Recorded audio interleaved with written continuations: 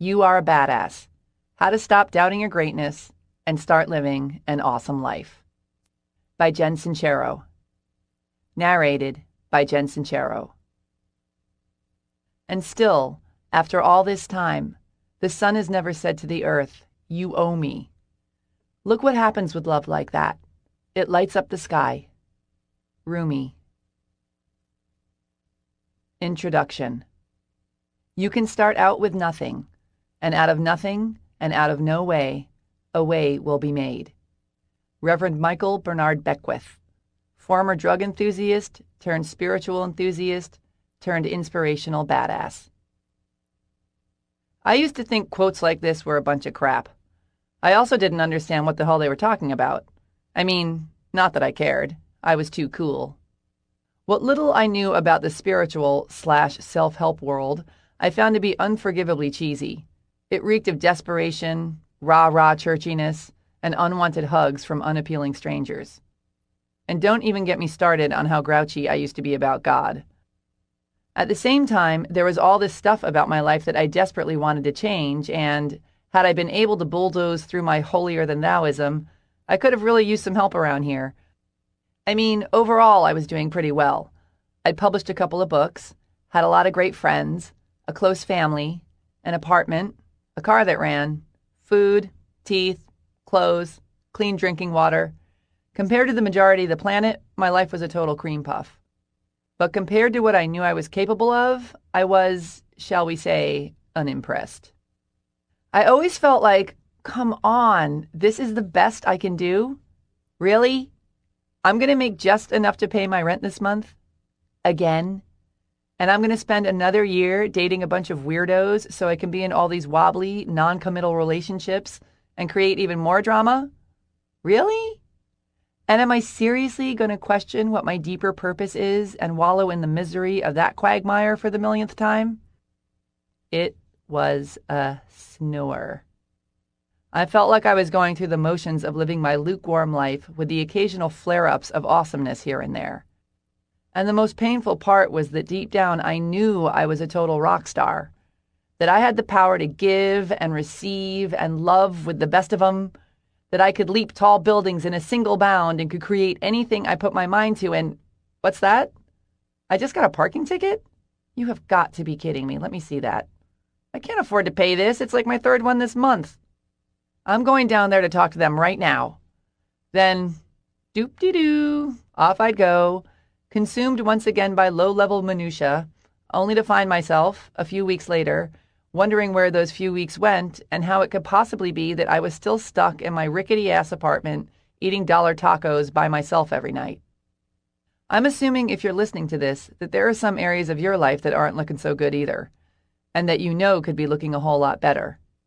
Maybe you're living with your soulmate and are joyfully sharing your gifts with the world, but are so broke that your dog is on his own if he wants to get fed. Maybe you're doing great financially and you have a deep connection to your higher purpose, but you can't remember the last time you wet your pants laughing. Or maybe you suck equally at all of those and spend your free time crying, or drinking, or getting pissed off at all the meter maids who have precision timing and no sense of humor who, in your mind, are partly responsible for your personal financial crisis. Or maybe you have everything you've ever wanted, but for some reason you still feel unfulfilled. This isn't necessarily about making millions of dollars or helping solve the world's problems or getting your own TV show, unless that's your thing. Your calling could simply be to take care of your family or to grow the perfect tulip. This is about getting mighty clear about what makes you happy and what makes you feel the most alive, and then creating it instead of pretending you can't have it, or that you don't deserve it, or that you're a greedy, egomaniacal fathead for wanting more than you already have, or listening to what Dad and Aunt Mary think you should be doing. It's about having the cojones to show up as the brightest, happiest, badassiest version of yourself, whatever that looks like to you. The good news is that in order to do this, all you need to do is make one simple shift. You need to go from wanting to change your life to deciding to change your life. Wanting can be done sitting on the couch with a bong in your hand and a travel magazine in your lap. Deciding means jumping in all the way, doing whatever it takes, and going after your dreams with the tenacity of a dateless cheerleader a week before prom night. You'll probably have to do things you never imagined you'd do because if any of your friends saw you doing it or spending money on it, you'd never live it down. Or they'd be concerned about you. Or they'd stop being friends with you because now you're all weird and different. You'll have to believe in things you can't see, as well as some things that you have full-on proof are impossible. You're going to have to push past your fears, fail over and over again, and make a habit out of doing things you're not so comfy doing. You're going to have to let go of old, limiting beliefs and cling to your decision to create the life you desire like your life depends on it. Because guess what? Your life does depend on it. As challenging as this may sound, it's nowhere near as brutal as waking up in the middle of the night feeling like someone parked a car on your chest, crushed under the realization that your life is zooming by and you have yet to start living it in a way that has any real meaning to you. You may have heard stories about people who had these major breakthroughs when the shit really hit the fan. They found a lump or got their electricity turned off or were moments away from having sex with strangers to buy drugs when suddenly they woke up, transformed. But you don't have to wait until you hit rock bottom to start crawling out of your hole. All you have to do is make the decision. And you can make it right now. There's a great line from the poet Anais Nin that reads, "And the day came when the risk to remain tight in a bud was more painful than the risk it took to blossom." This is how it was for me, and how I think it is for most people. My journey was a process, and still is, that started with my decision to make some serious changes, regardless of what I had to do to make them. None of the things I'd already tried were working. Mulling it over and over with my equally broke friends and my therapist, working my ass off, going out for a beer and hoping it would take care of itself. I was at the point where I would try anything to get my act together. And lordy, Lord, it's like the universe was testing me to see just how serious I was. I went to motivational seminars where they made me wear a name tag and high-five the person next to me while shouting, "You're awesome and so am I!" I beat a pillow with a baseball bat and shrieked like I was on fire. I bonded with my spirit guide, participated in a group ceremony where I married myself, wrote a love letter to my uterus, read every self-help book under the sun, and spent blood-curdling amounts of money I did not have hiring private coaches. Basically, I took one for the team. If you're new to the self-help world, I'm hoping this book will ease you into some of the basic concepts that totally changed my life so you can have a breakthrough too, without making you want to run off screaming in the process.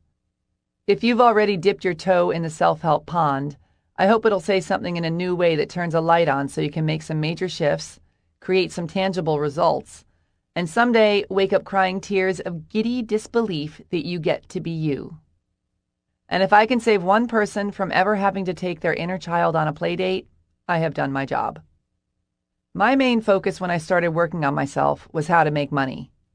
I had no idea how to make it on a consistent basis, and was totally weirded out by admitting that I even wanted to in the first place. I was a writer and a musician. I felt it was sufficient, and quite noble, thank you very much, to focus on my art and let the money part work itself out. That went real well. But I saw so many people doing such sleazy and heartbreaking things to make money, not to mention those people who were working jobs that were death of 1,000 wounds boring, that I wanted no part of it. Add to that my slew of other crippling beliefs about the unholy dollar, and it's a wonder I wasn't eating out of a dumpster. I finally realized that I needed not only to focus on making money, but that I also needed to get over my fear and loathing of it if I wanted to start pulling it in. This is when the self-help book started infiltrating my house, and the name tags assumed their mandatory and humiliating post above my left boob. Eventually, I took my credit card debts to unthinkable heights by forking over more money than I'd paid for all my janky cars put together and hired my first coach. Within the first 6 months, I tripled my income with an online business that I created around coaching writers. And now I've grown it to a place where it affords me the means and the luxury to travel the world freely, while I write, speak, play music, and coach people in all areas of their lives, using many of the concepts I used to so enjoy rolling my eyes at and with which I am now obsessed. In an attempt to get you where you want to go too, I'm going to ask you to roll with some pretty out there things throughout this book, and I want to encourage you to have an open mind. No, on second thought, I want to yell in your face about it.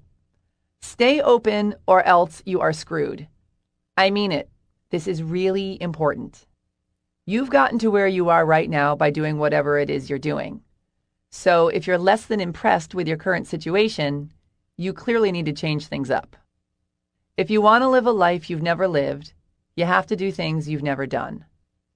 I don't care how big a loser you may or may not perceive yourself to be right now. The fact that you have the luxury of time to listen to this book and the money to buy it puts you way ahead of the game. This isn't something to feel guilty or whiny or superior about, but it is something to appreciate. And should you make the decision to really go for it, know that you are extremely well poised to knock it out of the park and share your awesomeness with the world. Because that's really what this is all about. We need smart people with huge hearts and creative minds to manifest all the wealth, resources, and support they need to make their difference in the world. We need people to feel happy and fulfilled and loved, so they don't take their shit out on themselves and other people and the planet and our animal friends. We need to be surrounded by people who radiate self-love and abundance, so we don't program future generations with gnarly beliefs like money is bad, and I'm not good enough, and I can't live the way I want to live. We need kick-ass people to be out of struggle and living large and on purpose so they can be an inspiration to others who want to rise up too. The first thing I'm going to ask you to do is to believe that we live in a world of limitless possibilities. I don't care if you have a lifetime of proof that you can't stop shoving food in your face, or that people are intrinsically evil, or that you couldn't keep a man if you were handcuffed to his ankles. Believe that anything is possible anyway. See what happens. What do you have to lose? If you try getting through this book and decide it's a bunch of crap, you can go back to your sucky life.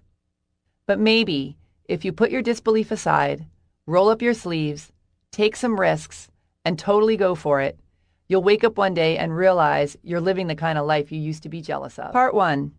How you got this way. Chapter 1. My subconscious made me do it. You are a victim of the rules you live by. Jenny Holzer. Artist, thinker, blurter of brilliance. Many years ago, I was in a terrible bowling accident. My friends and I were at the tail end of a heated tiebreaker, and I was so focused on making a great show of my final shot, leaping into action, loudly declaring my impending victory, dancing and twirling my way through my approach, that I didn't realize where my feet were when I let go of the ball. This was the moment I was to learn how serious the bowling community is about penalizing those who roll with one toe over the line. They pour oil or wax or lube or something unimaginably slippery all over the alley, and should someone accidentally slide out of bounds while attempting the perfect hook shot, she will find her feet flying out from under her and her ass crashing down onto a surface that even an airborne bowling ball can't crack. A few weeks later, whilst lolling about in bed with this guy I met at Macy's, I explained that ever since my accident, I'm now woken up in the middle of the night with excruciating pain in my feet. According to my acupuncturist, this is from the nerves in my back getting slammed when I fell, and in order to sleep through the night, I need a new, firmer mattress. I have pains in my feet when I sleep too, he said, raising himself up for an unreciprocated high five. It's not just because I'm not into the whole high five thing that I left him hanging, but also because I was annoyed with him. I already find mattress shopping to be totally bizarre and embarrassing, lying on your side with a pillow between your thighs for all to see like it's anyone's business. But the fact that I had to do it with my salesman lying next to me, begging for a high fiver, was more than I could handle. I couldn't help but notice that all the other salesmen simply stood at the end of the bed, rattling off mattress facts while their clients tested out a myriad of positions, but not mine. He'd lower down next to me on his back, arms crossed over his chest, and thoughtfully chat away, staring at the ceiling like we were at summer camp. I mean, he was nice enough and incredibly knowledgeable about coils and latex and memory foam, but I was scared to roll over for fear he'd start spooning me. Was I too friendly? Should I not have asked him where he was from? Did he think I meant something else when I patted the empty space next to me to test the pillow top? I obviously should have asked Freak Show Bob to get off the damn bed, or found someone else to help me, instead of sneaking out the door and blowing my only opportunity that week to go mattress shopping, but I didn't want to embarrass him. I didn't want to embarrass him. This is pretty much how my family was trained to deal with any sort of potentially uncomfortable interaction. Along with the fail-safe method of running in the opposite direction, other tools in our confrontation toolbox also included freeze, talk about the weather, go blank, and burst into tears the moment you're out of earshot. Our lack of confrontation management skills was no great surprise considering the fact that my mother comes from a long lineage of WASPs. Her parents were the type who believed that children were to be seen and not heard, and who looked upon any sort of emotional display with the same horrified disdain usually reserved for cheap Scotch and non-Ivy League educations. And even though my mother went on to create a household for us that was as warm, loving, and laughter-filled as they come, it took years for me to finally learn how to form a sentence when presented with the blood-chilling phrase, "We need to talk." All of this is to say that it's not your fault that you're fucked up. It's your fault if you stay fucked up, but the foundation of your fucked upness is something that's been passed down through generations of your family, like a coat of arms or a killer cornbread recipe, or in my case, equating confrontation with heart failure. When you came screaming onto this planet, you were truly a bundle of joy, a wide-eyed creature incapable of doing anything but being in the moment. You had no idea that you had a body, let alone that you should be ashamed of it. When you looked around, everything just was. There was nothing about your world that was scary or too expensive or so last year as far as you were concerned. If something came near your mouth, you stuck it in. If it came near your hand, you grabbed it. You were simply a human being. While you explored and expanded into your new world, you also received messages from the people around you about the way things are. From the moment you could take it in, they started filling you up with a lifetime's worth of beliefs, many of which have nothing to do with who you actually are or what is necessarily true. For example, the world is a dangerous place. You're too fat. Homosexuality is a curse. Size matters. Hair shouldn't grow there. Going to college is important. Being a musician or an artist isn't a real career, etc. The main source of this information was, of course, your parents, assisted by society at large. When they were raising you, your parents, in a genuine effort to protect and educate and love you with all their hearts, hopefully, passed on the beliefs they learned from their parents, who learned them from their parents, who learned them from their parents. Most people are living in an illusion based on someone else's beliefs. The trouble is, many of these beliefs have nothing to do with who they actually are or what is actually true. I realize I'm making it sound like we're all crazy, but that's because we kinda are. Until we wake up, which is what this book will hopefully help you do. Here's how it works. We as humans have a conscious mind and a subconscious mind. Most of us are only aware of our conscious minds, however, because that's where we process all of our information. It's where we figure things out, judge, obsess, analyze, criticize, worry that our ears are too big, decide once and for all to stop eating fried food, grasp that 2 + 2 = 4, try to remember where the hell we left the car keys, etc. The conscious mind is like a relentless overachiever, incessantly spinning around from thought to thought, stopping only when we sleep, and then starting up again the second we open our eyes. Our conscious mind, otherwise known as our frontal lobe, doesn't fully develop until sometime around puberty. Our subconscious mind, on the other hand, is the non-analytical part of our brain that's fully developed the moment we arrive here on Earth. It's all about feelings and instincts and erupting into ear-piercing temper tantrums in the middle of supermarkets. It's also where we store all the early outside information we get. The subconscious mind believes everything because it has no filter. It doesn't know the difference between what's true and what's not true. If our parents tell us that nobody in our family knows how to make money, we believe them. If they show us that marriage means punching each other in the face, we believe them. We believe them when they tell us that some fat guy in a red suit is going to climb down the chimney and bring us presents. Why wouldn't we believe any of the other garbage they feed us? Our subconscious mind is like a little kid who doesn't know any better and, not coincidentally, receives most of its information when we're little kids and don't know any better, because our frontal lobes, the conscious part of our brain, hasn't fully formed yet. We take in information via the words, smiles, frowns, heavy sighs, raised eyebrows, tears, laughter, etc. of the people surrounding us with zero ability to filter any of it, and it all gets lodged in our squishy little subconscious minds as the truth, otherwise known as our beliefs, where it lives, undisturbed and unanalyzed, until we're on the therapy couch decades later or checking ourselves into rehab again. I can pretty much guarantee that every time you tearfully ask yourself the question, What the fuck is my problem? The answer lies in some lame, limiting, and false subconscious belief that you've been dragging around without even realizing it, which means that understanding this is majorly important. So let's review, shall we? Number 1, our subconscious mind contains the blueprint for our lives. It's running the show based on the unfiltered information it gathered when we were kids, otherwise known as our beliefs. Number 2, we are, for the most part, completely oblivious to these subconscious beliefs that run our lives. Number 3, when our conscious minds finally develop and show up for work, no matter how big and smart and highfalutin they grow to be, they're still being controlled by the beliefs we're carrying around in our subconscious minds. Our conscious mind thinks it's in control, but it isn't. Our subconscious mind doesn't think about anything, but is in control.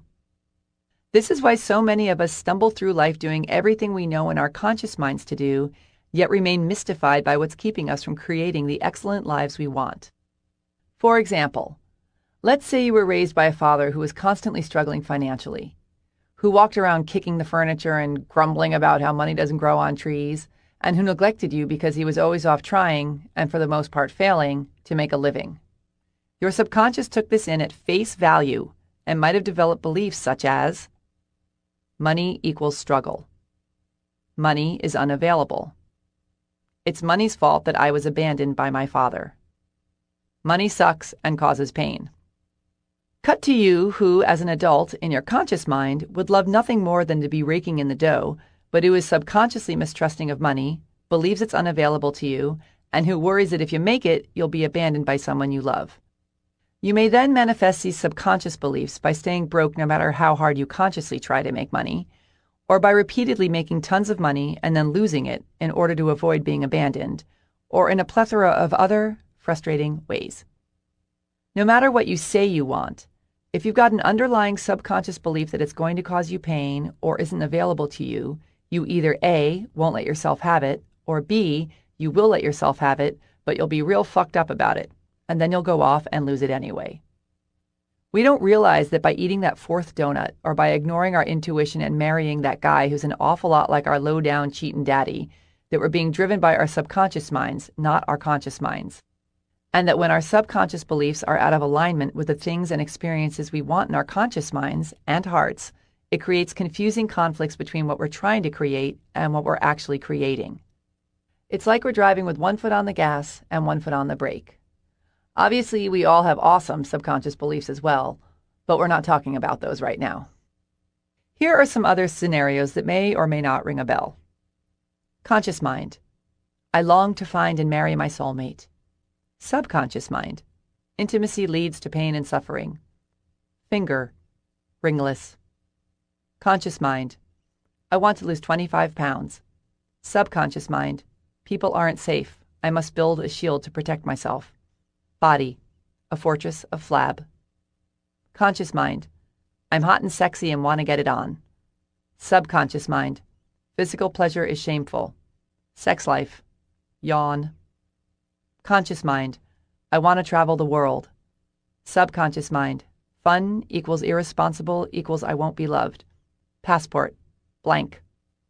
It's sort of like not being able to enjoy sitting on your front porch anymore because it totally reeks of something foul out there. You can come up with all these brilliant ways to deal with the problem. Light incense, set up fans, blame it on the dog. But until you realize that something has crawled under your house and died, your problems will linger on, stinking up your life. The first key to ridding yourself of limiting subconscious beliefs is to become aware of them. Because until you're aware of what's really going on, you'll keep working with your conscious mind, think you need to paint the porch, to solve a problem that's buried far beneath it, dead skunk removal, in your subconscious, which is an exercise in futility. Take a minute to look at some of the less than impressive areas of your life and think about the underlying beliefs that could have created them. Let's take the old crowd pleaser, lack of money, for example. Are you making far less money than you know you're capable of earning? Have you reached a certain income level that, no matter what you do, you can't seem to go above? Does generating an abundance of money consistently seem like something you're not even physically capable of? If so, write down the first 5 things that come to your mind when you think about money. Is your list full of hope and bravado, or fear and loathing? What are your parents' beliefs about money? What are the beliefs of the other people you grew up around? What was their relationship with money like? Do you see any connection between their money beliefs and yours? Later on in this book, I'm going to give you tools to go much deeper with your subconscious beliefs and fix whatever's blocking you from living the kind of life you'd love to live. But for now, practice stepping aside, notice what's happening in the dysfunctional areas of your life, and strengthen your almighty awareness muscle. Start waking up to the stories you're working with in your subconscious, such as, I'll have to do things I hate in order to make money. I'll feel trapped if I get into an intimate relationship. If I go on a diet, I'll never get to eat anything fun again. If I enjoy sex, I'll burn in hell with the rest of the dirty sinners, etc. Because once you see what's really going on, you can start to drag out the stinky carcasses of your limiting subconscious beliefs and give them the heave-ho, thereby opening up the space to invite the fresh, new, awesome beliefs and experiences that you'd love to have into your life. Chapter 2, the G word. If you want to find the secrets of the universe, think in terms of energy, frequency, and vibration. Nikola Tesla, inventor, physicist, super genius. When I lived in Albuquerque, New Mexico, my friends and I used to hang out at this Western bar called Midnight Rodeo.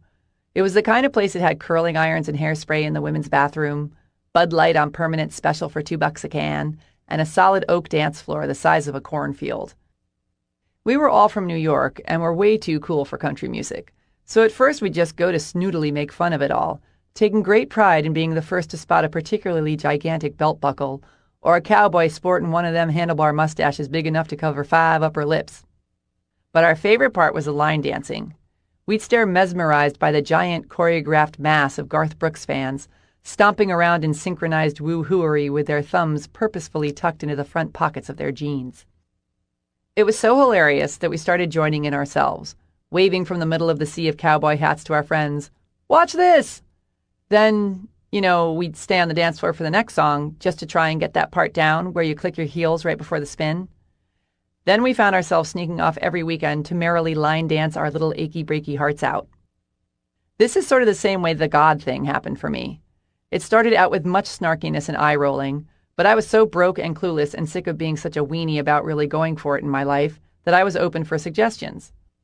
Which is why, when I started reading books on finding your calling and making money and getting over yourself already, and they all had this spiritual side to them, I didn't toss them in the goodwill pile with my usual, this God spirituality crap is for suckers attitude. Instead, I decided to give good old God a chance, because I had nothing to lose. Literally. And lo and behold, some of it wasn't totally idiotic. So I started reading more about it. Then I started studying it. Then I started putting it into practice. Then I noticed how much better it made me feel. Then I started believing it. Then I noticed all these awesome shifts starting to happen in my life. Then I became obsessed with it. Then I started loving it. Then I started radically changing my life with it. Then I started teaching it. Now I'm basically writing the mechanical bull about it, punching my fist in the air and yelling to the guy manning the controls, "Hit it, Wayne!" Wherever you happen to stand on the God issue, let me just say that this whole improving your life thing is going to be a hell of a lot easier if you have an open mind about it. Call it whatever you want. God, Goddess, the big guy, the universe, source energy, the grand poobah, gut, intuition, the force, the zone, the vortex, the mother lode. It doesn't matter. Personally, I find the God word to be a tad too loaded. I prefer source energy, the universe, the vortex, spirit, the mother lode, all of which I will be using interchangeably throughout this book, by the way. Whatever you choose to call it isn't important. What is important is that you start to develop an awareness of and a relationship with the source energy that's surrounding you and within you, which is all the same energy and which will be your best pal ever if you give it a chance. Because here's the thing. All of us are connected to this limitless power, and most of us aren't using but a fraction of it. Our energy is taking a joyride in these bodies of ours, learning, growing, and evolving along the way. One would hope anyway. I suppose numbing, shrinking, and moving back in with our parents is also an option. Until our corporal journey comes to an end and we move on. Thanks for the lift! This realization that we're made up of and connected to source energy made me want to have a deeper understanding of spirituality so I could make my physical experience as awesome as possible. And let me tell you, ever since I got into it, it has been awesomeness maximus. When I'm connected with source energy and in the flow, I am so much more powerful, so much more in tune to my physical world and the world beyond, and just so much happier in general. And the more I meditate and the more attention I give to this relationship with my invisible superpower, the more effortlessly I can manifest the things and experiences I want into my life, and do it with such specificity and at such a rapid rate that it makes my hair stand up. It's like I've finally figured out how to make my magic wand work. If loving spirit is wrong, I don't want to be right. Here is the foundation for all the work we're about to do together on your life. The universe is made up of source energy. All energy vibrates at a certain frequency, which means you're vibrating at a certain frequency, and everything you desire and don't desire is also vibrating at a certain frequency. Vibration attracts like vibration. Otherwise known as the law of attraction, the basic idea is, focus on that which makes you feel good, and ye shall attract that which makes you feel good. We're all attracting energy to ourselves all the time, whether we realize it or not. And when we're vibrating at a low frequency, such as feeling pessimistic, needy, victimized, jealous, shameful, worried, convinced we're ugly, etc., yet expect high-frequency, awesome things and experiences to come into our lives, we are often disappointed. You need to raise your frequency to match the vibration of the one you want to tune into. It's like trying to listen to a certain radio station but tuning in at the wrong frequency.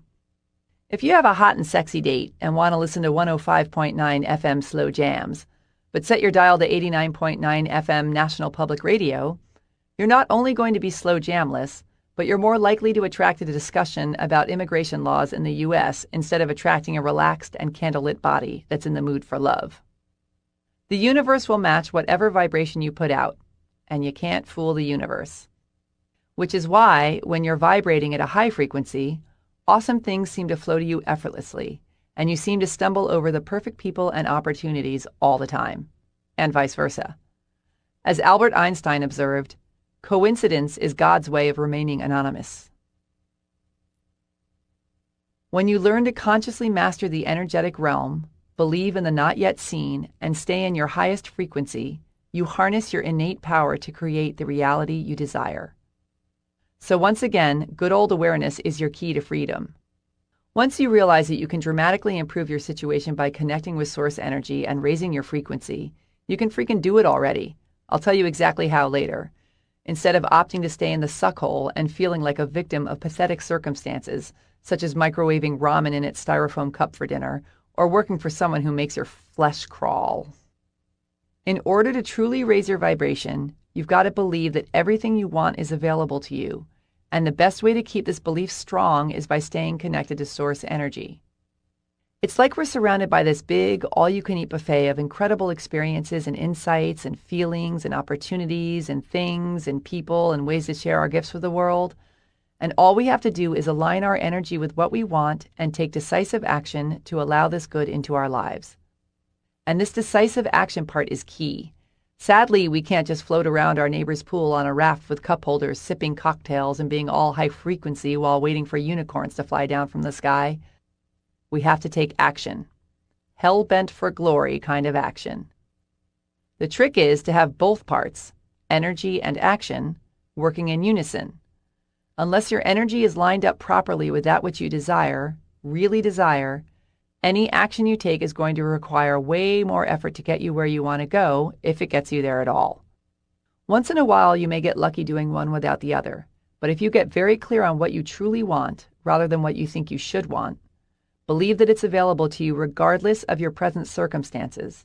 And remember, the best way to do this is by staying connected to source energy and keeping your frequency high.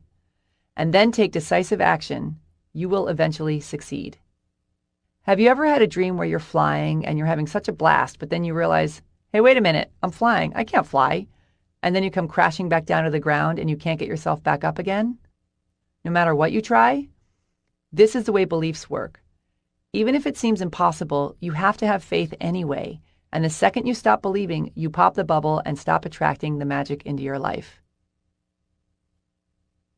The force really is with you. This isn't just about believing and being all high vibe when the sun is out and the bunnies are hopping around either. This is about believing, even when things are at their most uncertain or absolute crappiest, that there is a bright, shiny flip side within your reach. As French author and fearless truth seeker André Gide so aptly put it, one does not discover new lands without consenting to lose sight of the shore for a very long time. This is about believing that we live in a loving, kind, and abundant universe instead of one that's petty, mean, and likes other people more than it likes you. This is about your faith being greater than your fear. Chapter 3. Present as a Pigeon. If you're depressed, you are living in the past. If you're anxious, you're living in the future. If you are at peace, you are living in the present. Lao Tzu, ancient Chinese philosopher, founder of Taoism, could have been one guy or a mythical compilation of many. Nobody really knows for sure.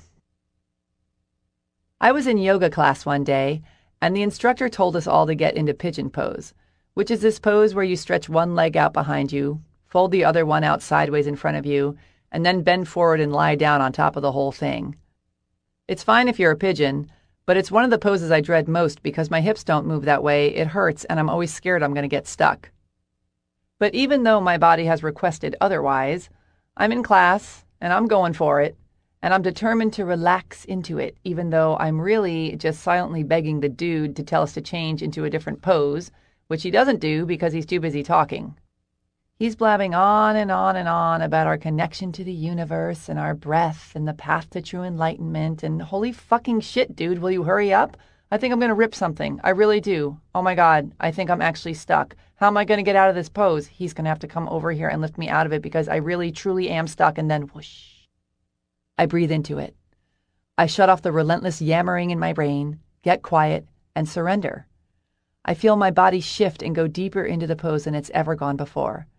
The pain is gone. The panic is gone. I am one with the universe. But then I realize that I really do think I'm stuck. And seriously, what the hell, dude? Are you going to talk all night?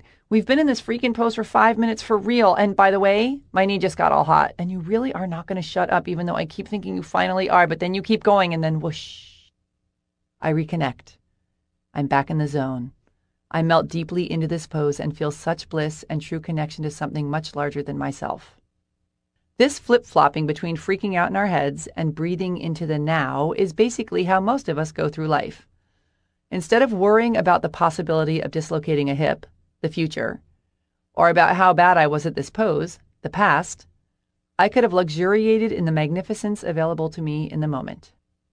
It never ceases to amaze me the precious time we spend chasing the squirrels around our brains, playing out our dramas, worrying about unwanted facial hair, seeking adoration, justifying our actions, complaining about slow internet connections, dissecting the lives of idiots, when we are sitting in the middle of a full-blown miracle that is happening right here, right now. We're on a planet that somehow knows how to rotate on its axis and follow a defined path while it hurtles through space. Our hearts beat. We can see. We have love, laughter, language, living rooms, computers, compassion, cars, fire, fingernails, flowers, music, medicine, mountains, muffins. We live in a limitless universe overflowing with miracles. The fact that we aren't stumbling around in an inconsolable state of sobbing awe is appalling. The universe must be like, what more do I have to do to wake these bitches up? Make water, their most precious resource, rain down from the sky? The universe loves us so much and wants us to partake in the miraculous so badly that sometimes she delivers little wake-up calls. Like in the movies, when someone narrowly escapes death and is so overjoyed and grateful that they take to the streets, skipping and laughing and madly hugging everyone in sight. Suddenly, all their quote-unquote problems fall away, and the miracle of being alive, today, in this moment, takes over the screen. I know someone who got sucked through a dam and almost died, who now speaks about it as one of his most profound and life-changing experiences. Not that I'd wish that on anyone, but take heart in the fact that should you require some sort of catastrophe for your transformation, it can be cosmically arranged. The universe has also surrounded us with the perfect teachers. Animals, for example. Animals are in the present all the time, and their secret power is to pull us in with them. My friend's dog is so happy to see her every single time she walks in the door. It's like she's about to free him from 40 years of imprisonment, even if she's only been gone for an hour. You're here. I'm here. I love you. I'm going to pee all over the floor about it. Little kids are also excellent guides. Kids get so wrapped up in the joy of drawing or pretending or discovering that they'd rarely eat or bathe or sleep if we didn't make them.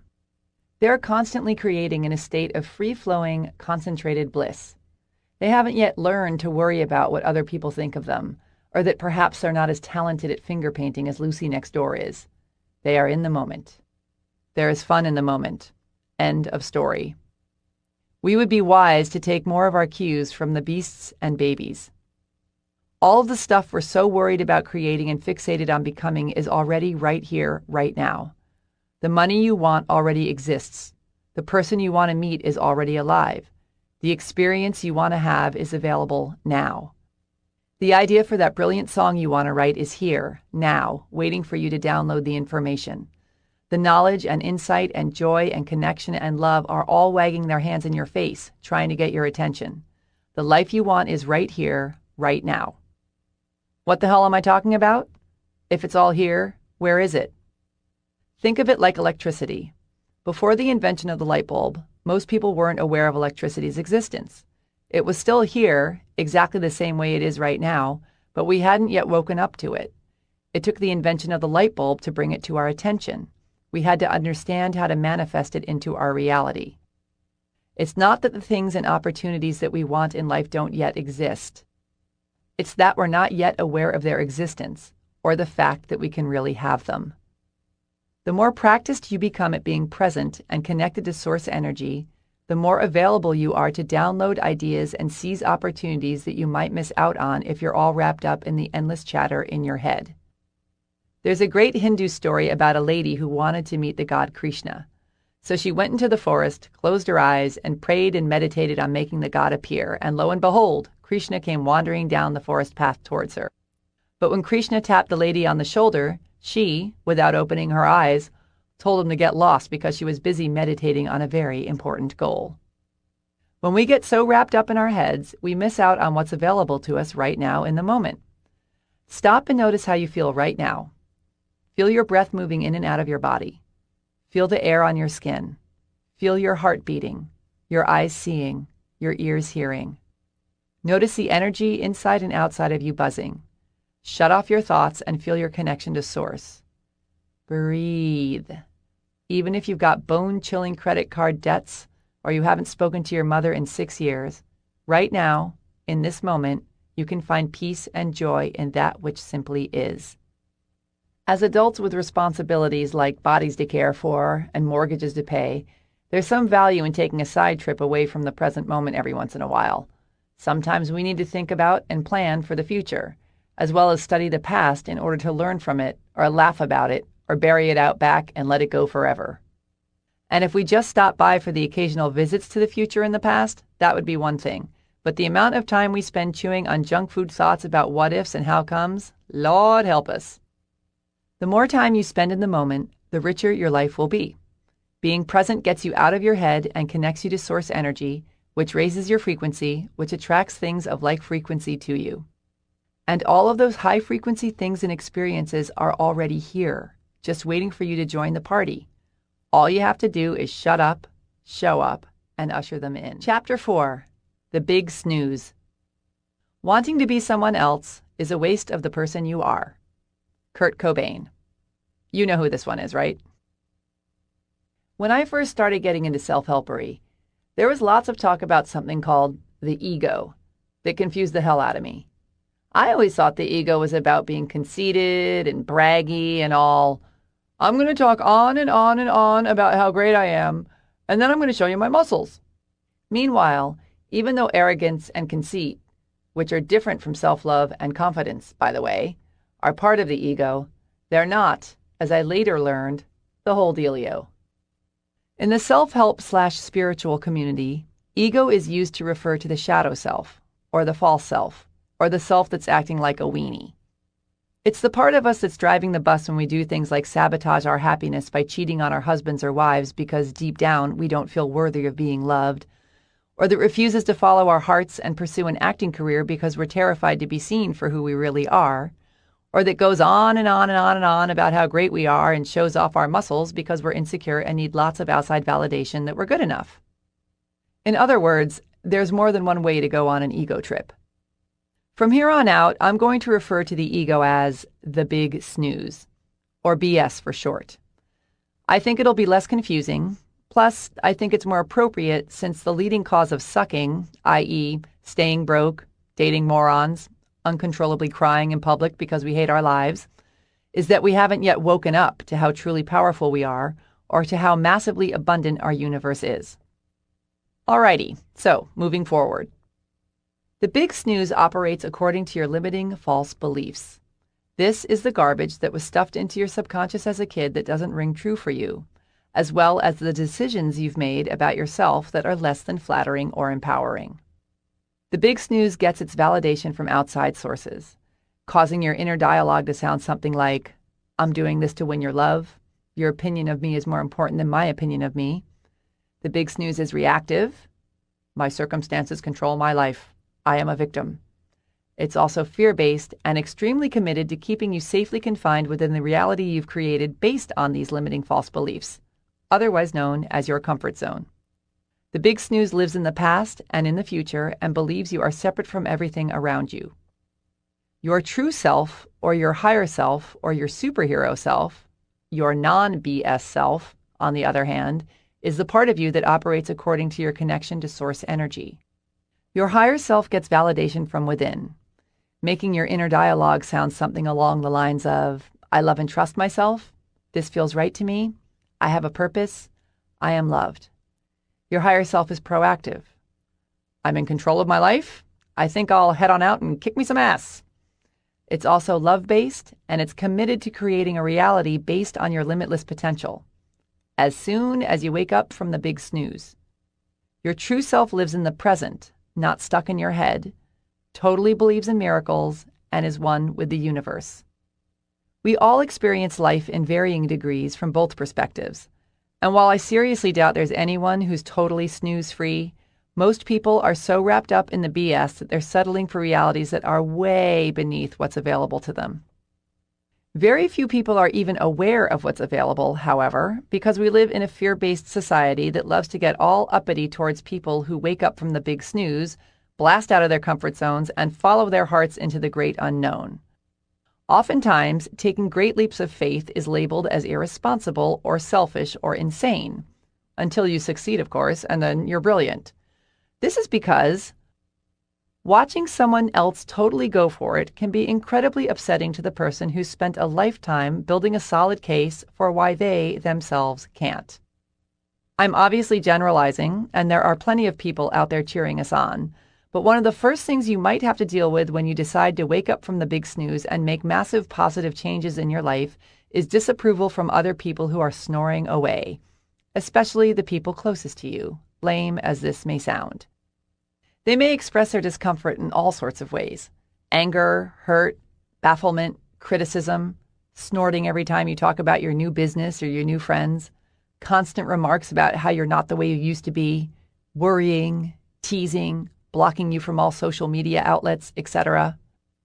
Surely, are you really going to quit your secure corporate job to open a nail salon when you've got 2 children, a mortgage, and high blood pressure? So few new businesses succeed, especially in this economy. Aren't you worried about what will happen to your family if you fail? Of course, Shirley is worried about what will happen to her family if she fails. She wakes up every night seized by panic about it, but she's moving past her fear to create something she's really psyched about, rather than dying a slow, painful death hanging around the water cooler with you, whining about how dry the cake was at the birthday party your boss threw for you in the conference room last week. Even though they're often doing it out of love and concern, having others smear their fear and worry all over you is the last thing you need when you're strengthening your superhero muscles to step out and take some risks. So I highly recommend keeping your mouth shut around people who are going to bring you down. Instead, seek out those who are already totally kicking butt, or who are lifting up their foot to do so, or people who you know will be supportive and confide in them. Because you'll have your own internal freak show to deal with as you try to overcome the objections from your own BS. The big snooze is like an overprotective Italian mother who not only doesn't want you to ever go outside, but who wants you to live with her forever. Her intentions are good, but fully fear-based. As long as you stay inside the familiar, risk-free zone of your present reality, the big snooze is content. But should you try and sneak past her to attend the rockin' party outside, your overprotective, controlling mother is going to claw, scratch, scream, bite, hurl her body in front of your rapidly approaching new life. Basically, she's going to do whatever she can to stop you. And it ain't going to be pretty. It's like when you quit smoking or doing drugs and go into withdrawal. Finally, you've taken a leap and done something that's going to massively improve your life. And for days, sometimes weeks, you feel worse than you did when you were a wild child. You're hacking up all this nasty crap, ridding your body of toxins, shaking, sweating, puking, wondering why on earth you thought this was a good idea. It's really fun. Same goes for when we rid ourselves of limiting subconscious beliefs that have been holding us back and take a giant leap outside our comfort zone. It's a detox of such staggering proportions that sometimes it can feel like the universe is conspiring against us. Trees fall on our cars, our computers crash, we find our significant others in bed with our best friends, we get our identities stolen, we get the flu, our roofs cave in, we sit and gum. When in reality, the big snooze is creating chaos in an attempt to self-sabotage and keep everything as is, instead of moving forward into unknown yet desperately wanted new territory. Every successful person knows this and has been through this. When taking great leaps forward, life often turns to shit before it turns to shinola.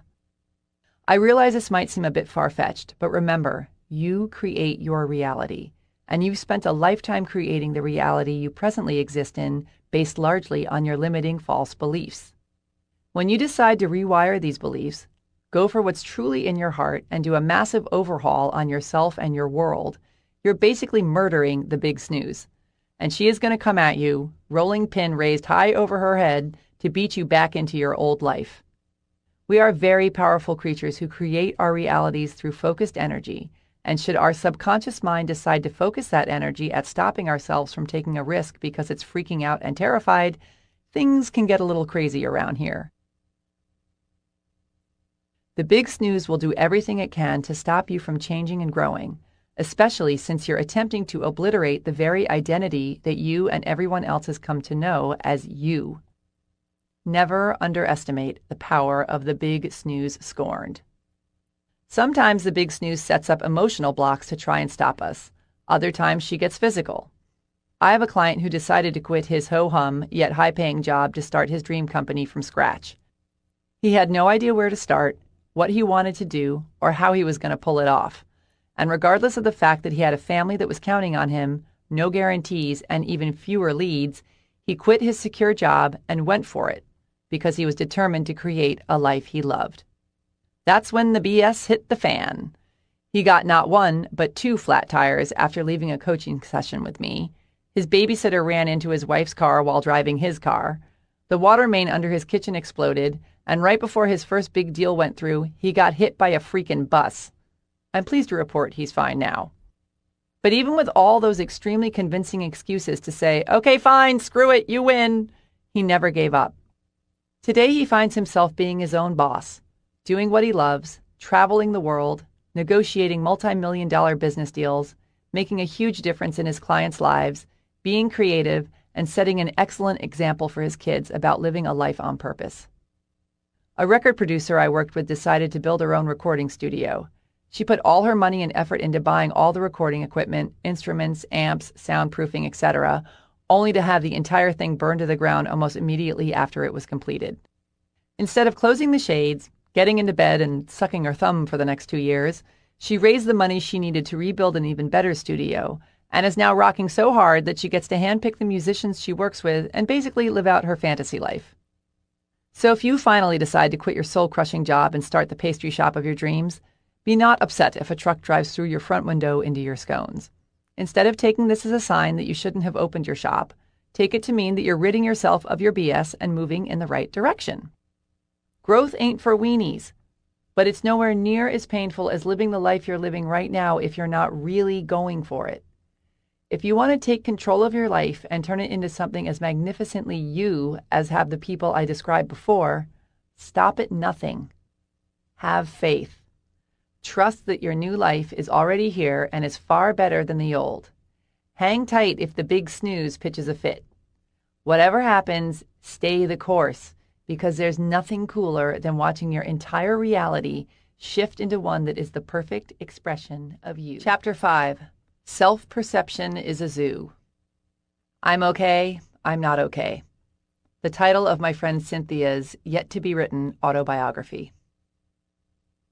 I have a friend who's a professional speaker. She's the kind of person who is so articulate, so powerful and bright and naturally captivating that she could be standing at the counter ordering a burrito and I'd get all teary-eyed. That's right. No refried beans. You heard the woman. So imagine my surprise when, after one of her talks, she plunked herself down next to me and demanded to know how boring it was.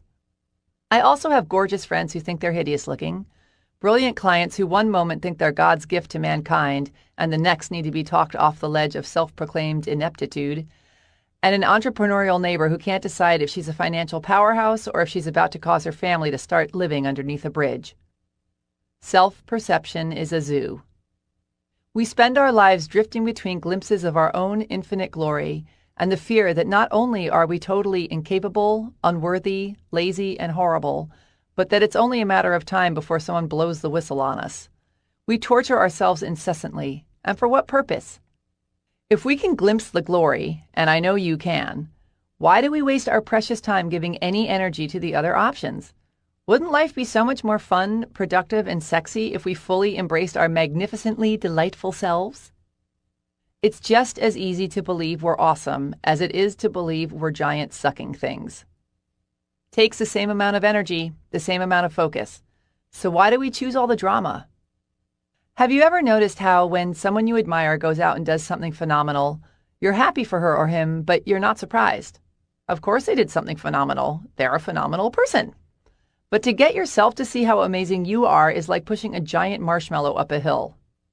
Yes, there we go. We are up. We are awesome. Oop, we're sagging. We are sagging on the left. Push it up. There we go. We're all good. Wait, now we're sagging on the right. We run around, taking one step forward and 14 steps back when it's so unnecessary. Instead, try seeing yourself through the eyes of someone who admires you. They get it. They believe in you leaps and bounds. They aren't connected to your insecurities and negative beliefs about yourself. All they see is your true glory and potential. Become one of your own diehard fans, look at yourself from the outside, where all your self-doubts can't crawl all over you, and behold what shines through. You get to choose how you perceive your reality. So why, when it comes to perceiving yourself, would you choose to see anything other than a superhuge rock star of a creature? You are a badass. You were one when you came screaming onto this planet, and you are one now. The universe wouldn't have bothered with you otherwise. You can't screw up so majorly that your badassery disappears. It is who you are. It's who you always will be. It's not up for negotiation. You are loved, massively, ferociously, unconditionally. The universe is totally freaking out about how awesome you are. It's got you wrapped in a warm gorilla hug of adoration. It wants to give you everything you desire. It wants you to be happy. It wants you to see what it sees in you. You are perfect.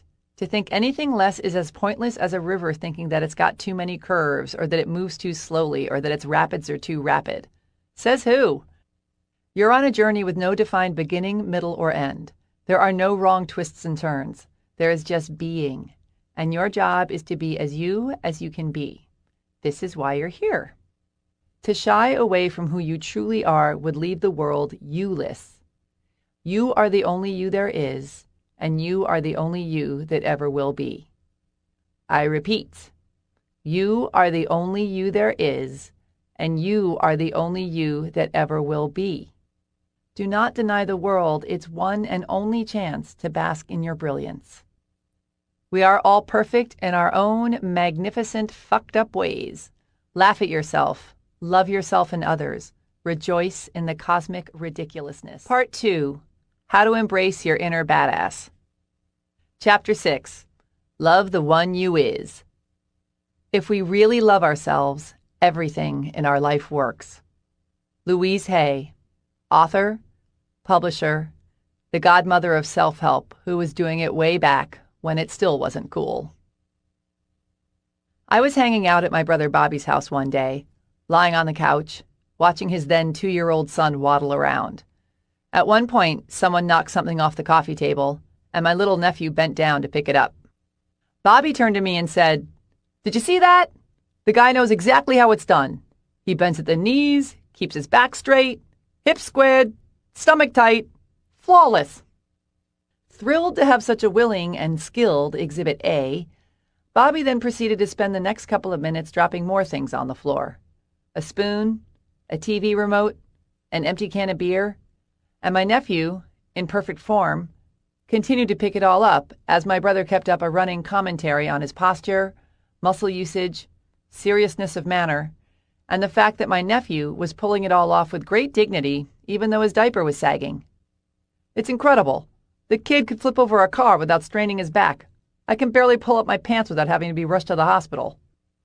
When we're born, we have an instinctual understanding of some of the most important basics of life that includes and goes way beyond bending at our knees instead of our lower backs to pick a beer can up off the floor. We're born knowing how to trust our instincts, how to breathe deeply, how to eat only when we're hungry, how to not care about what anyone else thinks of our singing voices, dance moves, or hairdos. We know how to play, create, and love without holding back. Then, as we grow and learn from the people around us, we replace many of these primal understandings with negative false beliefs, fear, shame, and self-doubt. Then we wind up in emotional and physical pain. Then we either numb our pain with drugs, sex, booze, TV, Cheetos, etc., or we settle for mediocrity. Or we rise to the occasion, remember how truly mighty we are, and we set out to relearn everything we knew at the beginning all over again. It's like we're born with a big bag of money, more than enough to fund any dream of ours, and instead of following our instincts and our hearts, we invest in what other people believe we should invest in. Some people invest in believing they're too old to go out clubbing, when they love nothing more than the boogie. Some invest in being tough and too cool for school, when all they want is love and connection. Some invest in being ashamed of their sexuality, instead of being their gloriously gay selves. As we continue to buy into these things that aren't even true for us, our inner fortunes dwindle away, and it isn't until we reconnect with who we truly are and start investing in what's true for us that we start to live rich, full, authentic lives. And while there are countless ways that we rip ourselves off, there's one way in particular that is, without a doubt, the most rampant and the most devastating of all. We invest everything we've got in believing that we're not good enough. We arrive here as perfect little bundles of joy and then set about the task of learning to unlove ourselves. How unbelievably ridiculous is that? Self-love, the simplest yet most powerful thing ever, flies right out the window when we start taking in outside information. I'm not talking about conceit or narcissism, because those things also come from fear and lack of self-love. I'm talking about a deep connection with our highest selves and an unshakable ability to forgive our lowest. I'm talking about loving ourselves enough to let go of guilt, resentment, and criticism and embrace compassion, joy, and gratitude. When we're happy and all in love with ourselves, we can't be bothered with the bullshit, our own or other people's.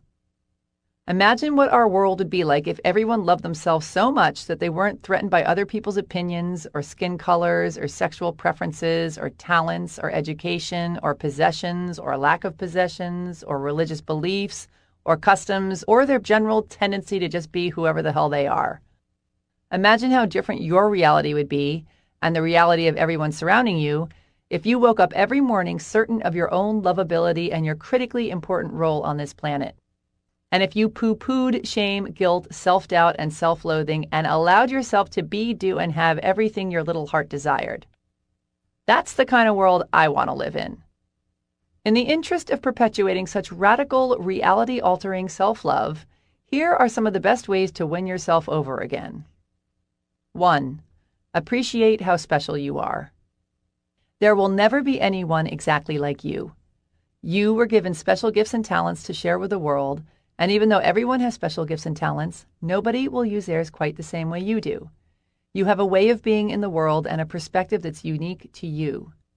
You are the only one who thinks your thoughts the way you think them. You have created your own unique reality and are living your life according to your own unique path. You are the only you that will ever be. You are kind of a big deal. 2. Drown yourself in affirmations.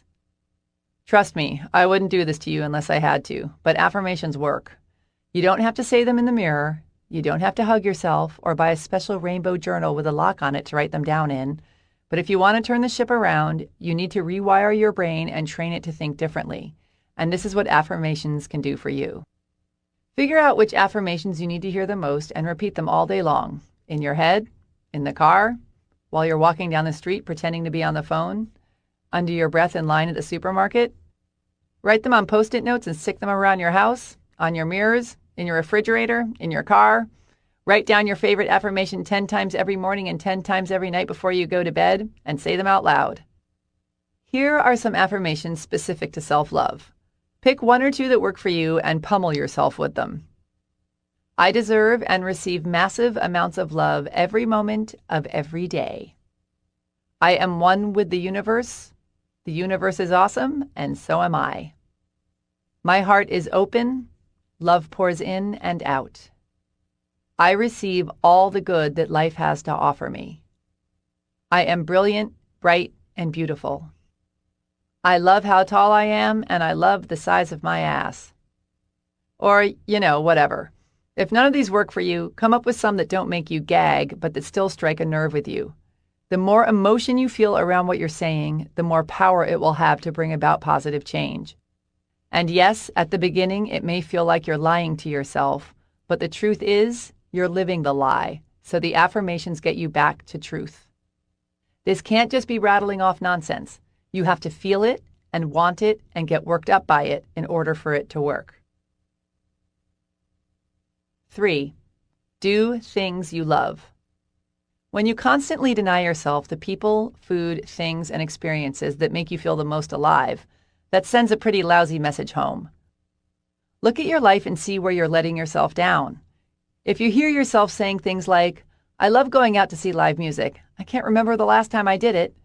Make time.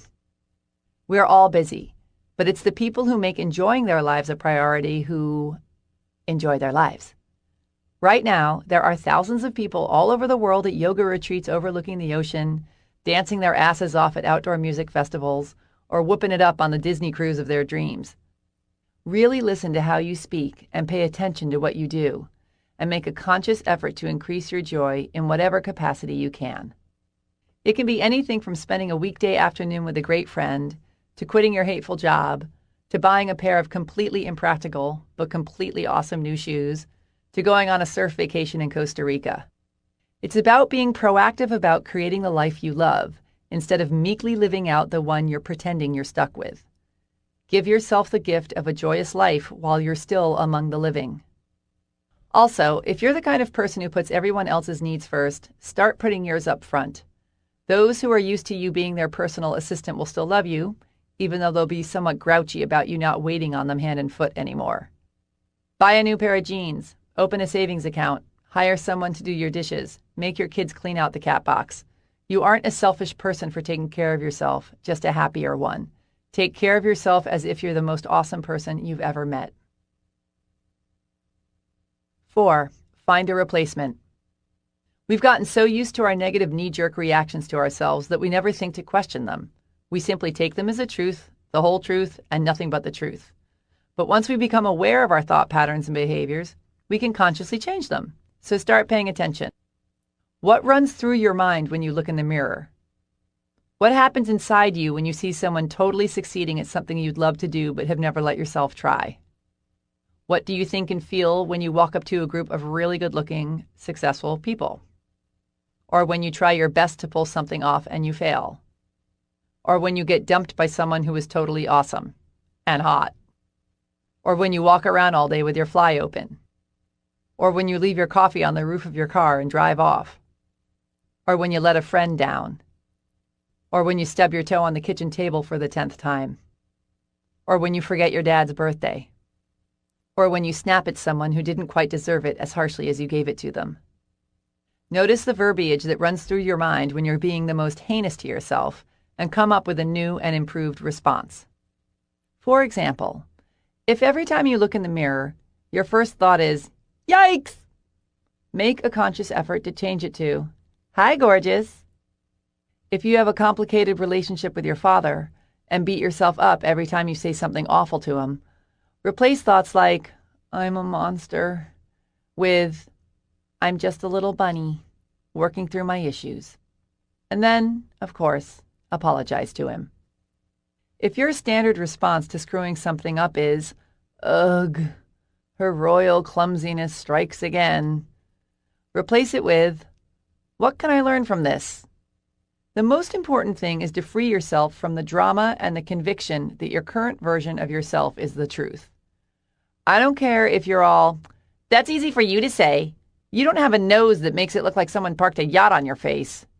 Because one day you could see some fancy and famous fashion model with a nose far bigger than yours who decided she was gorgeous anyway. And suddenly you'll feel beautiful and confident and all proud of your nose when just the day before you were considering getting it sawed off. This is how ridiculous we are. Do not spend your life clinging to the insulting decisions you've made about yourself. Instead, make the conscious choice to replace them with new and improved ones. 5. Ditch the self-deprecating humor. Incessant self-deprecating humor is for losers. I get it. It can be hilariously funny, and I'm totally guilty of it from time to time. And there's nobody I'd more enjoy backing over with my car than the guy who can't laugh at himself. But I'm talking about the nonstop, self-flagellating, I suck fest.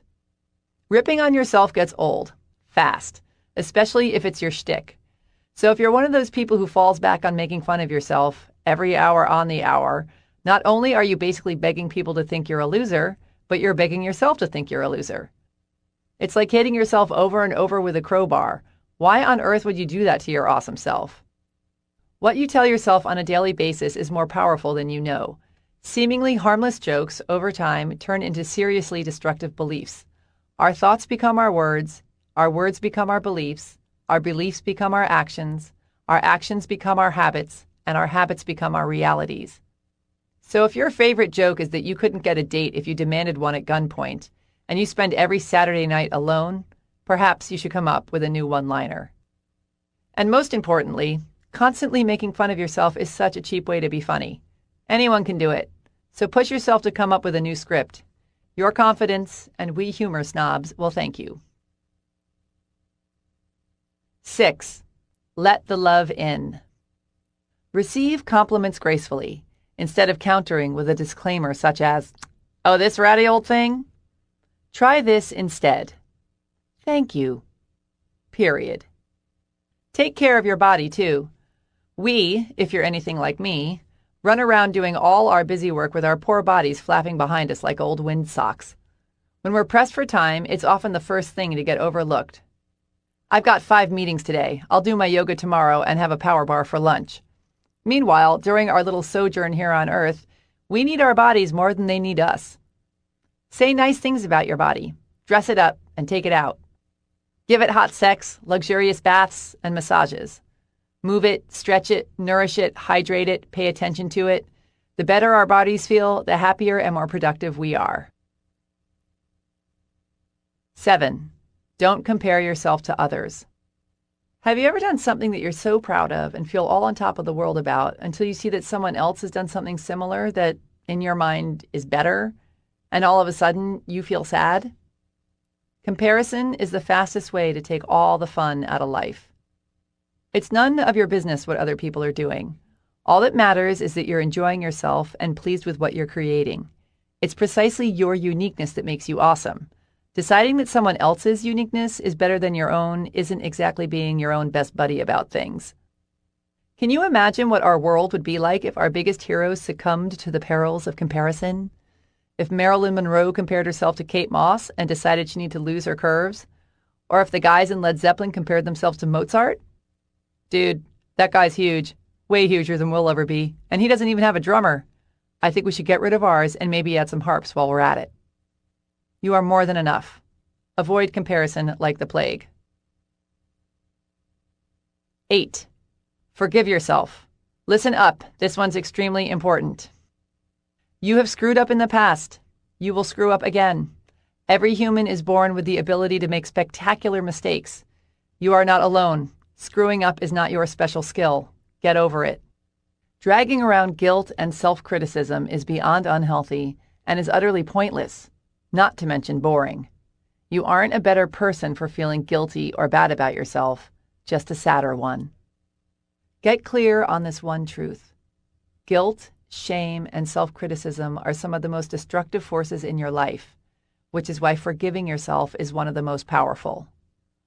Here's an excellent way to do it. Think of a specific thing that you did that you feel badly about. Call it up in your mind and feel it in your body. Repeat the following over and over while thinking of it and really feel what you're saying to yourself. Holding on to my bad feelings about this is doing nothing but harming me and everyone else and preventing me from enjoying my life fully. I am an awesome person. I choose to enjoy my life. I choose to let this go.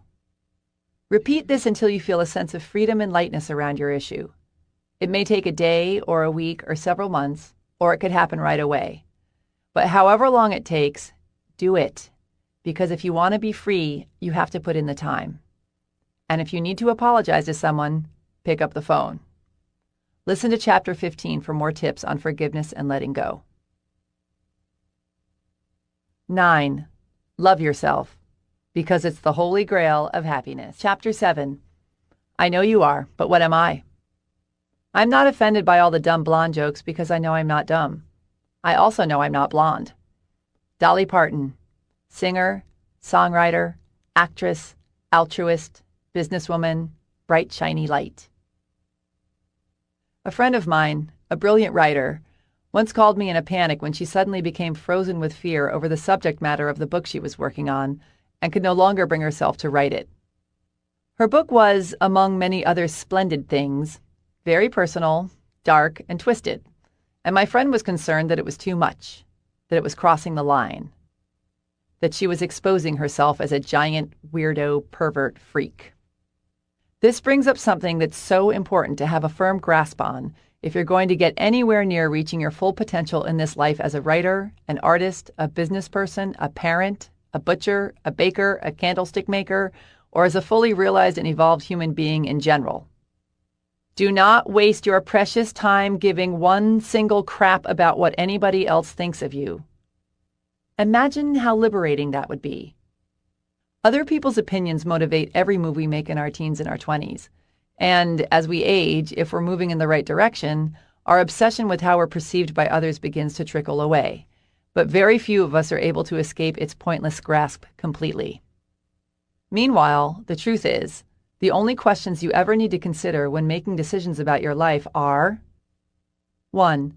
Is this something I want to be, do, or have? 2. Is this going to take me in the direction I want to go, not should go? 3. Is this going to screw over anybody else in the process? The definition of screwing someone over is taking their money and doing a lousy job, or destroying their water source, or enslaving populations, things like that. Your mother being disappointed, or your father disapproving, or your friends being outraged does not qualify as screwing someone over. We throw a wet blanket of ho-hummery over our lives when we live in fear of what others might think instead of in celebration of who we are. Yes, it's part of our survival instinct to care. Get booted from the tribe and you'll freeze to death or starve or be eaten by wolves. But because we have big brains and the ability to manifest anything we set our minds to, there is another version that's equally plausible. Get booted from the tribe and start or find another tribe that's more your style. You could not only wind up doing what you love, surrounded by people you adore, who you actually relate to, but you might one day realize you can no longer remember the names of the people whose approval you so desperately thought you would die without. Nobody who ever accomplished anything big or new or worth raising a celebratory fist in the air did it from their comfort zone. They risked ridicule and failure and sometimes even death. Think of the Wright brothers. Can you imagine how that whole thing went down? Margaret: did you hear about poor Susan? Ruth: Susan Wright? Helen: such a disgrace. Poor thing. Ruth: what happened? Margaret: well, her sons. Helen: as if she hasn't suffered enough already, birthing 2 boys as big as buffaloes, and now this. Margaret: seems her 2 sons. Helen: you going to eat the rest of your tapioca pudding? Mind if I help myself?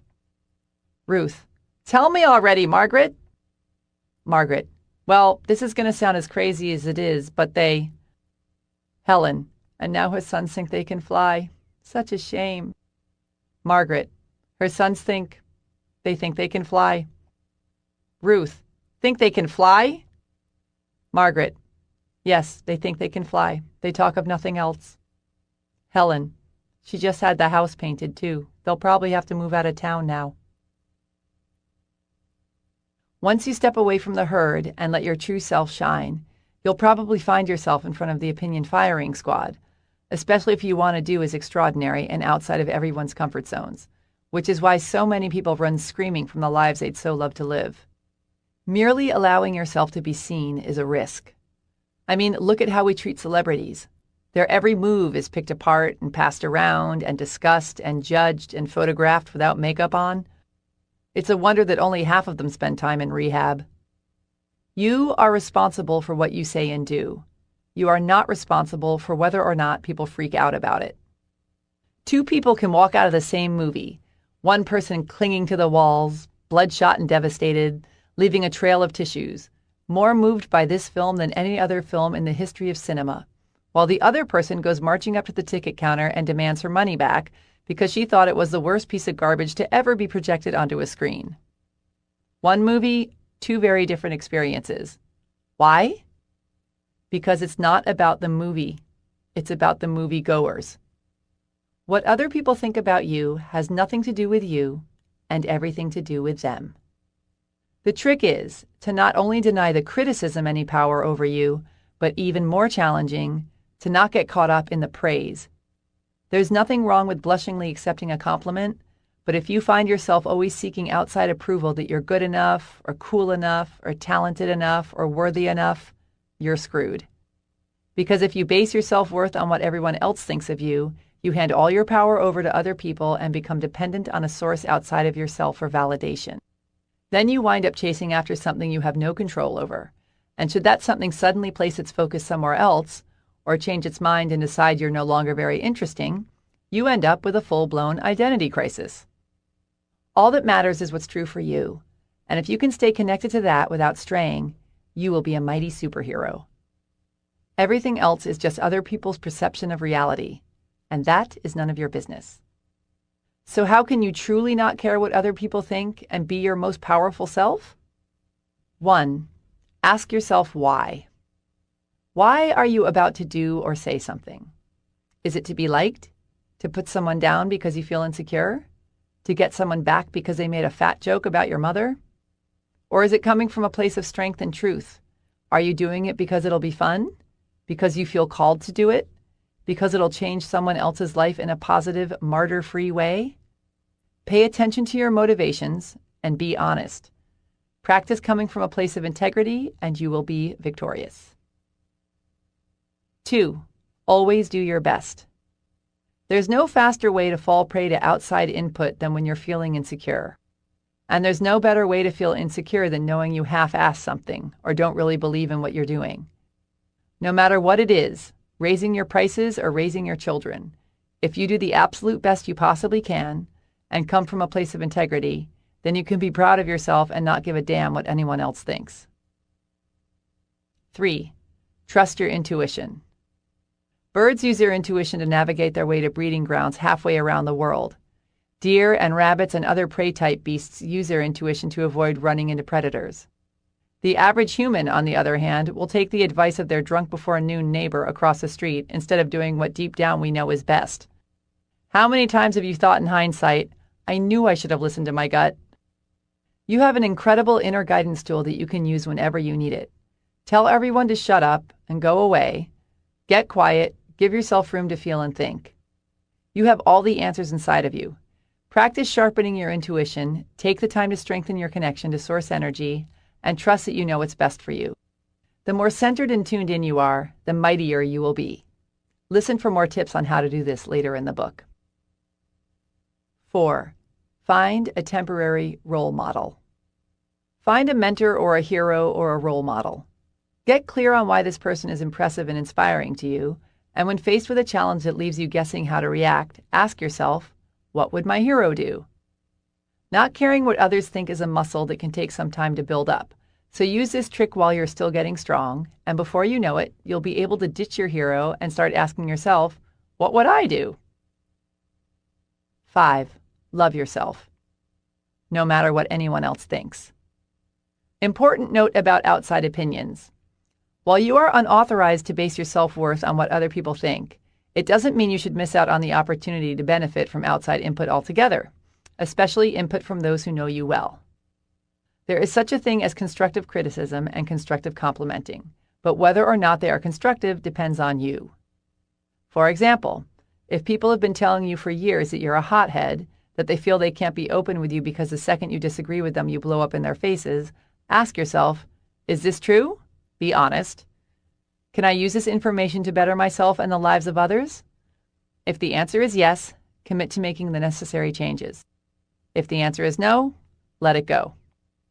Same goes for compliments. If people constantly tell you that you're a good listener, ask yourself, is this compliment true for me? Can I use this information to better myself and the lives of others? Again, if the answer is yes, figure out how you can capitalize on it. If the answer is no, let it go. Sometimes it's easier for other people to see what we can't see ourselves.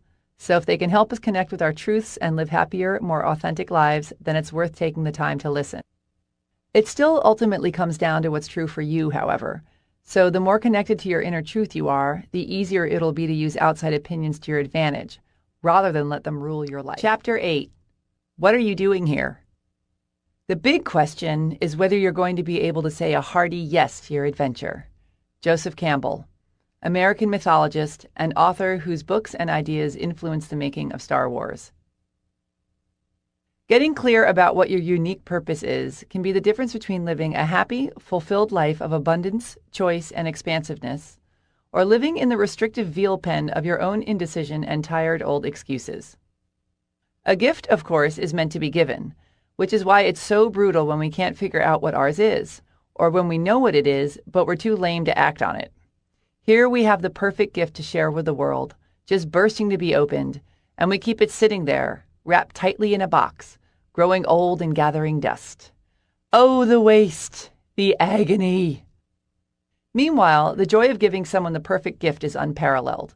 We all know how it feels, hopping back and forth from foot to foot, wringing our hands, practically peeing in our pants, begging them to open it.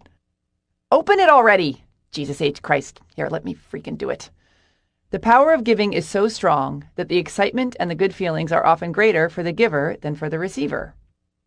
Which is why, when you find your calling and you design your life in such a way that you can share your gifts with the world on a consistent basis, you feel like a rock star. When we share what we were brought here to give, we are in alignment with our highest, most powerful selves. Most people, however, wander through their lives giving the tasteful candle version of their gifts. You know, they don't show up to the party empty-handed or anything. They present their somewhat flaccid gift to the world, receive a warm hug and an, "Oh, you shouldn't have," in return, but they don't knock it out of the park. For example, they get a job doing something that they either hate or that's a bit of a yawn but is, okay. It affords them a life that covers the basics as long as they don't go too crazy. They do fun stuff, but not as much as they'd like because they don't have the money, or the time, or the belief that they deserve to. They have little victories here and there. They meet their sales quota and win the 6-day cruise to the Bahamas, or rack up enough miles to go stay with their aunt and see the Olympics, or finally sit down and write an entire song that they may or may not ever record or perform. But they never truly go for it and create a life that really lights them up. They basically big snooze their lives away. Every single person is born with unique and valuable gifts to share with the world. Once we figure out what ours are and decide to live our lives putting them to use, that's when, and only when, the real party begins. Living a life on purpose is available to everyone.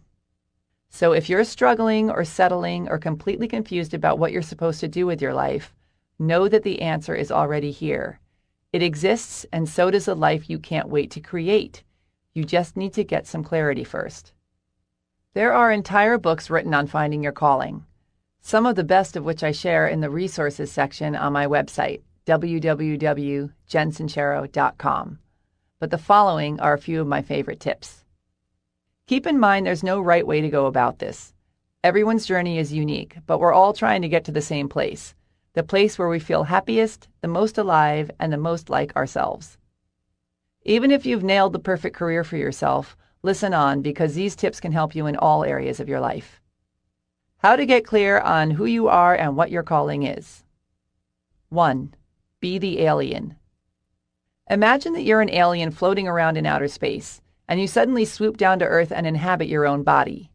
As the alien, everything about this life is new to you. You look around. What do you see?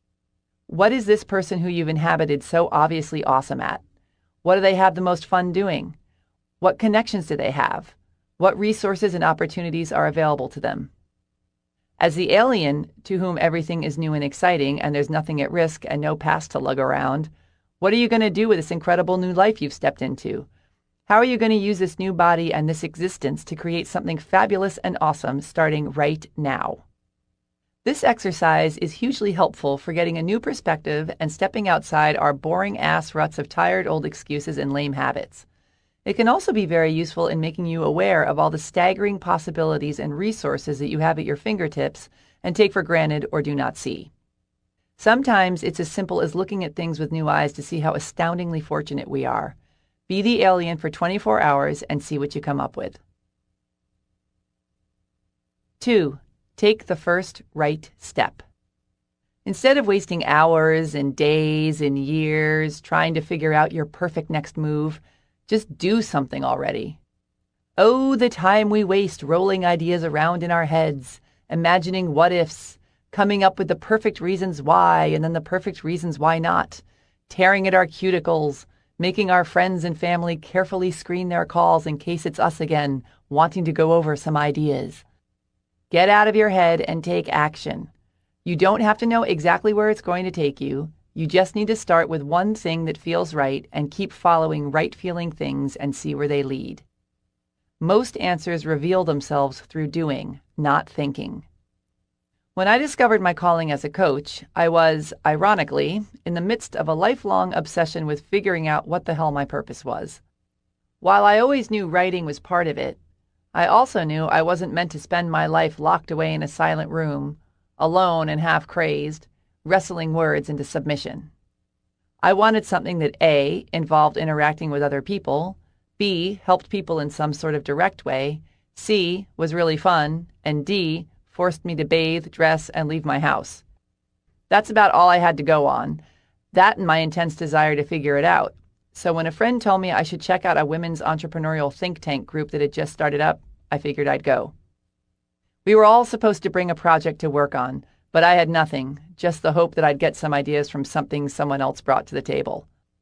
After sitting there for 4 weeks watching this room full of women figure out what they love to do and turn their brilliant ideas into businesses, or grow the businesses they already had, I still had no project of my own. But I did know what I wanted to do. I went up and asked the facilitator if she needed any help, which she did. She hired me, and I started leading these groups, which, after a few years, led to me starting my own coaching practice, which led to me working with clients all over the world, which led to me sitting in the studio recording this book. No matter how clueless you may feel right now, pay attention to suggestions and opportunities that suddenly present themselves, and notice how you feel. Is there something for you that, for whatever reason, feels like it might be good to check out? What have you been saying forever that you'd love to do? Has somebody mentioned a course or a teacher or a book that keeps sticking in your mind? Take the first step in the direction towards something that feels right and see where it leads you. And do it now. 3. Do your best wherever you're at. Once you take this first step, it's possible that you won't land in your dream situation right away. You might land on a stepping stone. It could be an awesome stepping stone, or it could be kind of an unawesome stepping stone. But no matter where your first step lands you, if you want to keep moving forward, appreciate wherever you're at instead of feeling ashamed or grouchy or impatient about it. Everything you do along your journey contributes to where you're going. Let's say you've decided that you're going to go after your fantasy of being a rock star, and you take a job waiting tables so you have the flexibility to travel and play gigs and go into the studio. Clearly, your calling is playing music, not being concerned that some whiny customer's French onion soup is allegedly too cold, but it's essential that you care anyway. Having a good attitude and being grateful for all the things that are helping you live the life of your dreams will not only make your life a more pleasant place to be and get you bigger tips, but it will also raise your frequency and attract the people and opportunities to you that will take you in the direction you want to go. This is where being really present in the moment comes in handy. Granted, you may not be on stage in front of thousands doing a split in the air, but remember that you are going for it. You are bravely moving towards your dream. You are surrounded by unthinkable miracles and opportunities. Lean back, relax, and be grateful that you're living on purpose, that you're hanging out in a high frequency, and that everything you need is zooming towards you. 4. Don't reinvent the wheel. Look around and see what other people are out there doing. Whose life makes you totally jealous? What things are people doing that you would love to do too? Who do you think is the coolest person ever? You don't need to invent your ideal life from scratch. You just need to figure out what makes you feel alive. So if what someone else is doing sparks your interest, take notice. It could mean that your calling has something in common with theirs. Get specific about the things in their lives that turn you on. Is it the fact that they get to travel the world? Or that they have a solid routine? Or that they have no routine? Is it that they work alone? That they work in the nude? That they get to be outside all day? That they work with their hands, their eyes, their ears, their animals, their spouse? The more specific you get, the easier it'll be to create a picture of what you want. Read magazines that interest you. Talk to as many people as you can. Hang out in places where people who share your interests hang out. Put yourself out there, and you never know what you might learn that will inform you of your next move, or whom you might meet who will present you with your next opportunity. 5. Don't get caught up in the thunderbolt hype. I think one of the most paralyzing misconceptions is that we're all supposed to have one true calling that comes to us in a mighty flash of soul-defining insight. While there are those people who've always known exactly what they want to do, there are a hell of a lot more of us out there who spend most of our lives, if not all of our lives, wandering around looking under rocks and behind trees for who we are. Let yourself off the hook if you don't have that one big, perfect thing that you know you came here to do. Same goes for finding the one big, perfect soulmate, by the way, and feel good about the fact that you'll probably fulfill several callings throughout your life, and possibly relationships. If you think about it, it makes much more sense to evolve as you age anyway. When I think about who I was in my 20s compared to who I am now, I can't imagine anything more unappealing than going after some of the things that resonated with me back then. Follow what feels good in the moment, every moment, and it will lead you through a most excellent life. 6. Listen to your intuition. If you really want to get in touch with who you are and what you love to do, and who you love to do it with, dedicate some time to tuning into your intuition. One of the best ways to do this is to spend 5 minutes of quiet by yourself every day. We spend the vast majority of our time moving at full speed ahead, both physically and mentally, and we literally bulldoze over the very answers we're seeking because they can't be heard above the din. When you sit quietly and ask, you get an answer. Eventually. Stick with it, be patient, and wait to hear from your inner guidance. You have all the answers you need, you just need to give them the chance to get through to you. 7. Follow your fantasies. Now that I've given you all the kinder, gentler ways to figure yourself out, I'm going to suggest something you're probably not going to like so much. Jump into the deep end and follow your fantasies. What do you fantasize about when you're staring out the window of a train, or before you go to sleep at night, or when you're pretending to listen to someone really boring talk your ear off? Are you on stage doing stand-up comedy in front of thousands of hysterical fans? Are you surrounded by your beautiful children in the coziest, happiest home ever? Are you being celebrated for building orphanages around the world? Do this exercise as if money weren't an issue. Tap into what brings you great joy instead of what you think you need to do to survive. If you had an unlimited supply of cash, what would you spend your life doing? Our fantasies are the most revealing peepholes into who we are and what we think is awesome. No matter how out there and ridiculous they may seem, they mean something to us and usually represent our biggest and best versions of ourselves. Our fantasies are our realities in an excuse-free world. Meanwhile, we'd all be mortified if anyone could read our minds and catch us in the act. I know, it's totally stupid. I want to sing on Broadway. Well, is it really stupid? Someone's out there doing it, so why couldn't you? Much of the time, we pretend we aren't clear on what our calling is when what's really going on is that we're horrified to face it because it seems too big or too impossible to make a living at or completely out of the question for us. But what if you had the audacity to leave your excuses and your shame about wanting to be huge and fabulous behind and really went for it full on anyway? What if you decided to do the most outrageous, most exciting thing you ever dared fantasize about, regardless of what anyone, including your terrified self, thought? That would be living. 8. Love yourself like you're the only you there is. Chapter 9. Loincloth Man. It's better to be hated for what you are than to be loved for what you are not. André Gide, French author, Nobel Prize winner, fearless self-explorer.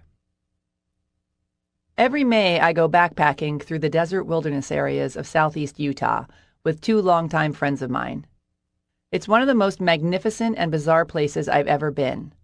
Giant, jagged, obscenely pink ridges of rock jut out of the ground like huge slabs of raw meat.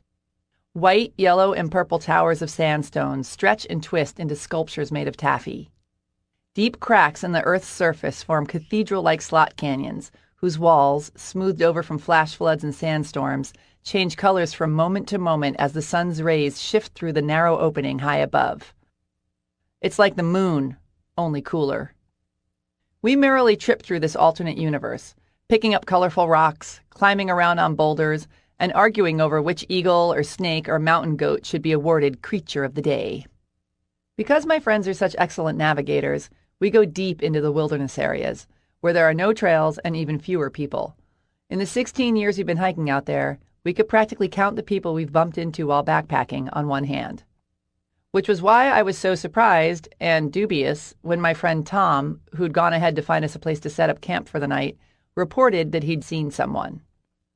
"I just met this really wild guy," he said when I caught up with him. "He was wearing nothing but a loincloth and a headband. He was holding a spear, too. Said he'd been living in the canyon for 13 years. Was he riding a magic dragon?" "I'm serious." "So where is he?" "He went off to check his squirrel trap, but he could come back." Tom is a lousy liar, and wherever he was taking this joke, he wasn't getting to the punchline fast enough. So I put down my pack and started assembling my tent, only half listening to him. A few minutes into it, as I was bending over to hammer in one of my stakes, I looked through my legs and saw a pair of tanned feet in homemade sandals, strong, naked legs, and a dead squirrel dangling by its tail from a fist. I stood up, spun around, and there he was, Loincloth Man. What Tom didn't mention was that Loincloth Man was totally hot. He was somewhere in his late 30s, had a ripped, lean, savagely tanned bod, and shaggy brown hair with a matching beard. He fit the part perfectly. Modern-day Tarzan, slayer of buffalo and ladies alike, which, stunning as he was, instantly made him a little bit suspect in my mind. That and the fact that his loincloth was impeccably tailored and appeared to be made out of soft Italian leather, not some ratty canyon rabbit. "Would you mind handing that to me so I can have a closer look at it, please?" His whole deal was just a little too cliché. Couldn't he have just worn shorts? And was he really going to eat that squirrel? Still, we gathered around him like a baby pig at the state fair, awestruck by our luck. This time there was no argument. We had clearly found our Creature of the Day. He was real friendly and answered all of our questions at a slow, deliberate pace, explaining that this and several of the neighboring canyon systems were where he made his home. He told us very matter-of-factly that he found modern society unnecessarily complicated and misguided, so much so that he preferred to live on only what nature provided him, storing his grain in the winter and sleeping in a cave. The thing that struck me more than the fact that he cut his hair with a sharp rock and probably wasn't wearing any undies was that he was totally unapologetic. There we all were, shifting around, feeling suddenly ridiculous in our expensive hiking boots and UV protective clothing, while he described how it took him weeks to whittle the bow and arrow he used to kill the deer whose hides now serve as his bedspread. Good for him, I thought, as I watched him walk away, swinging his squirrel like a purse. He wasn't worrying about what he should be doing or what he was missing out on or what some chick from LA thought of his fancy crotch pelt.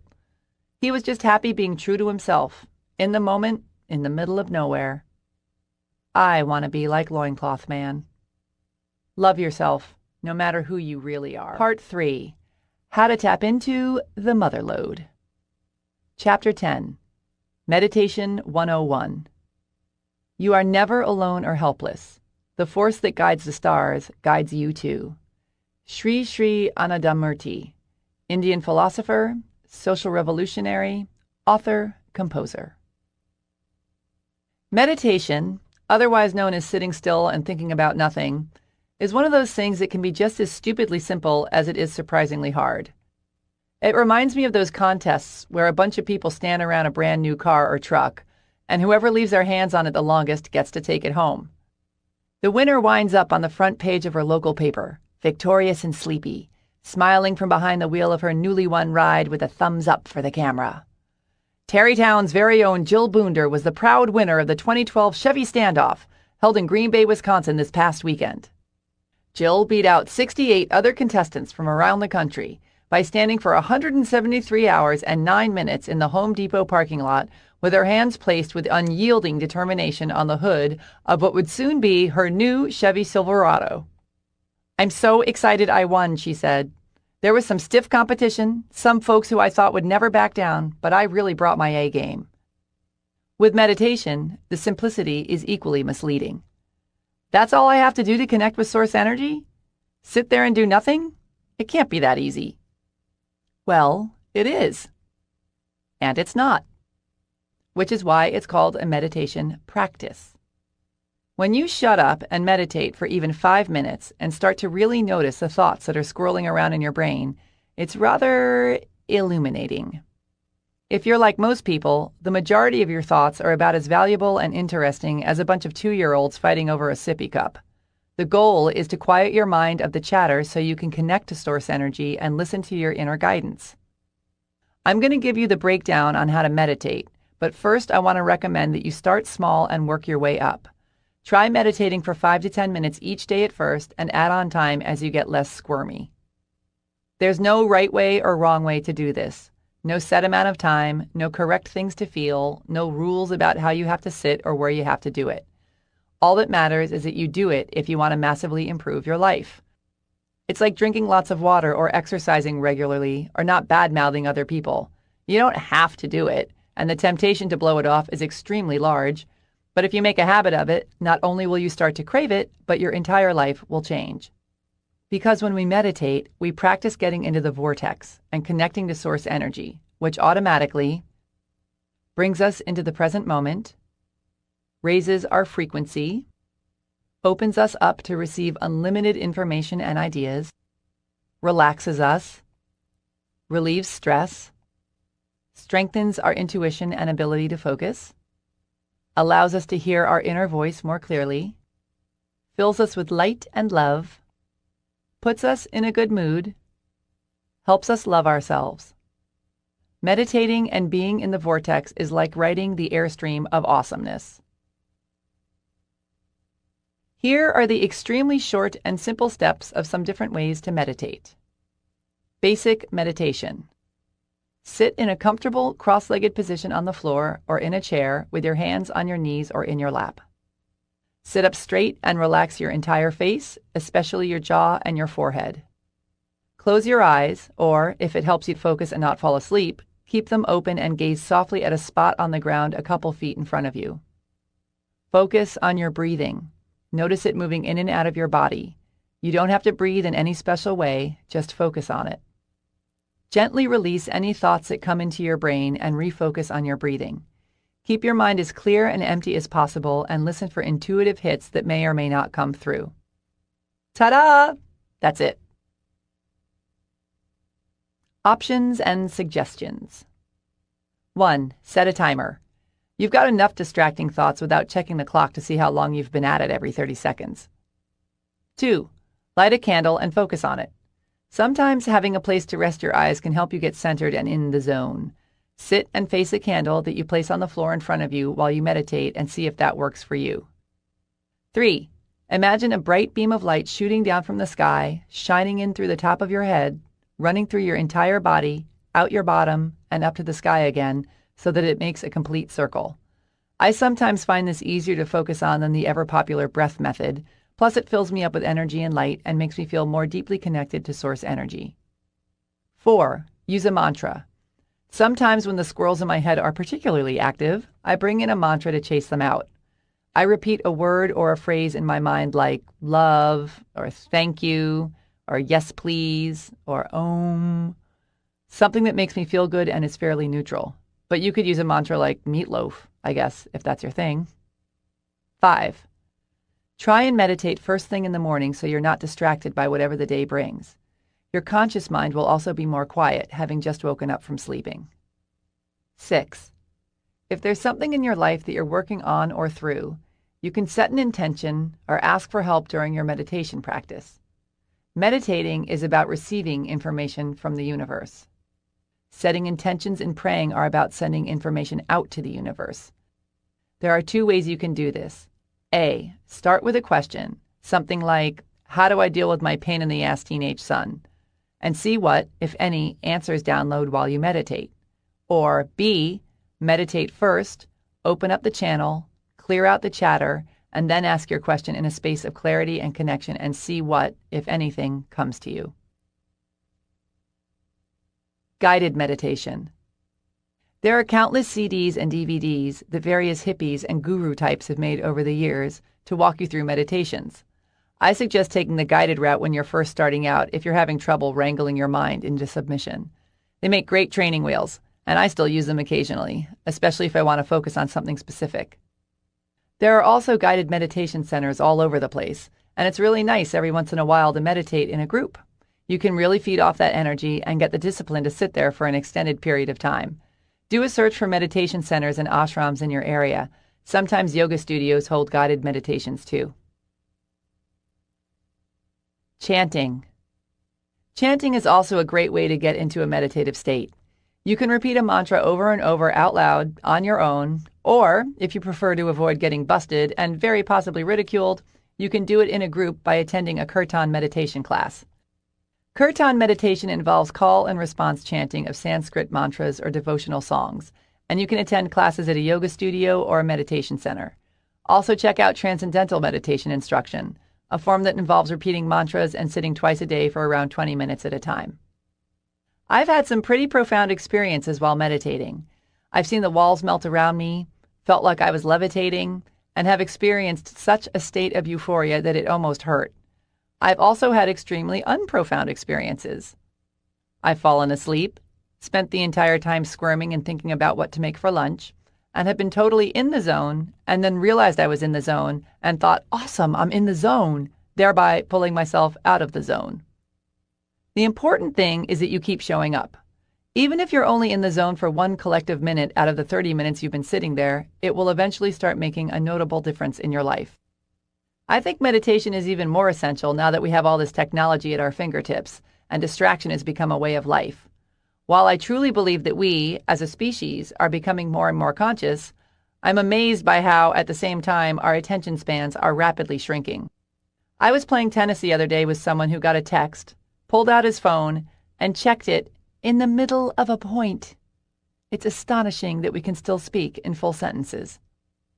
Aside from being one of the most powerful tools in our consciousness-raising toolbox, meditation is a much-needed respite from the madness and will help us from becoming a bunch of scatterbrained ding-dongs as we zoom around our brave and extremely exciting new world. Chapter 11. Your brain is your bitch. Mind is the master power that molds and makes, and man is mind, and evermore he takes, the tool of thought, and shaping what he wills, brings forth 1,000 joys, 1,000 ills.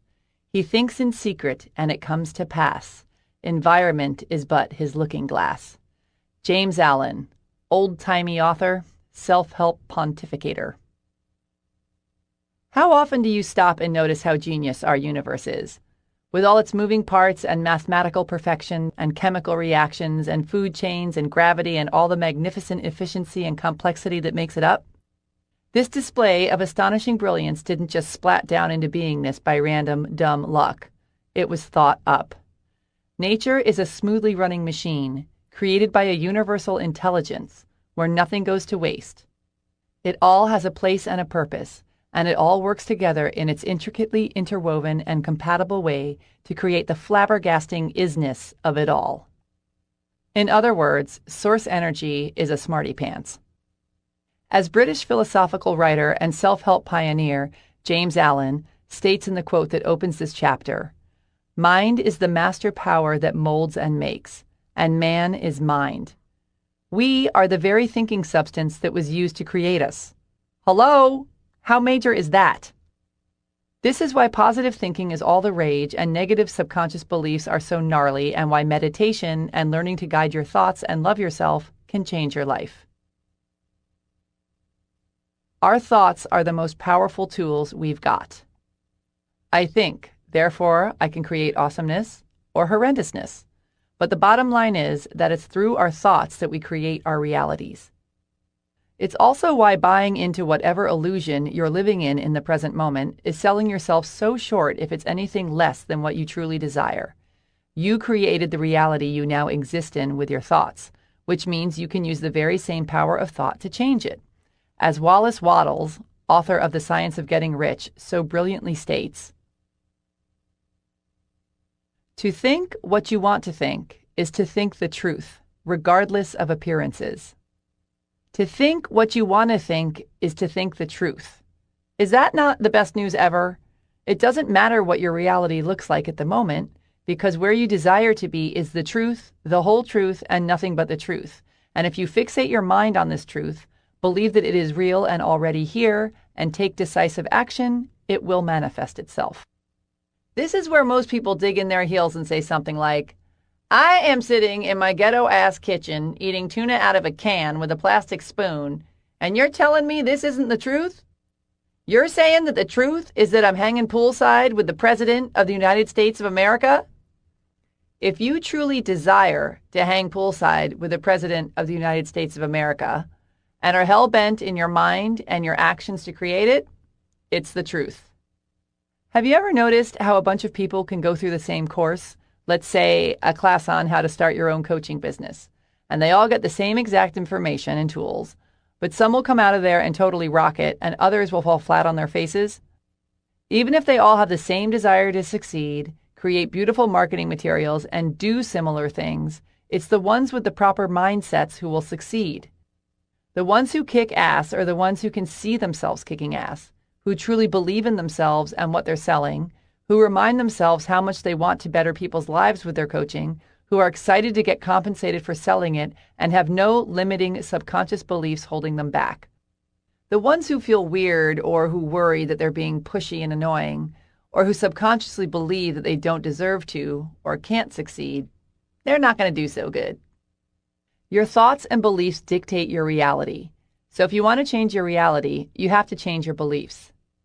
The problem is that most people are real protective of their beliefs and are usually fairly crotchety should you suggest that perhaps there's another version of the truth.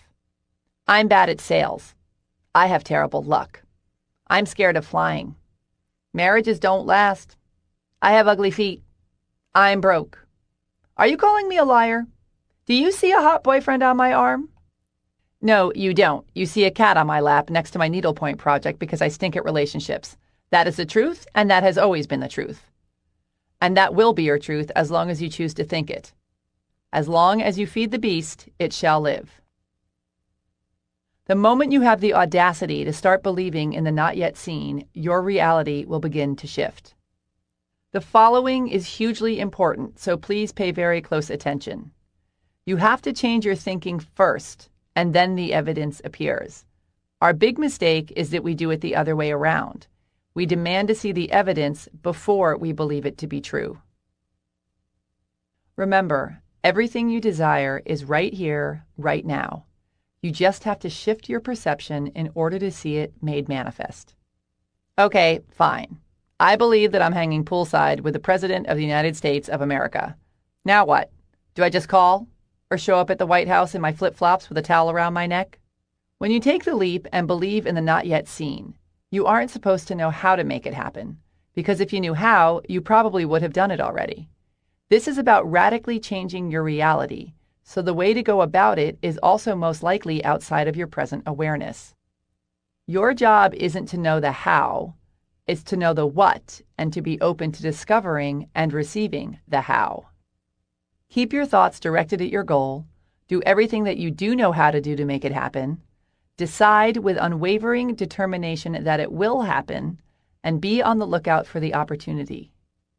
I had a client who went to Tuscany and looked at a house that was for sale while she was there. At the time, she was a bartender and a poet and could barely scrape together the money to buy a plane ticket to Italy, let alone buy a Tuscan villa, but she checked it out anyway and completely fell in love with the place. While she instantly knew in her soul that it was her house, she also knew that her bank account had tumbleweeds blowing through it, but she asked the owners to take it off the market anyway because she was going to figure out a way to buy it. So she flies home in a stupor, thinking that perhaps she's gone completely insane, but she sticks to her guns and starts asking around for ideas. She is almost immediately buried beneath a pile of warnings from everyone around her. It's a huge responsibility, not to mention all the complications that come with being in another country, and last time I checked, you don't speak Italian, nor are you a citizen, nor do you know a single thing about home ownership, and considering you can't even afford to get your teeth cleaned, how are you planning on paying a mortgage, and yada, yada, yada, yada, yada. Yet, she keeps on going because in spite of all the evidence otherwise, she believes this is her house. This is her truth. Finally, someone mentions the idea of pre-renting blocks of time in the house to raise the money to buy it. People could pay her for their time a year in advance. She would just need to sell enough blocks of time to pay for the house, and voila! Cut to her discovering this sort of thing is illegal, going back to the drawing board, trying a million other things, discovering that it's actually not illegal, then pre-selling enough rental slots and borrowing some money, and to make a very long and upsy-downsy story short, she's owned the villa for several years and is thinking about buying another. You have got to get a handle on your thoughts if you want to change your life. As Albert Einstein so aptly noted, the world as we have created it is a process of our thinking. It cannot be changed without changing our thinking. Here are some tried and true ways to show your brain who's driving the bus. 1. Ask and it is given. Get quiet, get in the zone, and get in touch with source energy.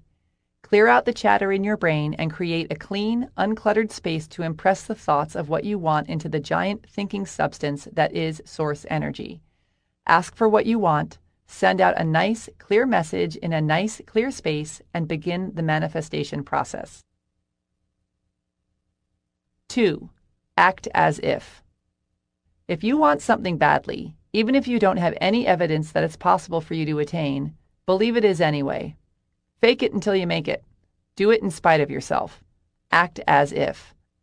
If you have an intense, undying desire to hang poolside with the President of the United States of America, think about the things that a person hanging poolside with the leader of the free world would do. Go pick out the bathing suit you're going to wear. Think of what you're going to talk about. Get your photos of your trip to the Grand Canyon together to show the Commander-in-Chief. Get ready for the event. Tell yourself it's happening. Act like it's happening. Put yourself in situations where you will meet people who can make this happen. Stay wide open to opportunities that can lead you to your goal. Live, eat, sleep, and breathe your vision. You may feel like a crazy person, but you won't when you're playing Marco Polo with the Prez. 3. Upgrade your environment. If you aspire to have a more up-leveled and inspiring lifestyle than you presently have, and you're actively visualizing this for yourself, it's going to be quite the struggle to keep your thoughts large and in charge if every time you pull up to your rickety-ass home, you hear the Sanford & Son theme song start up in your head. So even though you're going to be thinking and imagining the change before it happens, do what you can to make some upgrades to where you're at now. Give the place a paint job and clean it up. Get new furniture or fix up what you already have. Throw out the clutter. Let some air in. Hang inspiring art on the walls. This will not only help you to keep your frequency high, but it will alert the universe that you're not screwing around, that you're doing everything you can and are waiting for further instruction on the how. 4. Make a vision board. Our minds think in images. If someone says, a horse wearing red lipstick, you instantly create a picture in your mind of a horse wearing red lipstick. Feeding your mind full of images of the things and experiences that you want to manifest. Your dream house with the infinity pool in Mexico, rolling around on the beach with your red-hot lava, volunteering to help little kids learn how to read at your local library, laughing your face off surrounded by dear friends, is hugely powerful because your mind sends that image out to source energy, which begins the process of pulling it in. Cut out pictures of places, people, things, and experiences that you want in your life. Paste them onto a board and hang it somewhere where you'll see it all day long. I've seen people have completely insane results with this. They've manifested down to the tiniest details the exact home or piece of furniture or place of employment that they put on their boards. It's freaky deaky and super easy. It's like having a craft day with God. Give it a shot. 5. Surround yourself with people who think the way you want to think. When you hang out with whiners, pessimists, tweakers, bleakers, freaker-outers, and life is so unfairers, it's an uphill climb to keep yourself in a positive headspace. Stay away from people with tiny minds and tiny thoughts and start hanging out with people who see limitless possibility as the reality. Surround yourself with people who act on their big ideas, who take action on making positive change in the world, and who see nothing as out of their reach. Make a conscious choice to do this, and if you don't know anyone who's got a big fat mind, go out and make some new friends. If you stop at, "There's no one like that around here," that will be the truth, and that will set the wimpy tone for how you go about trying to manifest everything else into your life. How you do one thing is how you do everything. Get out there and find some people who make you feel like you can leap tall buildings in a single bound. Be clear on whom you want to meet and make a concerted effort to go meet them. Demand of the universe to connect you with them. Think of places where they might hang out or things they would do and insert yourself there. Being around inspired, visionary, enthusiastic people who are living their truths is one of the fastest ways to massively transform your life. 6. Love yourself, unless you have a better idea. Chapter 12. Lead with your crotch. In the beginner's mind, there are many possibilities, but in the expert's, there are few. Shunryu Suzuki, Japanese Zen monk, author, teacher also lovingly known as the crooked cucumber. I know the big saying is, youth is wasted on the young, but I think, in certain respects anyway, we've really got it going on in our late teens and early 20s. Aside from all the angst and drama and escorts home from the police, we've still got our little kid-like ability to create just because still firmly intact, but we've also got this newly hatched adult ability to make big things happen in our lives. Add to this the fact that we're not yet jaded by a long list of failures and are still under the vague impression that death is something that happens to other people. We, if you're anything like me, leap into our lives when we're young with an idiotic, yet awesome, disregard for what-ifs. Admittedly, I remember doing things in the danger department that still have me sleeping with my light on when I think about them now. Hanging out in sketchy parts of town with even sketchier people, stowing away on trains, taking enough LSD in one sitting to keep an entire village staring at their hands for hours, hiking off into the desert with no water, no map, and a canteen full of gin and tonics, my first priority being fun, with thoughts of the consequences trailing somewhere, if at all, far off in the distance. But I also remember diving into my creative pursuits with the same reckless obliviousness and, as a result, getting utterly spectacular and thrilling results. Which is why I find it so odd to hear people say, "If I knew then what I know now, I'm not sure I would have done it." Well, thank God you didn't know if that's your lame-o attitude. You'd be sitting next to a pile of empty beer cans whining about how you missed out on going for your dreams if you did. The problem is that once we're older and quote-unquote wiser, many people trade in living fully in their purpose for more grown-up versions of life that range from the merely passable to the full-on sucking. They've bought into this idea that being responsible equals not having fun anymore, that waking up feeling excited about life is for the young, and once we're older, we need to trade that in, settle down, and be more realistic. Yawn. I'm not talking about being an irresponsible jerk or doing the same things we did when we were younger, but I am talking about continuously living our dreams, no matter what stage of life we're in, instead of settling for mediocrity because we don't believe anything else is available or appropriate. We only get to be in our bodies for a limited time. Why not celebrate the journey instead of merely writing it out until it's over? We're still allowed to dream, and our dreams are still available to us, but as we move through life, we must make the conscious effort to overcome whatever judgments we have, as well as kick all our fears from past experiences in the head and participate in our own badassery. Whatever that looks like for us, we must focus on the positive instead of the list of negatives we've collected over time and keep that focus regardless of what flies in our faces. And one of the best ways to do this is by reconnecting with our inner kids. I know how unacceptably dorky this may sound, but just stay with me here. Even though you're now most likely turned on by different things than you were as a youngster, you can still learn a lot from how you went about life in the old days. So think back. Was there ever a time where you felt totally in your groove? Where you created and did stuff just because it was fun without worrying about the outcome? Where you couldn't wait to wake up in the morning and go do your thing? This could mean anything from when you were a little kid running around with a maxi pad stuck to your eye pretending to be a pirate, to your senior year in high school when you got voted class clown for repeatedly charming your way past the ladies in the front office to make fake announcements over the loudspeaker, to that summer you learned to play the guitar without looking at your hands. When were you most turned on by life? And if you have yet to feel this way, stay tuned. And what can you learn from those experiences? For me, one of the most exciting and on-purpose times in my life was when I was a singer and guitarist in a band called Crotch. I use the terms singer, guitarist, and band all very loosely because we in Crotch weren't concerned with things like learning to play our instruments or practicing or any of that snooty musicianship crap. We had bigger fish to fry, like talking in loud voices about our band and checking ourselves out in plate glass windows as we walked by with guitars strapped to our backs. Electric ones. I started Crotch with this chick from work named Paula, who'd never picked up a guitar in her life either, and who was as incapable of embracing her feminine side as I was. Paula and I were the kind of young ladies who prided ourselves on the wattage of our stereo equipment, our firm handshakes, and our ability to drink anyone in the room under the table. The testosterone-fueled chip on my shoulder came from a high school career spent futilely awaiting a timely puberty while standing a good foot taller than everyone on earth, all the boys at my high school included. None of them ever asked me out, but I could make them laugh and kick their asses at basketball. So rather than fail at seducing them, I simply became one of them. Paula's issues were more homicidal in nature. She was the kind of angry found in highly intelligent women who develop the body of a Playboy bunny by the age of 13 and are forced to grow up in the deep, redneck South.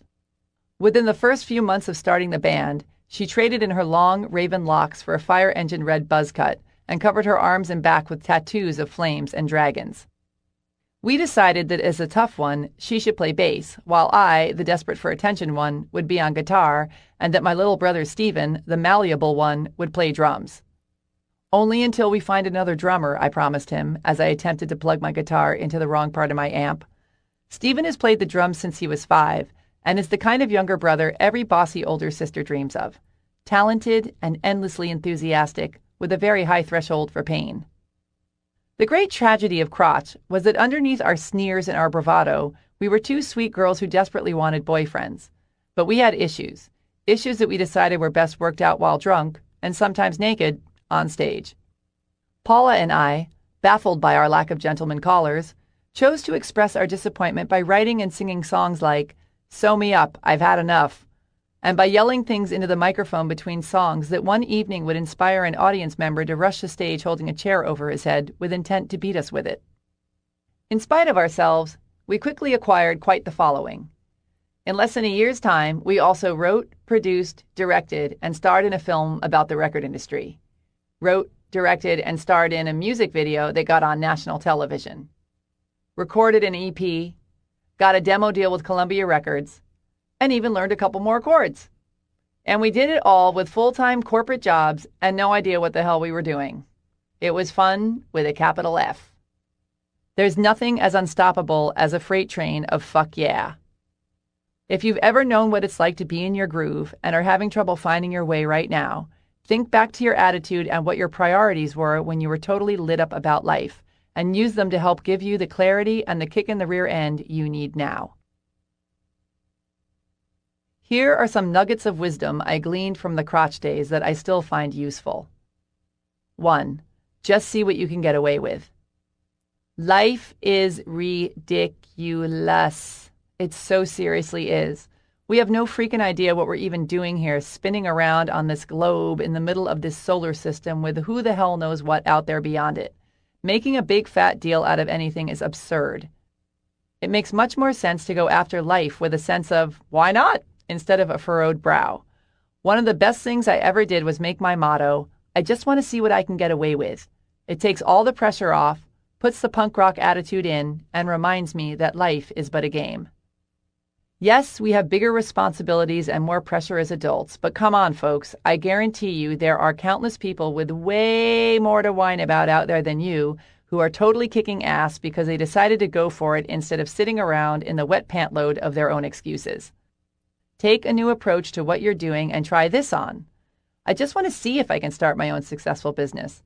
I just want to see if I can get myself out of debt and make $100,000 more this year. I just want to see if I can lose 100 pounds. I just want to see if I can sell one of my paintings for 50 grand. I just want to see if I can meet my soulmate. Take the pressure off and get back in on the adventure. 2. Lose track of time. Have you ever been doing something and suddenly realized that hours have gone by without you noticing? What does that for you? And how often during your day does this happen? When you're so lost in what you're doing that you lose all sense of time, you have officially entered the vortex. You want to get your ass in there as much as possible, so look at your life and figure out how you can make that happen. First, figure out the things you get lost in your business and your personal life. Then figure out how you can be doing more of those things more of the time. Hire someone, no excuses, and delegate the tasks you hate doing. Partner up with someone who's good at and enjoys doing the things you're not that into, so you can be freed up to do more of what you want. If you have to, make massive changes in your business and your personal life to include more time doing what you love. Figure it out. Don't just hand your life over to your circumstances like a little wuss. You can take your life wherever you want it to go, so grab it by its nether regions and make doing the things you love a priority. 3. Keep being the beginner.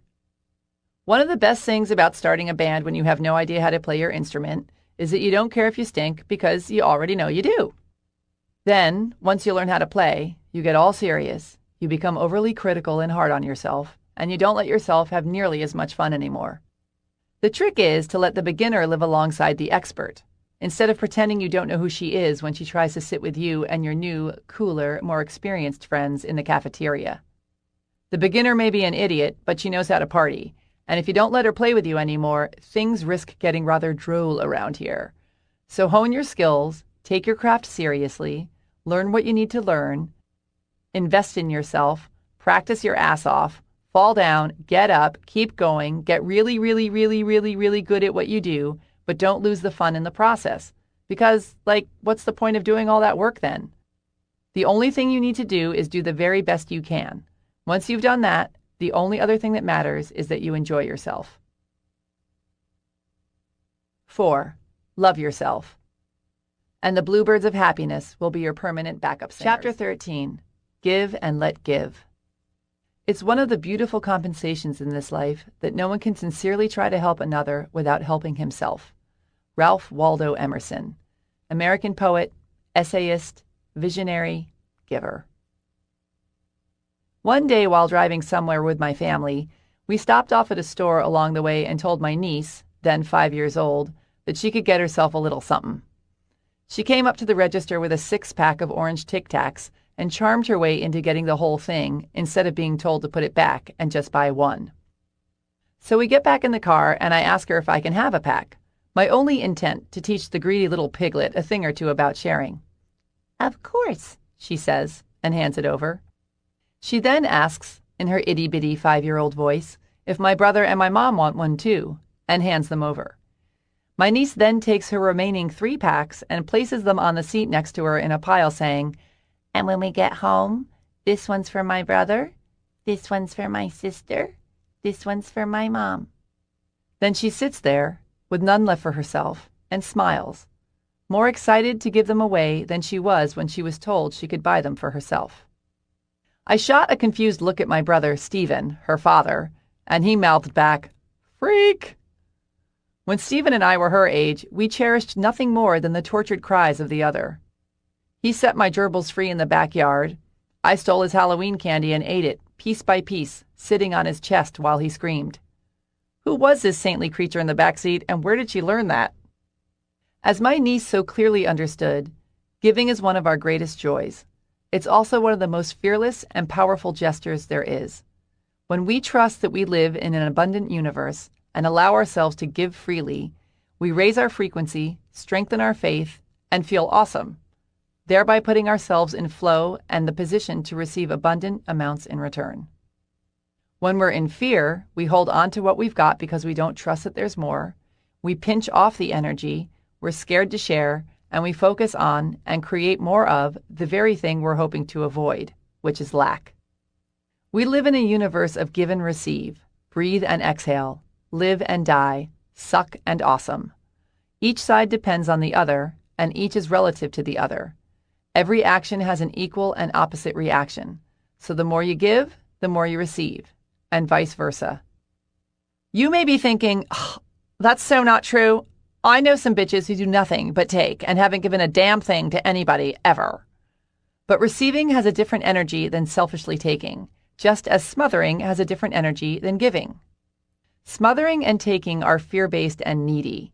Giving and receiving are full of gratitude and surrendering to the flow. I know someone who has multiple sclerosis who was told by a mentor to give away 29 things for 29 days as part of her cure. She blew it off for a while, but as her condition worsened, she finally decided to give it a try. First, she gave a phone call to a sick friend to see how she was doing.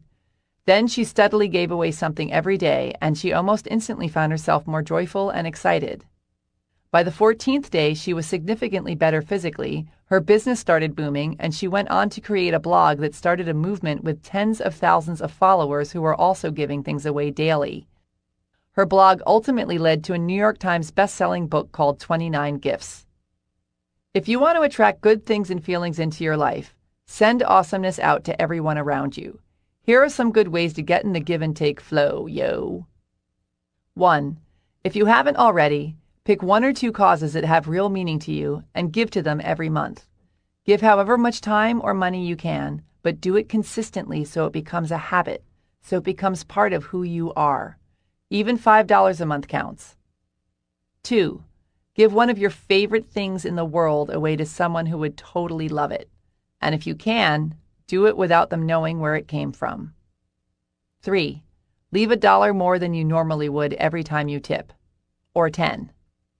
4. If someone is being snarky and mean, instead of sinking to their level and being snarky and mean back, raise them up by giving them the love. 5. Smile, compliment, and crack people up as often as possible. 6.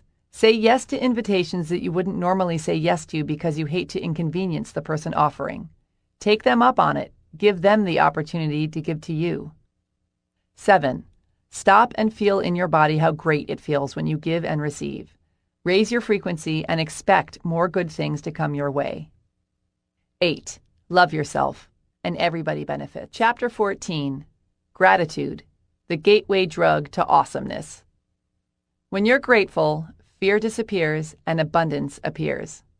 Anthony Robbins, author, speaker, motivator, life changer. When I was a little kid, my parents made my brothers and sister and I answer the phone in this very formal way. Jennifer Sincero speaking. As if, between fighting over who got to play with the big wheel and stuffing balloons down our pants, we were all running our own private concierge businesses. Their friends would gush on the other end of the phone about what a polite bunch the Sincero kids were. And I thought nothing of it until the day I made my very first phone call to a friend and, upon hearing her answer, gripped the phone in wide-eyed disbelief. You get to say hello? Do your parents know? It was as unthinkable to me at the time as saying the F word or sitting down to join my parents for a glass of scotch. My amazement quickly turned to horror when I realized it wasn't just that one renegade friend who could answer the phone in such a carefree manner, but everyone, and that my parents were clearly playing some big practical joke on us. Our objections were met with the standard, "When you pay your own phone bill, you can answer it any way you like." So the years passed, our indignation slowly getting watered down by habit. I don't remember exactly when the mutiny happened, but eventually we all started answering the phone like normal human beings.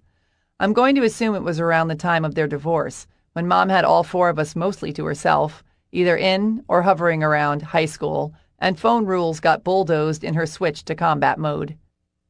The demand for manners in general, however, was left firmly standing, and no matter how wild and wasted we got, we always remained those polite Sincero kids. "Can I help you, officer?" "Thank you, officer." "Yes, sir, that is my marijuana." Not only are the words please and thank you ingrained in me like the recipe for my Italian father's red sauce, or the knowledge that it's not cool to kill people, but being polite just always seemed to be such a no-brainer. Aside from the fact that it makes you feel like a good person, people will usually do what you ask them to do if you're nice about it, and if you're not, they won't. Hello? Which is why it completely baffles me when anyone over the age of 5 is rude, and especially when they refrain from the thank you part of the conversation when a gesture is made on their behalf, either by me or other people or the universe in general. I don't know about you, but when someone doesn't say thank you after I've hooked them up, it's as glaring an omission to me as if they've shown up without their pants on. And the universe feels the same way. You cut yourself off from the supply of awesomeness when you are not in a state of gratitude. Having gratitude goes way beyond just having good manners, however. Manners are a form of custom. Gratitude is a state of being. Anyone can whip out their P's and Q's whether they're feeling it or not, but truly being in a state of gratitude is about having an awareness of and a deep appreciation for the many miracles in your life. Think about how good it feels when you get to really thank someone for doing something for you. You feel great for receiving whatever it is you received and for sending thanks out to them, and they feel great for giving you whatever they gave and for being appreciated. Which makes you feel great again, which makes them feel great again. You could basically spend the rest of your lives passing thank you notes back and forth. And because it makes you feel good to be in such a state of gratitude, it puts you at a very high frequency and connects you to source energy, which puts you in a more powerful state to manifest more good-feeling things and experiences into your life. Conversely, when you show up disappointed or angry or guilty or oblivious instead of being grateful, you're at a lower frequency and thereby less connected to source energy and in a less powerful state to manifest good-feeling things and experiences into your life. So that's all fabulous and great, but here's where the whole gratitude thing gets really cool. There are lots of ways to feel good and raise your frequency and get closer to source energy. But with gratitude, you're actually expending positive energy by sending out thanks, which makes positive energy reflect back to you. Every action has an equal and opposite reaction. This makes the manifesting process even more powerful. It's like the difference between seeing someone fall apart laughing and seeing them fall apart laughing at something you said. The first usually makes you feel as good and laugh as hard as they do, which raises your frequency. But with the second situation, you're not just meeting them at a high frequency, you're exchanging energy at a high frequency. Their laughter is like their way of thanking you for saying something hilarious, and it gives off an even more powerful zing and stronger connection. As Wallace Wattles explains in The Science of Getting Rich, you cannot exercise much power without gratitude, for it is gratitude that keeps you connected with power. You are practically powerless without gratitude. Thems is some pretty big words, Wattles. When you actively send this grateful energy out, you receive it back, bringing you closer and closer to source energy and raising your frequency higher and higher with each exchange until you come to the visceral understanding that you are the same stuff as source energy and that you consciously or unconsciously manifested your reality yourself out of the infinite nothingness and everythingness. Gratitude connects you to the truth that you not only have the power to manifest that which you seek, but you are the power, which means, in essence, when you are being grateful to source energy, you are being grateful to yourself. Which brings it back to the most powerful thing of all, self-love. Ta-da! The more consistently you stay in gratitude and focused on that which is good, the stronger your connection to source energy is, and the more quickly and effortlessly you'll be able to manifest that which is unseen into your reality. This is the almighty power of gratitude. But wait, there's more! Gratitude also strengthens your faith. Faith is having the audacity to believe in the not yet seen. Faith is the muscle you use when you decide to blast outside of your comfort zone and transform your life into something that's practically unrecognizable to you in your present reality. Faith smothers your fear of the unknown. Faith allows you to take risks. Faith is the stuff of leap and the net will appear. Faith is your best buddy when you're scared shitless. When you're consistently in a state of gratitude and aware of all the awesomeness that already exists, it, among many other things, makes it much easier for you to believe that there's more awesomeness where that came from, and that the yet-to-be-manifested awesomeness is also available to you. You've received awesomeness before, so, of course, you can receive awesomeness again. This is how gratitude strengthens your faith, and having strong faith is a major key in transforming your life. Which brings me to the grand gratitude finale. If you want to be a real rock star in the manifestation department, get to the point where you have both unwavering faith and unwavering gratitude for that which you desire. This is when the real magic happens, because mixing faith with gratitude is the high holy moly of manifesting. This takes some Jedi mastery, however, because basically what it entails is not only believing in the not yet manifested, having faith, but being grateful for it. In other words, you must be grateful for your imaginary friends and your imaginary life.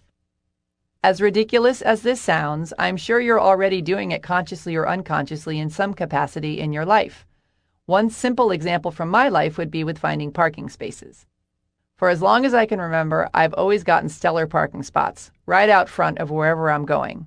I don't care if I'm trying to park in front of the Pope's house on Easter Sunday. If you don't want to walk, you'll be wanting to ride with me.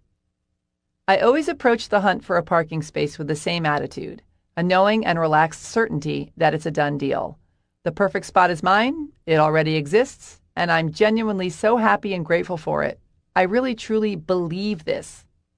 Then, as always, someone pulls out and in I go. Yet as consistently as this happens, I'm still always so excited when it does. I never take it for granted, and I am a gratitude machine before, during, and after my guaranteed excellent parking adventure. Being in gratitude for the not yet manifested informs the universe that you know that what you desire already exists and puts you at the right frequency to receive it. If you want to radically change your life, strengthen your faith that we live in an abundant, benevolent universe by being grateful for everything you've already manifested and all the good that's hurtling towards you. Be grateful that you have the power to manifest any reality you desire, and then leap into the void and go get it. Trade in your drama about how you can't have what you want for the grateful expectation that miracles will walk into your life, and the more commonplace those miracles will become. Here are some good ways you can practice. 1. This is good because. Whenever anything excellent or mediocre or lame or annoying happens to you, meet it with the statement, "This is good because," and fill in the blank. Once you make this a regular practice, you'll see how much easier it is to be in gratitude for much more than you realized. This is good that I got a flat tire on my way home from picking up my kids. I've shown them how to deal with an unexpected situation. Plus, I got to spend some quality time hanging out in the car with them playing 20 questions while waiting for AAA to show up, which is how I found out that my daughter was getting picked on in school. It's important to look for ways to be grateful for all that you've manifested, even things that you might label under, "No thanks." If you focus on the negative aspects of the more challenging things in your life, it'll just lower your frequency, keep you in pain and resentment, attract more negativity to you, very possibly make you sick, and very definitely make you crabby. If you instead look for ways to be grateful for everything in your life, it not only raises your frequency, but it allows you to grow by opening you up to the lesson. Yes, sometimes this is a tall order, and there are absolutely situations in life that just full-on blow and leave us standing there wondering, what the hell was that all about? Sometimes it takes years, if ever, before we can look back and say something like, "You know what? I really needed to get my heart broken into 1,000 pieces by that jackass. I'm so much happier with the man I ended up marrying." Finding the good and the lessons in things allows us to move through them and onto new experiences.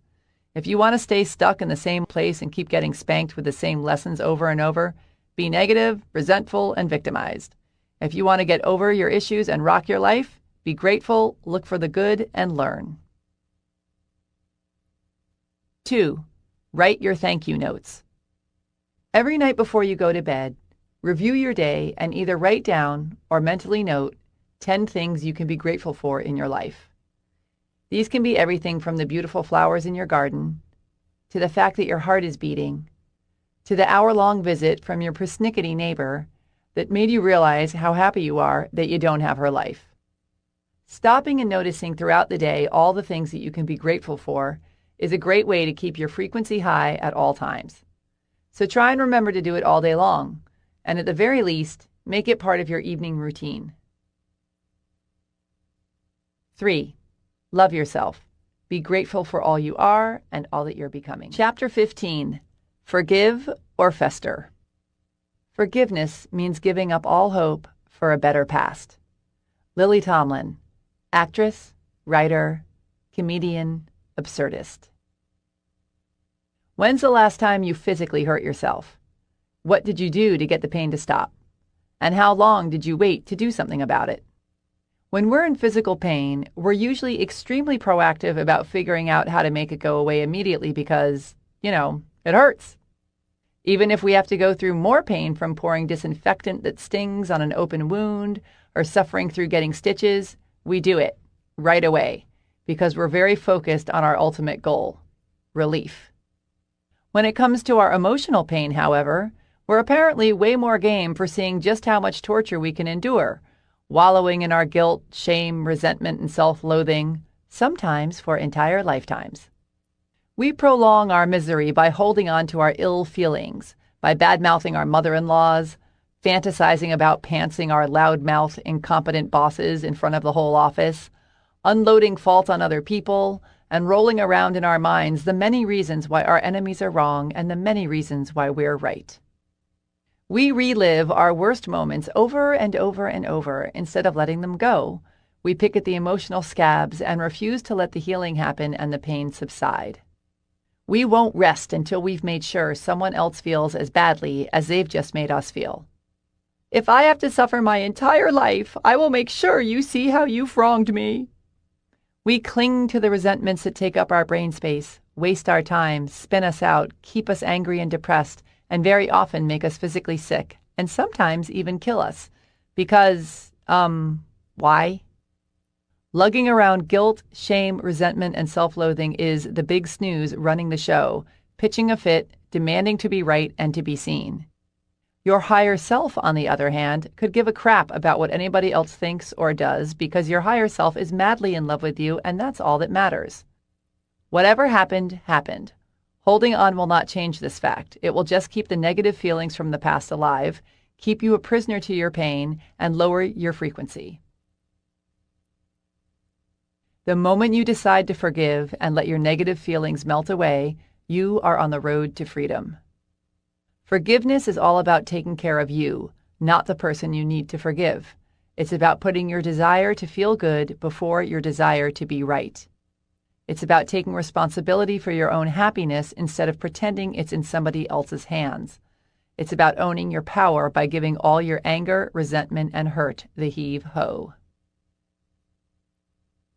Holding on to resentment is like taking poison and waiting for your enemies to die. If you're having issues with someone you care about, explain how you feel without putting the blame on them, and regardless of the outcome, forgive them. Your talk may bring you closer together, or you may discover that you don't want to hang out with them as much, or at all, but either way, if you want to be free, you have to let it go. If you're feeling hurt or resentful towards some a-hole you don't care about, free yourself and let it go instead of stewing on it or getting revenge by sending them a box of rats in the mail. Why do you care if they understand how lame they are or not? What good does that do you? And don't pretend it's because you want them to become a better person. You could care less. You want retribution or an apology or to be acknowledged as right. Get over it. Let it go. The longer you stay attached to being vindicated, the longer they hang around in your consciousness, stinking up your life. Do not fall prey to the false belief that by forgiving someone, you're letting them off the hook, because when you forgive someone, you let yourself off the hook. Forgiving isn't about being nice to them. It's about being nice to yourself. Okay, so great. Yes, we get it. Now, how do you actually let it all go? How do you forgive this stupid bastard? 1. Find compassion. Finding compassion for yourself or someone else who did something so awful is like pulling a bullet out of your arm. You may kick and scream and hate it at first, but in the long run, it's the only way to start the real healing. One of the best tricks for doing this is to imagine the person you're resentful of as a little kid. Think of this little person acting out of fear, doing the best they can to protect themselves and attempting to deal with their own suffering in the only way they know how. People act poorly because they are in pain or confused or both. Understanding this and imagining the person who you want to behead as a sweet little innocent child with big puppy dog eyes will help you find compassion for them, which is the key to forgiveness. And same goes for anything you feel you need to forgive yourself about. You too are just a little bunny trying to work it all out. Find compassion for your sweet little sippy cup self and let it all go. 2. Erase the other person from the equation. Imagine you've got 2 employees who don't show up for work on the same day, leaving you to handle everything yourself the morning before a huge presentation. One of them blows you off because she's hungover and just couldn't deal, but the other found out that her beloved mother suddenly died and had to run off to the airport, forgetting to call you in her emotional haze. Same exact result. You're ditched and left to do all the work yourself. 2 totally different ways to react, which means you have a choice. One choice puts you at risk of busting an artery out of rage. The other opens your heart. Another option is to picture yourself hanging out in your brand new boat, and an empty boat floats up and bangs into you, leaving a scratch. If there's nobody in the boat, there's nobody to get mad at, and you deal with the situation in a much calmer, inquisitive way. If there's some moron driving that other boat who bangs into you because they're checking a text, however, you deal with it by going crazy and calling them a bunch of names related to genitalia. Again, same exact situation. You get a scratch on your boat. 2 different ways to react. When someone does something awful to you, take that person out of the equation so you can open yourself up to have a more pleasant and productive reaction. And life. It's not about them anyway. It's about you. If you have nobody to be angry at, it's hard to be angry. Instead, it opens up the incident for questioning.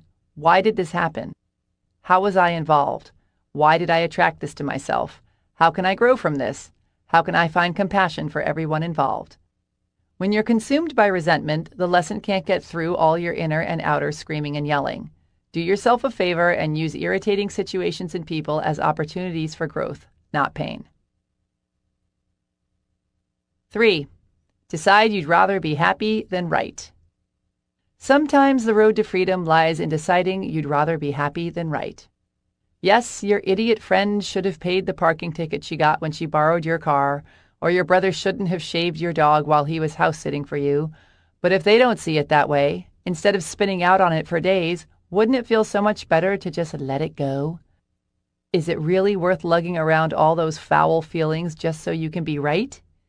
Think to yourself, what do I have to do, or not do, or think, or not think right now to be happy?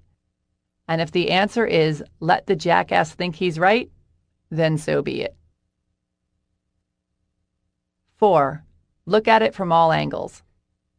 It's important to remember that everyone is living in their own self-created illusion, and that you have no idea what they're acting out or where they're coming from. So just because you think something is totally not okay, in their illusion, it could be fine, and your way could be totally not okay. Look at it from another perspective. Loosen your stranglehold on it being my way or the highway. Let some air in, and you may be surprised how quickly resentment flies out the window. For example, you send your good friend a text about a dinner party you're having and invite her to come. She sends you a text back saying she can't make it because it's her birthday. You now realize you completely forgot her birthday, so you text her back an apology and a sad face. You hear nothing back. So you text her, "Happy birthday!"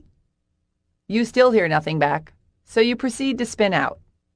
You go from feeling awful for hurting her feelings, to wondering what kind of idiot adult still cares that much about her stupid birthday, to thinking how much you'll have to spend on a present to relieve your guilt. Meanwhile, she accidentally dropped her phone in the toilet bowl after her last text to you. By being inquisitive about, instead of a slave to, your reactions to other people, you get the double whammy bonus of not only setting yourself up to forgive them much more easily, because you realize that it's really about you, not them, but you receive the great gift of being enlightened to some of your own not-so-special traits, so you can grow and learn from them. Much more on all this in Chapter 21, Millions of Mirrors. In her brilliant book, I mean it, go get it, Loving What Is, 4 Questions That Can Change Your Life, Byron Katie says, "We don't attach to people or things. We attach to uninvestigated concepts that we believe to be true in the moment. For example, in the aforementioned scenario, instead of attaching to the quote-unquote truth that this person isn't answering your text because they're upset, all you need to do is ask yourself, why am I freaking out over something that I have no proof is even true? Or, how would I feel if I didn't just assume that my friend is mad at me? You could literally be one question away from being happy in any otherwise upsetting situation. 5. Have a total shit fit. Go somewhere alone and far away from other people and beat the hell out of a pillow or a mattress or some other soft, inanimate object that won't hurt your fist or punch you back. Scream and yell about what a selfish little pig this other person is and go for it 100% until you're exhausted or someone calls the cops on you. Get it out of your system totally and completely, and then let it go. 6. Remember that you won't even remember this. Try and think about someone who had you totally freaking out and all pissed off 3 years ago. Can you even come up with someone? If you can you get all worked up about them now? Whatever or whomever you're needing to forgive in this moment will most likely be a mere blip not very long from now, depending on the severity of the situation, of course. So why make a huge drama out of it if you're only going to forget about it one day? See it as the future non-event that it is and start forgiving and forgetting right away. When it comes to forgiveness, what you actually have to do is not hard. It's like quitting smoking. You actually do less than you do when you smoke. You don't have to go to the store to buy cigarettes. You don't have to open the pack, light one up, find an ashtray, etc. All you have to do is stop. All the work is in letting go of your self-created attachment to cigarettes. Same with forgiveness. All you have to do is let go of your self-created attachment to this other person or belief. 7. Forget about it. Once you've truly forgiven someone, wipe the slate clean. So often we form judgments about people and then, no matter what they do, we see them through the lens of that judgment. Which means we're just waiting for them to piss us off again. Which means we're still in the forgiveness light stage. We're pretending we're cool, but we're really still holding on to some resentment. Release all expectations. Let everyone off the hook. Treat people as a blank slate over and over again. Expect only the best from them, regardless of what they've done in the past, and you may be surprised. What you focus on, you create more of, and if you keep expecting people to annoy you, they will not let you down. Focus on their finer points and encourage their good behavior if you want to create more of it. 8. Love yourself. You deserve it. Chapter 16. Loosen your bone, Wilma. You don't paddle against the current, you paddle with it. And if you get good at it, you throw away the oars. Chris Christopherson, singer, songwriter, actor, Rhodes Scholar, still super hot for an old guy. Several years ago, I went on a life-changing trip to India. In case you haven't witnessed it yourself, India is heaving with life. A swarming blur of vibrant colors, honking cars, wandering cows, packed trains, endless slums, elaborate palaces, ancient temples, and sweet-smelling incense. It's literally full to the brim with humanity, chatting and chanting and sitting on top of you while you struggle for space on an overbooked train. Your only options are 1, go with the flow and get to know your neighbor, or 2, grow a big fat stress-related tumor about it. I am extremely impressed to report that the majority of the country went for option number 1. In India, some people will spoon you on a bus if you fall asleep next to them, roll down their windows to chat with you in a traffic jam, stare unblinkingly at your non-Indianness, help you if you're lost, insist you get in their family photos at historical monuments, invite you in for tea, burp, fart, and laugh in your face. It's totally annoying and sweet, and makes me think they clearly know something important that I've long forgotten, and that I suspect most of the world has forgotten too. I didn't have to darken the doorway of an ashram, or stick a red dot on my forehead, or partake in any of the other thousands of spiritual options the country is famous for offering. Who needs them? As far as I'm concerned, you can pretty much learn everything you need to know about spirituality and life by taking a 12-hour bus ride through India during wedding season. When I bought my ticket on the Super Deluxe Express bus to Delhi from Agra, home of the Taj Mahal, I was told I was paying a wise 400 rupees extra for the luxury of a 5-hour nonstop ride, as opposed to the 10 hours and countless stops of the local bus. I was so extremely exhausted from the 3 sleepless days I'd spent whooping it up at a camel festival in the desert that the thought of hunkering down on the Super Deluxe and sleeping all the way to Delhi sounded good to me. But what I got instead was a seat next to Mr. Friendly, a middle-aged man who spoke 3 words of English, and who insisted on chatting me up even though I was doing what I thought was a very convincing job of fake sleeping and a very real job of having no freaking idea what he was saying. The bus left an hour late due to massive confusion and overbooking, and took almost 2 hours to get out of town thanks to the fact that this was November, peak wedding season. Weddings in India traditionally involve a ceremony that lasts for days, stretches for miles, welcomes anyone caught in the crossfire, and includes a parade through the streets complete with horses, marching band, explosives, a car with a loudspeaker blaring Indian music and important wedding announcements, and a bunch of guys carrying what looked like table lamps on their heads. My bus ended up getting trapped in wedding festivities pretty much every 10 minutes, which meant that everyone on the bus, every time we stopped, skipped off to join the party.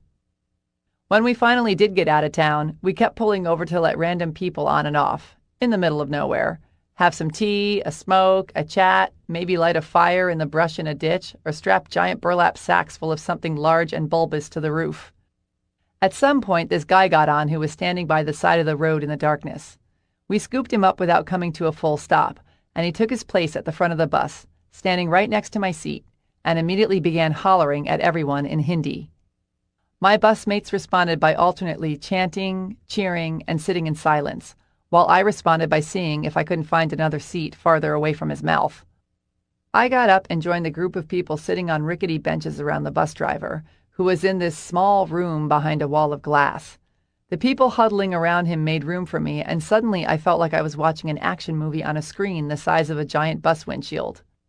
We were careening through the narrow dirt streets of tiny villages, Bollywood music crackling over the radio, while people, goats, and monkeys leapt out of the way, slowing down only for the almighty, holy cow.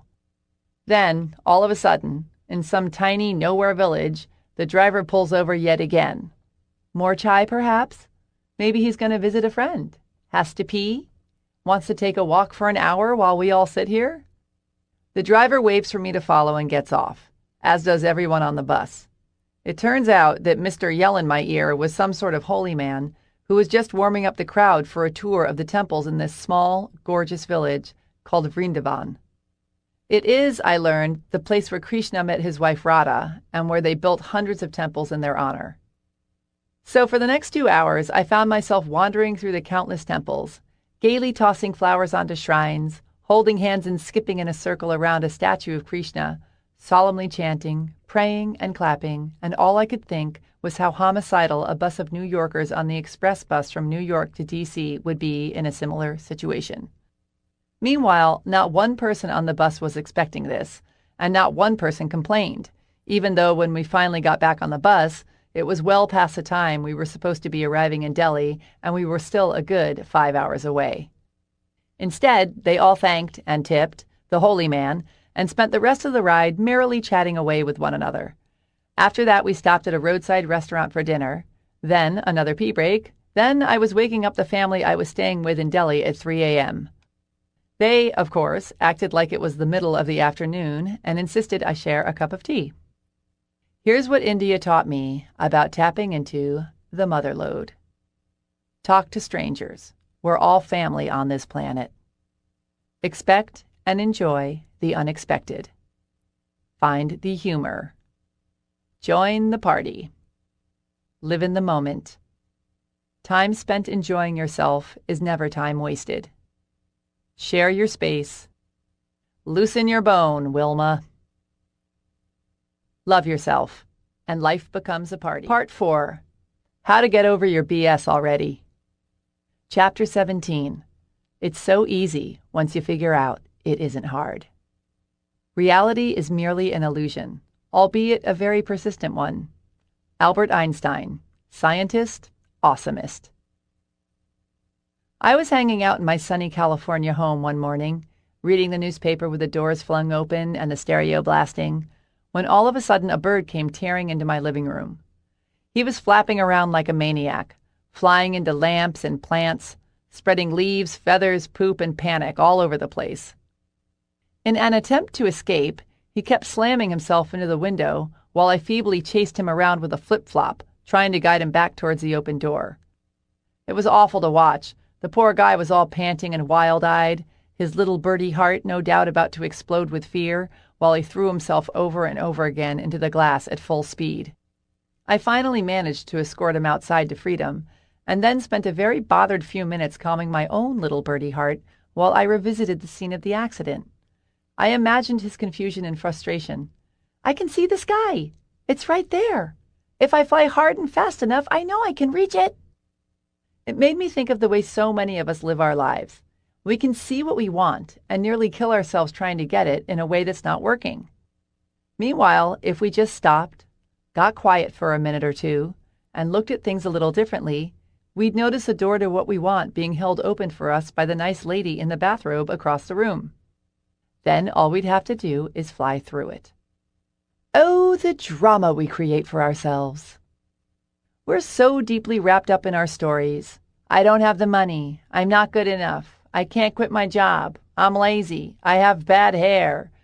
Trudging through life with our heads down, clinging to our false beliefs like lifeboats full of doo-doo, that we prevent ourselves from seeing the literally infinite sea of possibilities and opportunities surrounding us at every single moment. Have you ever walked down a street that you've walked down a million times and suddenly noticed a house or a tree or a mailbox or something else totally obvious and in your face that you've never noticed before? Or have you ever suddenly become aware of the eye color of someone you've known for years? Or have you ever looked at your mother and thought, I was inside of that woman once? All of this stuff didn't suddenly appear and then you noticed it. It was all there all along. You just weren't experiencing it because your focus was directed somewhere else. Here's a cool exercise. Right now, look around wherever you are and count the number of things you see that are red. Take about a minute and count them all. Now stop, close your eyes, and try to think of everything around you that's yellow. There's probably a ton of yellow, but you didn't see it because you were looking for red. What you choose to focus on becomes your reality. And that's just an example of what we're not noticing that we can see.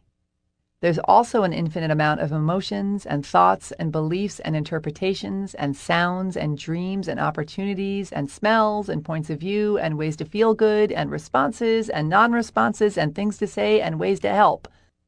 Yet, because we're so set in our ways and so committed to our stories about who we are and what our reality looks like, we only scratch the very surface of all that's available to us in every single moment. Meanwhile, we're totally surrounded by countless awesome versions of reality, and they're all just hanging around like a bunch of shy teenage girls at the prom, leaning against the walls, waiting for us to ask them to dance. As the poet William Blake so eloquently stated, if the doors of perception were cleansed, everything would appear to man as it is, infinite. So, why would you create anything that's not totally awesome? I mean, we're only talking about your life here. If you chose to get over all your reasons why the money you so desire is evil, or your conviction that you're the kind of person who's scared of intimacy, or your attachment to a plethora of other excuses that you perceive to be very serious and real, when in reality they're probably kind of cute and ridiculous, you could literally create any reality you want. Whenever I become impressed by a particularly creative array of new excuses I've come up with, or start to organize an elaborate pity party for myself, I turn to Ray Charles. I don't often listen to his music, but I always think about Ray when I need a kick in the rear end. He was a broke, blind minority who was orphaned by the age of 15 and raised in the colored part of town, in a time when slavery wasn't all that distant of a memory, and he went on to become one of the most influential and successful American musicians of all time. Basically, he wasted no time on excuses. Any little woe-is-me-ism that I try and hold up against Ray instantly wilts into the sniveling little nice try that it is, and I'm forced to look upon my life and my excuses with a new perspective. Really? You're really going to let that stop you?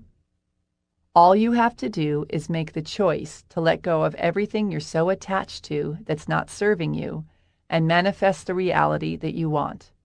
Life is an illusion created by your perception, and it can be changed the moment you choose to change it. Our entire experience on this planet is determined by how we choose to perceive our reality. I know, as if. It can't be that easy. If it was that simple, how could I possibly have spent all this time banging my head against the glass wall of my own self-created ho-hummery? But before you get into a bad mood about it, remember, all this stumbling around in the realities we pretend to be stuck in is very valuable because it allows us to grow and learn and evolve. Rough seas make better sailors, but you get to choose how long you want to stay in school and work on the same issues over and over and over. Your graduation cap and gown are cleaned and pressed and waiting for you whenever you want to put them on. All you have to do is let go of your present story and rewrite a new one that fits who you truly are. If you want to join the party and shift your perspective, do what I say in this book, and really do it. Don't just half-ass it. And while you're at it, believe it too. Study the resources I suggest on my website. Commit to releasing your attachment to low-frequency thoughts and experiences. Trust that the universe loves the crap out of you. Kick fear in the face and head bravely into the unknown. Also, do the following. 1. Become aware of what your stories are. We call these stories because that's what they are. They are not the truth, and they can be rewritten. You're the author of your own life, not your parents, not society, not your partner, not your friends, not the bullies who called you Fatzilla in junior high. And the sooner you decide to rewrite yourself a better script, the sooner you get to live a more awesome life. Before you can let go of your stories, get clear on what they are. Listen to what you say and what you think about, and start busting yourself in your own lies. We get so used to and so identify with our broken records that we don't even notice they exist or that they're not even real, and yet we'll fight to the death to uphold their non-truths.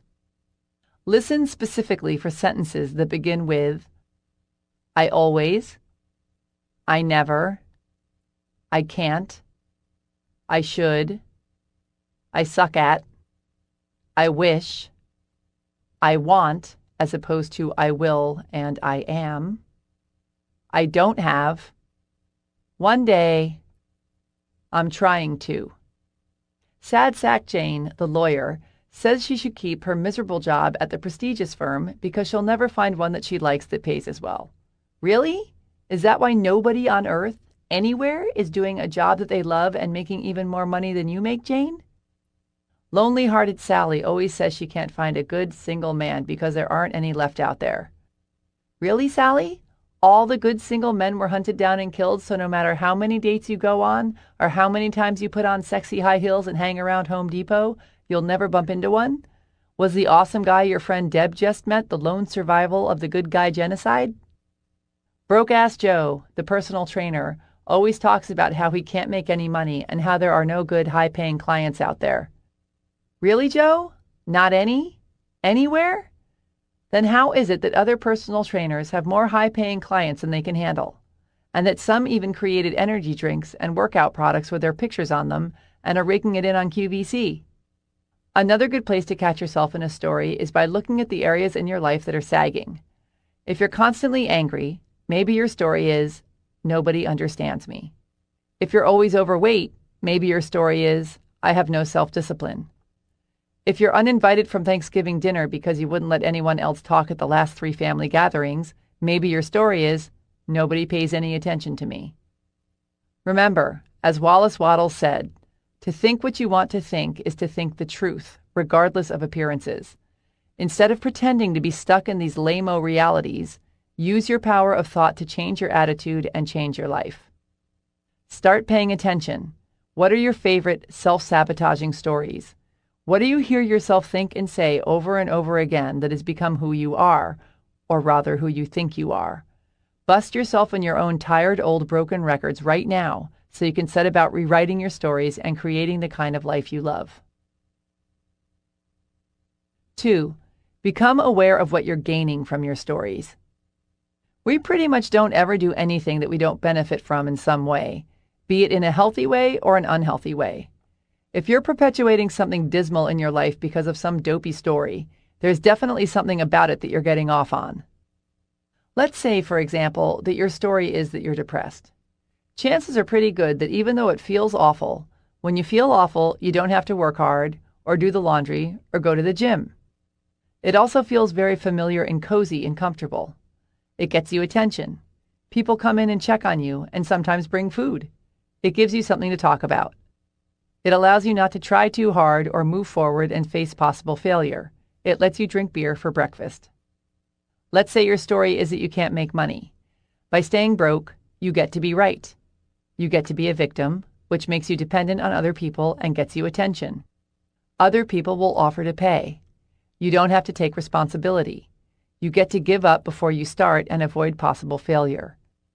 If things in your life fall far below the mediocre scale, you get to blame other people and circumstances instead of taking risks to change it because you can't afford to take risks. Let's say your story is that you stink at relationships. You get your freedom. You don't have to commit and can keep looking for the greener grass on the other side. You don't have to risk getting hurt by being vulnerable. You get to complain about always being single and get sympathy. You get the whole bed to yourself, never have to compromise, and don't have to shave unless it's summer. We don't realize it, but we're making the perks we get from perpetuating our stories more important than getting the things we really want because it's familiar territory, it's what we're comfy with, and we're scared to let it go. If we've been depressed or victimized or whatever since childhood, we trick ourselves into believing that it's really who we are as adults in order to continue reaping the quote-unquote rewards. It's how we survived as kids, but it doesn't serve us anymore, so we need to get rid of it or we'll just keep creating more of it. For example, let's say you grew up with a violent alcoholic father, and your way to protect yourself from being the target of his rage was to never speak up, to never let yourself or your wants and wishes be visible. Cut to you as an adult who never speaks your truth or who never stands up for yourself. You're still reaping the false rewards. You're playing it safe, not risking getting hurt or yelled at. But this behavior is backfiring on you because by hiding and not taking a stand for yourself, you're living a life that totally makes you want to roll over and go back to sleep every morning instead of getting up and facing your day. Once you identify the false benefits you're reaping from holding onto your stories, you can start the process of letting them go and replace them with new empowered ones that'll serve the adult you. 3. Get rid of your stories. Once you know what the beast looks like, you can slay it. Take your list of can'ts and shoulds and I nevers, etc., and write stream of consciousness in a journal, and really feel in your body what you're getting from these old limiting beliefs, such as, I feel special, I feel safe, I get to live with my parents and never get a job, etc. Make a list of these false rewards. Really push yourself to get them all onto the page. Then feel the attention, the specialness, or the comfort, or the safety, or whatever your trip is, and really become clear on it. Catch yourself fully in the act and feel it all the way through. Now look at your list of false rewards for what they really are. Scared little parts of yourself acting out.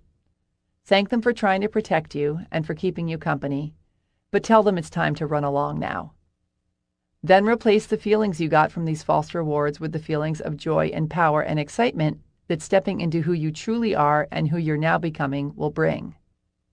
Imagine that childish version of yourself leaving your body and the powerful adult stepping in. Breathe in the adult, breathe out the kid and the old story. It's like finally taking the keys to the Ferrari back from the 7-year-old version of yourself who's been driving it all this time, nearly getting you killed. See yourself as the adult stepping in to take your place behind the wheel. Keep envisioning or writing down what it looks like and feels like to have the real adult you replace your old childhood story. Feel it. Get excited by it. Then make the decision that you're ready to change and take positive action in the direction you want to go. For example, let's say that lonely-hearted Sally finally got fed up enough to get mighty real with herself and face her issues around relationships. She'd start by getting clear on what her stories are. I can't meet a man because there aren't any good ones left. I suck at flirting. I never know what to say to men. I'm not attractive to men, not the good ones anyway. I scare men away. I don't trust men. I don't believe there really is anyone out there for me. Once she's got her list, which could easily go on for pages, by the way, but for the sake of example, and because I'd like to leave the house today, we'll stick with these. Sally can stream of consciousness journal about the false rewards she's getting. And by stream of consciousness, I mean just let it flow. Don't edit it or overthink it too much. Just write it. In Sally's case, her journaling could look like this. By saying there aren't any good men out there, I don't have to take responsibility for why I'm not meeting any. I get to feel victimized and right for staying single. I get to prove how lame men are by never being with a good one. My pain of feeling unworthy and my mistrust of men get proven right when I stay single. I feel like I know what I'm doing, and I get to stay in control by not letting anyone get close to me. I feel free. I feel safe. I feel special because I get attention for breaking the rules. Again, this could go on for hours, but you get the idea. Once she's gotten all her false rewards on the page, Sally can then focus on them, feel them all the way through, thank them for trying to protect her. We don't want this to turn into a self-loathing exercise, please. And release them by replacing them with new, powerful stories. She can literally take each one and replace it with a new truth. For example, by saying there aren't any good men out there, I don't have to take responsibility for why I'm not meeting any. She could then change this to, the world is filled with awesome, loving men, and I am fully capable of and so excited to find me a good one. I get to feel victimized and right for staying single. She could change this to, I am powerful and in control of my life. I choose to love and be loved. I get to prove how lame men are by never being with a good one. She could then change this to, I love and trust men and am so thrilled to be with an awesome guy who makes me giddy with happiness. These new stories become her new truth, and in order to make them stick, she focuses on them, breathes them in, and feels how happy they make her feel. These stories are her new affirmations. Remember those? That she will not only write down and repeat and bombard herself with over and over and over, but that she will instantly replace her old stories with if they should fly out of her mouth or into her mind out of habit. Let's review, shall we? 1. List off your old stories that you've gotten into the habit of thinking and saying. 2. Journal about the false rewards you get from them. 3. Feel into these false rewards, thank them for their help, and decide to let them go. 4. Take each false reward and write a new, powerful story to replace it with. 5. Repeat this new story or affirmation over and over and over until it becomes your truth. 6. Behold your awesome new life. Nothing in this world is permanent, including our stories. Yet we try to hold on to them for false security, which ultimately leads to sorrow and loss. Be willing to let go. Keep reinventing your story as you continue to grow. 4. Get a move on. Once you've gotten clear on your story and have done the energy work, take action. If you were once depressed but have decided to let it go, stop listening to melancholy music. Stop talking about how lousy you feel. Stop pretending that putting on your bathrobe counts as getting dressed, etc. Instead, focus on the good and do the things you love to do. Make an effort instead of collapsing into the familiar feeling of being depressed. Realize that you've gotten into habits with these things and switch them around. Behave the way a person who isn't depressed behaves. Dress how they dress. Hang out with the kinds of people they hang out with. Speak the way they speak. Do the things they do. Really sink into the understanding that you can have what you want. This won't work if you just pretend. You can't be like, okay, I'm going out on a date. I'm telling myself I'm going to have a great time, but I know it's going to be hideous because it's always hideous, but I'm having a good attitude about it. Going out into the world and trying, yet still deep down believing that you're ruled by your past circumstances, is like forgiving someone but still hoping they sit in something wet. 5. Get out of your routine. Talk to strangers. Wear something different. Go to a new grocery store. Make dinner for someone who you want to get to know better. Change toothpastes. Go to a movie at 2 p.m. on a Wednesday. Learn 3 new jokes. Walk taller. Notice 5 awesome things you've never noticed about your home, your beliefs, your mother, your face. Do things that pull you out of your routine, and you'll be amazed by the new realities that were there all along that suddenly present themselves. 6. Sidestep the spiral. There's also the ever-popular spiral into darkness, where you begin by being sad that your dog died, then realize that not only are you now dogless, but you're still single, and you will always be single because everyone, including your dog, leaves you, which probably wouldn't be the case if you didn't have such fat thighs or weren't so overshadowed by your gorgeous sister, who is pretty much the main reason you've had no self-confidence your entire life, and wah. Feel sad, but don't blow it up into some huge drama. If something negative happens in your life, feel it, learn from it, let it go, and get back to focusing on the life you're excited to live. 7. Love yourself more than you love your drama. Chapter 18.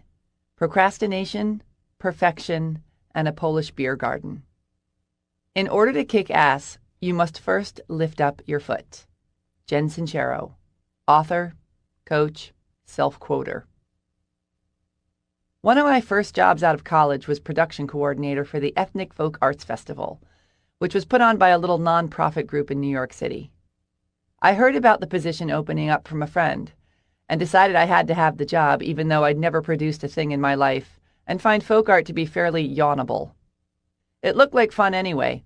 They worked out of a funky loft in Tribeca, knew a lot about music, brought their dogs to work, and the festival I'd be working on gathered musicians, dancers, and artists from around the globe and brought them together in a Polish beer garden in Queens for a big fat party, which meant men in skirts and free sausage and beer.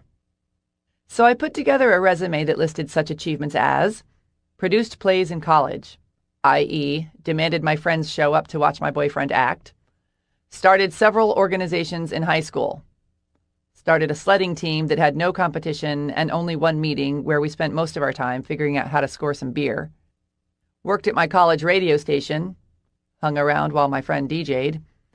Then I got all dressed up in some business casuals that I borrowed from my mom that didn't fit, and marched off to my interview. A couple of hours later, me and my big mouth had a new job. That night, I laid awake in wide-eyed horror. My God, what have I done? I'm a monster! These sweet, big-hearted, sandal-wearing people just handed me a coffee can full of money that they spent an entire year collecting for this festival, and I'm the lying fathead who's going to blow it. I thought about turning myself in, but, unwilling to turn down a good party, went for it instead and wound up working harder for them than I had ever worked in my life. I decided that I'd rise to the occasion, that I would do whatever it took to make this the best damn festival that Polish beer garden had ever seen, and I pulled it off with flying colors, if I do say so myself.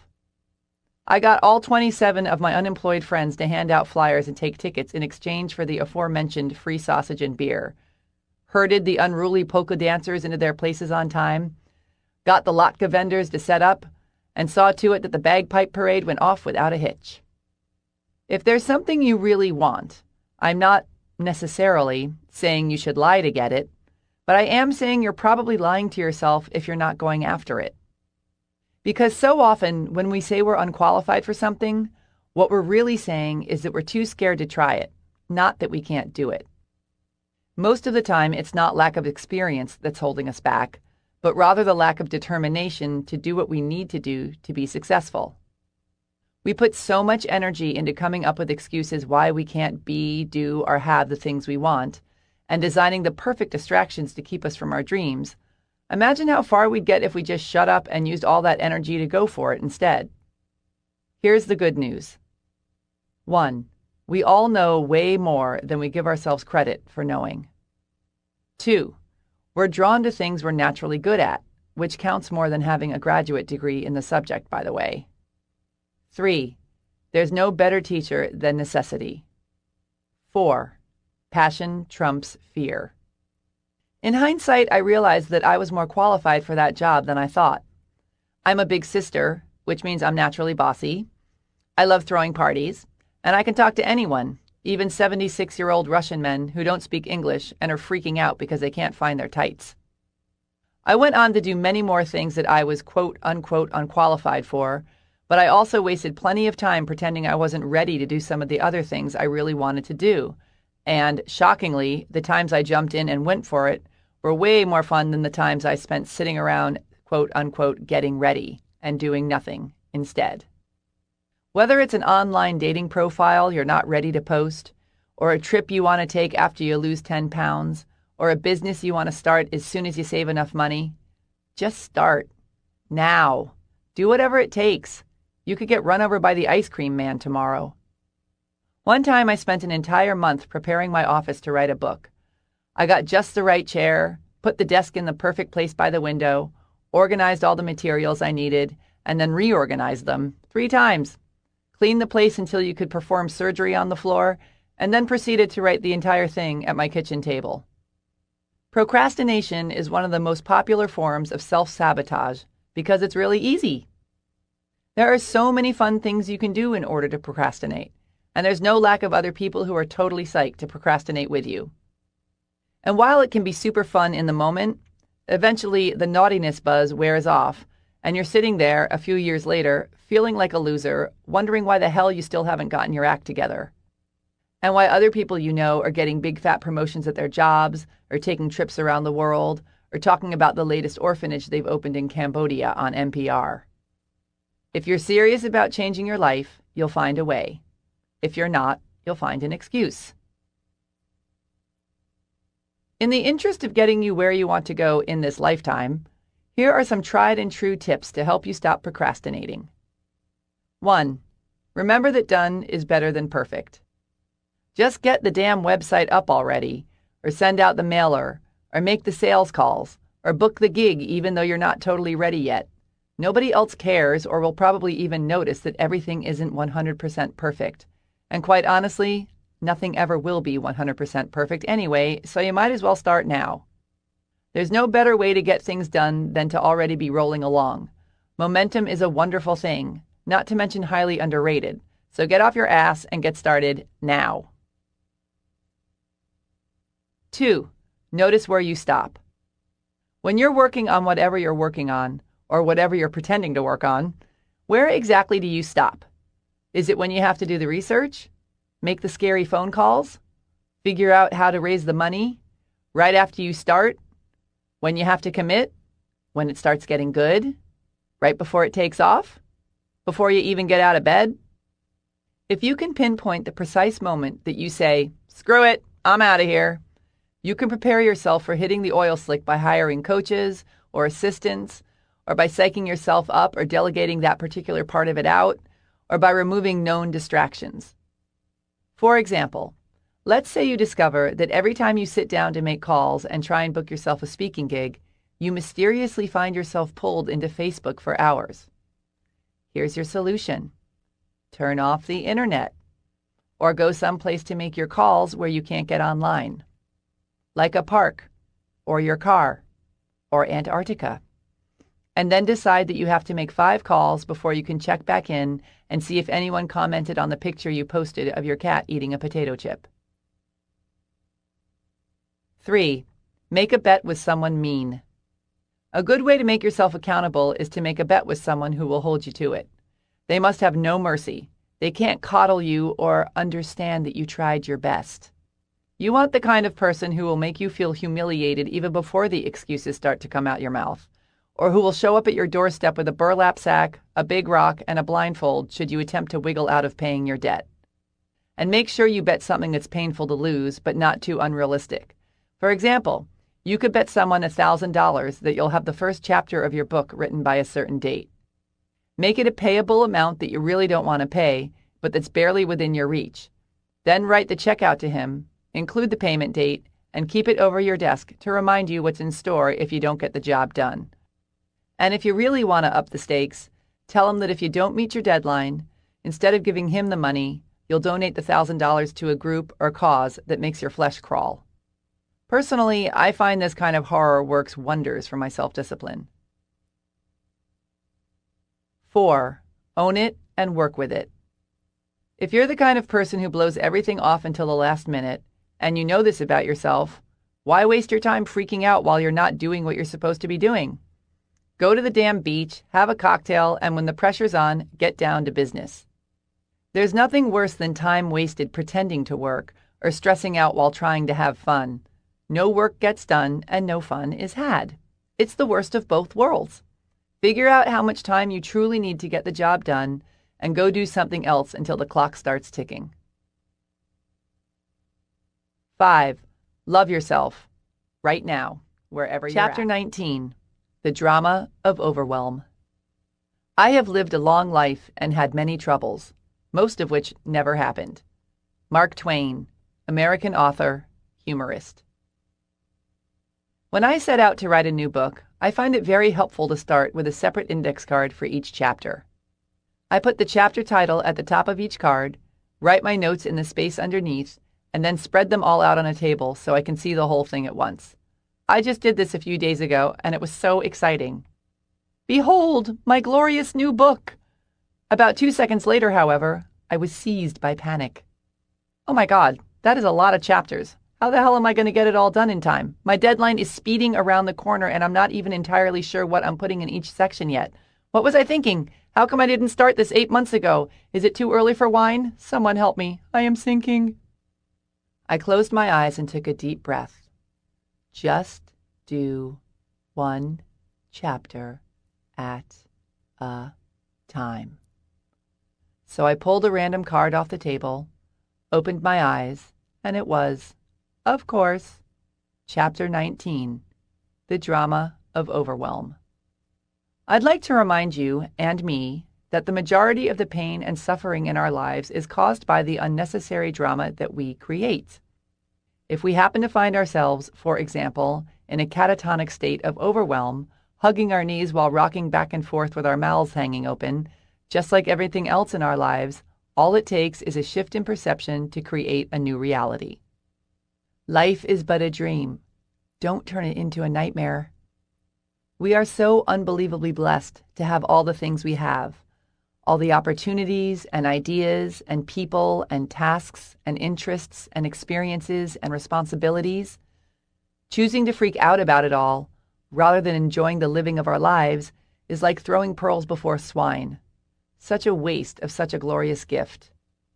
In the interest of helping you get a more pleasant perspective on your massive to-do list, let's take the 3 most common complaints about overwhelm and pretty them up. 1. There's not enough time.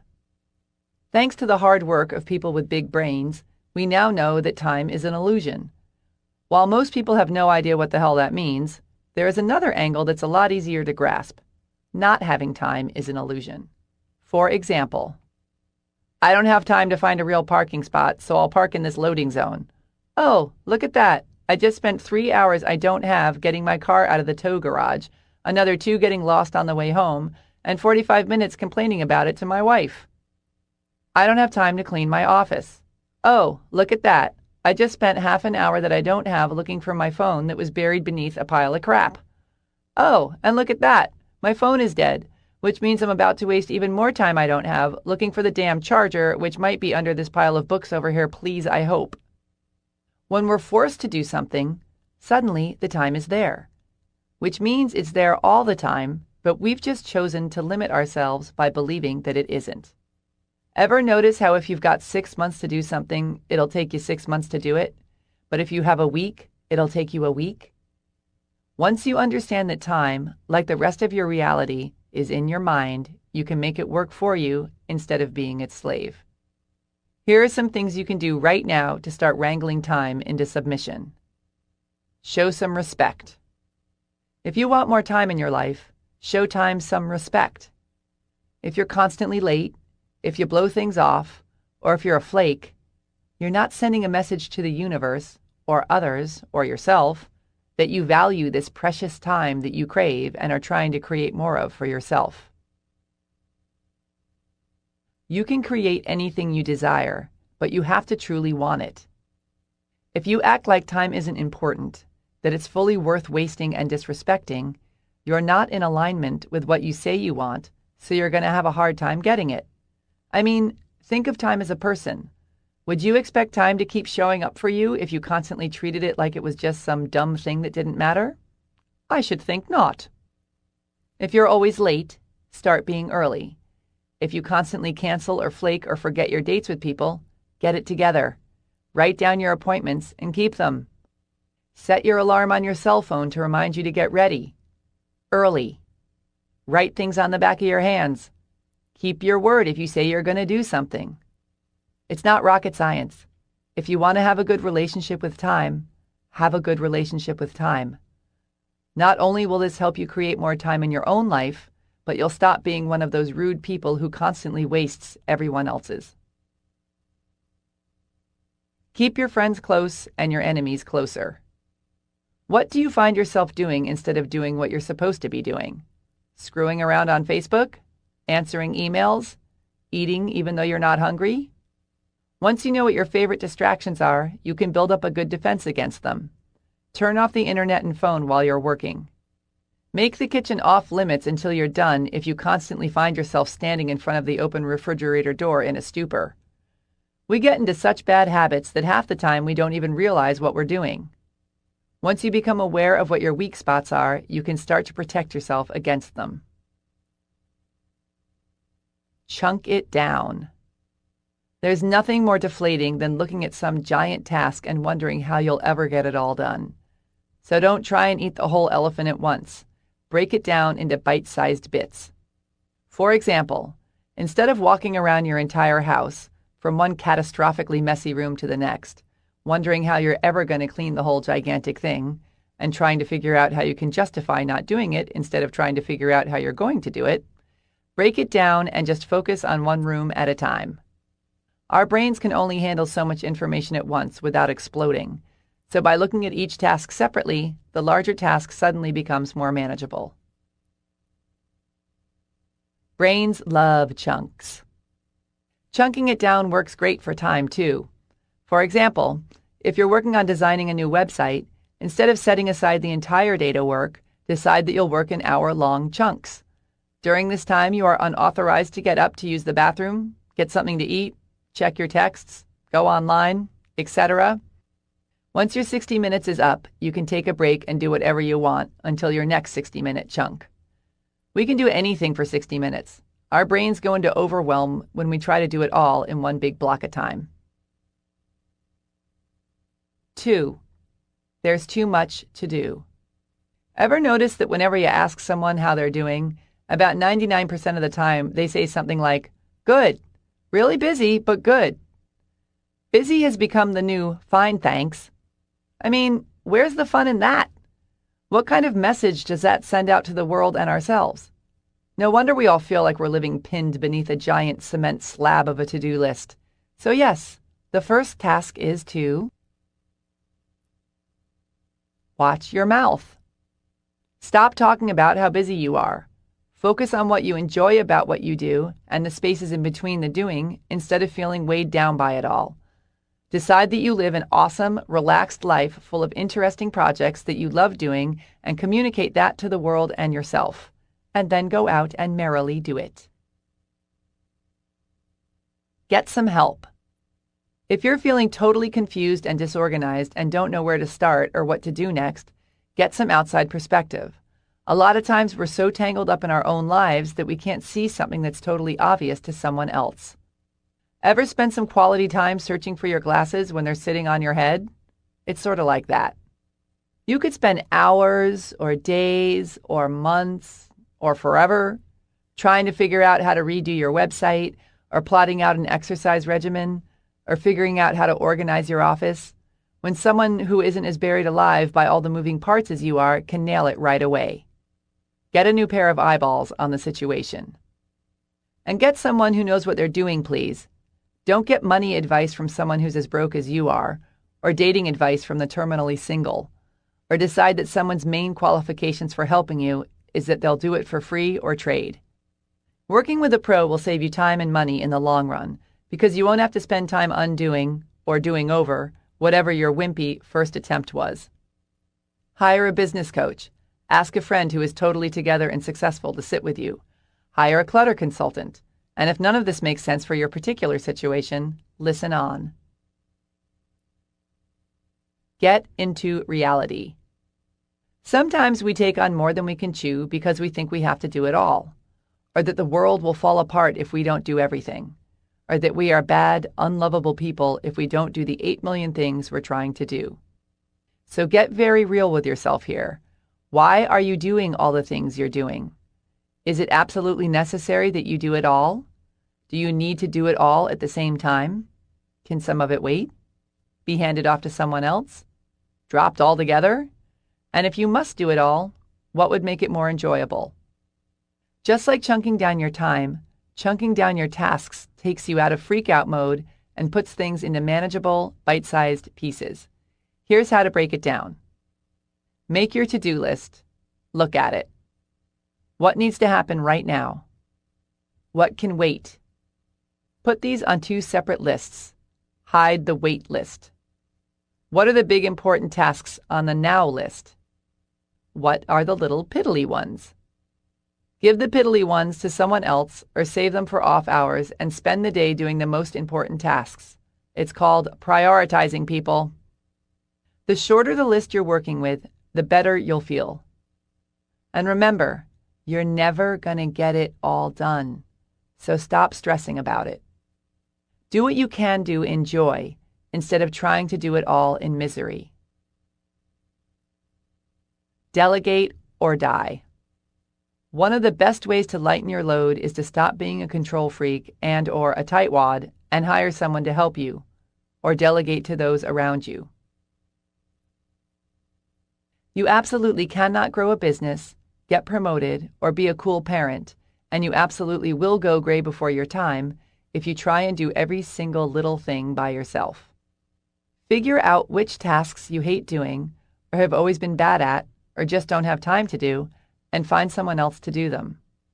I realize the reason you may not have done this yet is because you can't afford to hire someone, or because you think you're the best at it, or because you're a control freak, but like many other excuses, the answer is often there, you're just not looking at it properly. If you absolutely had to get some help, if it was a matter of life or death, what would you do? You could get an intern from your local college. You could get a friend or family member to help you out. You could hire someone for just 30 minutes a week and increase as you go. You could sell something to bring in the money to pay someone, or borrow it, or push yourself to make it. You could hand it over to human resources and make it their problem. You could ask your husband to empty the dishwasher and get your teenager to clean out the garage so you'd have more time. Help is all around us. Sometimes receiving it is simply a matter of looking at it differently or not giving up so easily. Deciding that you can't have something you need or want instantly cuts you off from the flow of manifesting it, as well as distances you from the part that lit you up about it in the first place. Once you think, I can't, the universe is like, alrighty then, no assistance needed here. See you later. Even if you have no idea where it's going to come from, stay open to the possibility of support presenting itself, and you may be surprised by what you can create and how much help you can get. Decide you must have it. Trust that it's available to you.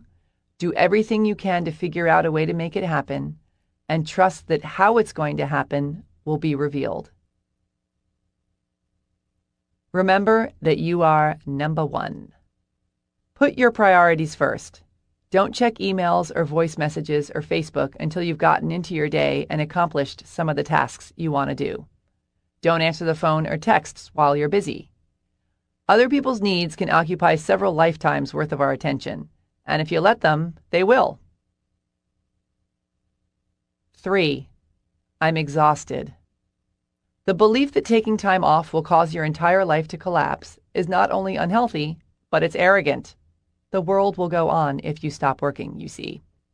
If you don't take time off, your body will eventually put its foot down and make you sick. Bodies do it all the time.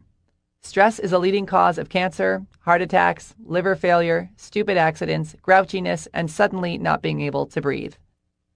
Aside from the sickness factor, making time to do the things that inspire you should also be a priority because, what's the point of living life without them? Where's the fun in waking up at 85 and realizing you, quote unquote, couldn't find the time to enjoy yourself? What were you doing that was more important instead? This is not a luxury reserved for people who are richer, smarter, or less bogged down than you are.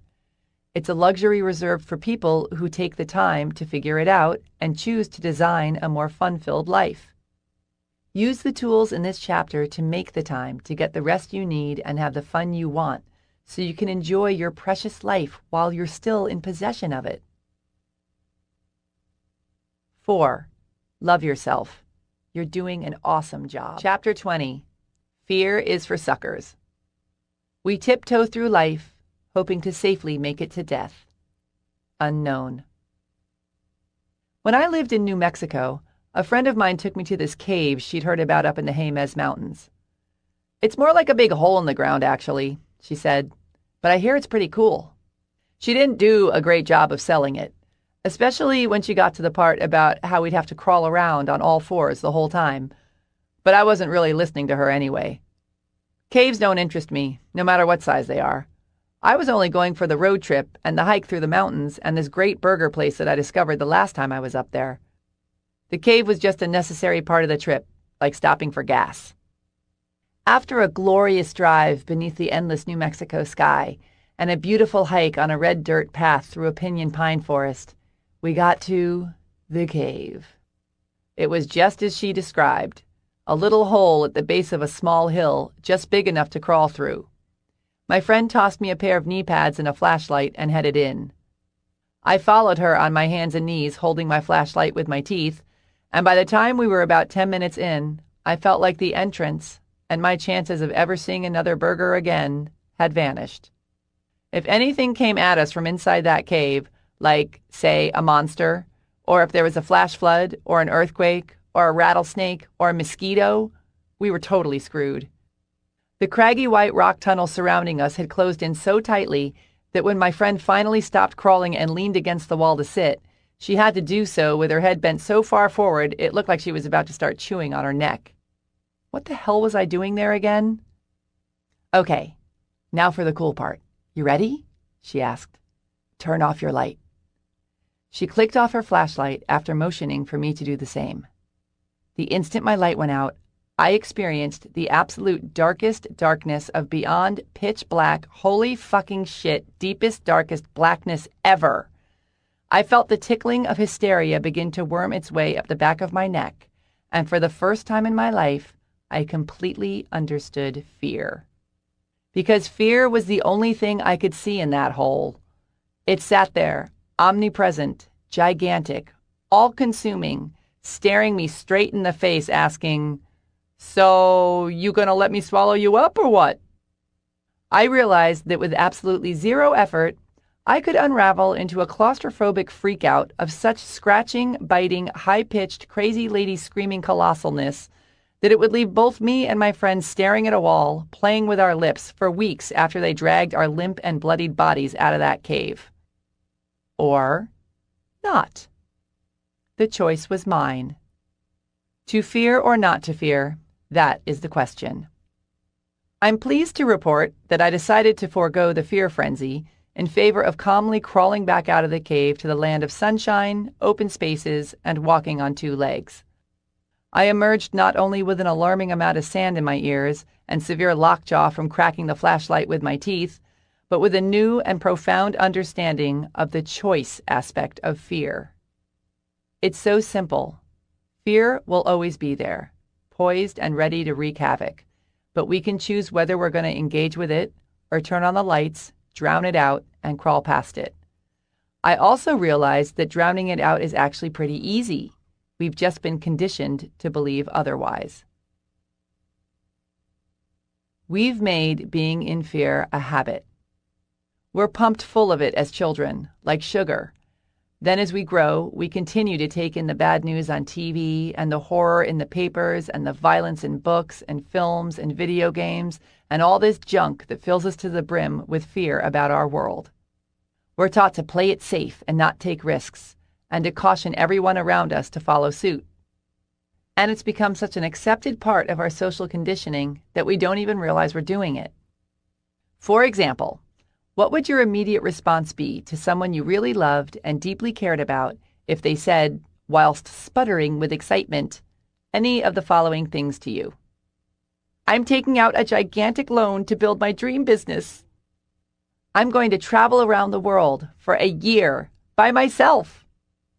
I'm quitting my secure, full-time job to become an actor. I met the most incredible person last week and I'm totally in love. And we're getting married. I'm going skydiving. For the most part, when we watch someone take a leap of faith, our first reaction is to scream, "Look out!" We've not only made a habit out of smearing our fear and worry and doubt all over each other, but we pat ourselves on the backs for it because we believe that it shows how much we care. That's something worth being scared of, if you ask me. There's something called the crab effect. If you put a bunch of crabs in a bowl, and if, while they're all in there crawling all over each other, one of them tries to climb out, the rest of them will try to pull him back down instead of helping to push him out. No wonder they're called crabs. Imagine how different our world would be if we were less crab-like. If we were not only taught to really, truly believe in miracles, yes, I realize how dorky that sounds, but were rewarded and supported instead of cautioned and screamed at for taking huge leaps into the unknown. We give a lot of lip service to the idea that anything is possible, and we all grow up with posters of kittens and baby seals on our walls that say, "Follow your dreams" on them. But should you actually do something radical, all the flashing lights and sirens go off. Know what I'm saying? Fear lives in the future. The feeling of being afraid is real, but the fear itself is all made up because it hasn't even happened yet. Death, going bankrupt, breaking a leg, forgetting our lines, getting yelled at for being late, getting rejected, etc. Most of the time, we have no guarantee that what we fear is going to even happen, and that if it does, that it's going to be scary. Take death, for example. For all we know, we leave our bodies and melt into a state of pure love and light and sparkly things and unicorns and bunnies and eternal orgasmic giddiness. We can be as sure of that as we can about anything else in the future, so why create all the drama? All it takes to turn the fear factor around is learning to be comfortable in, instead of terrified of, the unknown. And this is done through faith. It basically comes down to how you choose to go through life. Is your fear greater than your faith in the unknown and yourself? Or is your faith in the unknown and yourself greater than your fear? While you're making your choice, here's a mouthful from good old Helen Keller. Life is either a daring adventure or nothing. To keep our faces toward change and behave like free spirits in the presence of fate is strength undefeatable. There's that incredible moment when you decide, screw it, I'm going for it, and suddenly the thrill overtakes the fear. And then you're flying on the magic carpet. You're signing on the dotted line to buy the house, confronting your father, sliding the ring onto the finger, stepping onto the stage in front of thousands. I mean, talk about feeling alive. On the other side of your fear is your freedom. Here are some helpful ways to navigate your way through the jungle of fear. 1. View fear from your rearview mirror. Think about some radical thing you did in the past that literally gave you the shakes. It was so big and scary. And now look back on it. How terrifying is it now? Can you conjure up any scary feelings about it? Even a weensy twinge of fear? Keep this in mind as you face each new challenge. No matter how intimidating your next great leap forward seems at the moment, it'll be a pipsqueak when you look back on it someday. So why wait? Why not look at it through pipsqueak-colored glasses right now? Envision your challenges from the future. Look back on them from a place of victory, and they will lose much of their power to paralyze you. I always use my first trip to India as an example when I'm being a weenie about doing something that really scares me. It was one of my very first international solo trips, and even though my experience with anything Indian up to that point pretty much consisted of a couple Ravi Shankar CDs and some chicken tikka masala, I figured it would be such a cool place to see. I wanted to go somewhere totally new and experience a reality that was as different from my own as possible, I thought going to India would be like going through the looking glass. So I buy my ticket, and then it hits me. What the hell am I trying to prove? Why am I doing this? I'd never gone anywhere that far away by myself before, where I knew no one, didn't speak the language, had no idea what to expect, and I swear I built it up to become one of the most terrifying things I ever did in my life. Because I imagined myself as this tiny little dot, all the way on the other side of the globe, floating around in space where I was utterly anonymous, a ghost, a stranger, where I could disappear without a trace and nobody I loved would have any idea what happened to me. Poof! It got so bad that I started fantasizing about seriously injuring myself, or that my best friend would die so I wouldn't have to go. For some reason, just canceling my ticket never entered my mind. As luck would have it, however, nobody died, and I found myself being driven to the airport like I was going to my own funeral. The moment I stepped into the international terminal at the airport, however, I was swept up into a sea of colors and people from all over the world and movement and languages, and my terror was instantly bulldozed by excitement. I'm going to freaking India! When I got on the plane, I sat next to this gorgeous Indian woman wearing a pink sari and huge gold earrings who turned to me, smiled, and offered me an M&M. And that's when it really sank in. You're not alone, you ding-dong. You're surrounded by people. And one of the most basic, common human needs is connection. I then proceeded to spend 2 months traveling around a country that is now by far one of my favorite places on this planet, and that sparked in me a love for travel that has completely changed my life. This and other examples from my own life keep proving to me over and over that our greatest fears are the greatest wastes of time. Face your fears with the truth that they're all in your mind, and they will lose their power over you. 2. Flip the fear.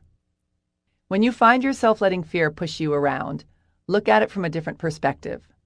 Start by breaking it down, finding what it is that you're really afraid of, and then flipping it around to make it work for you, not against you.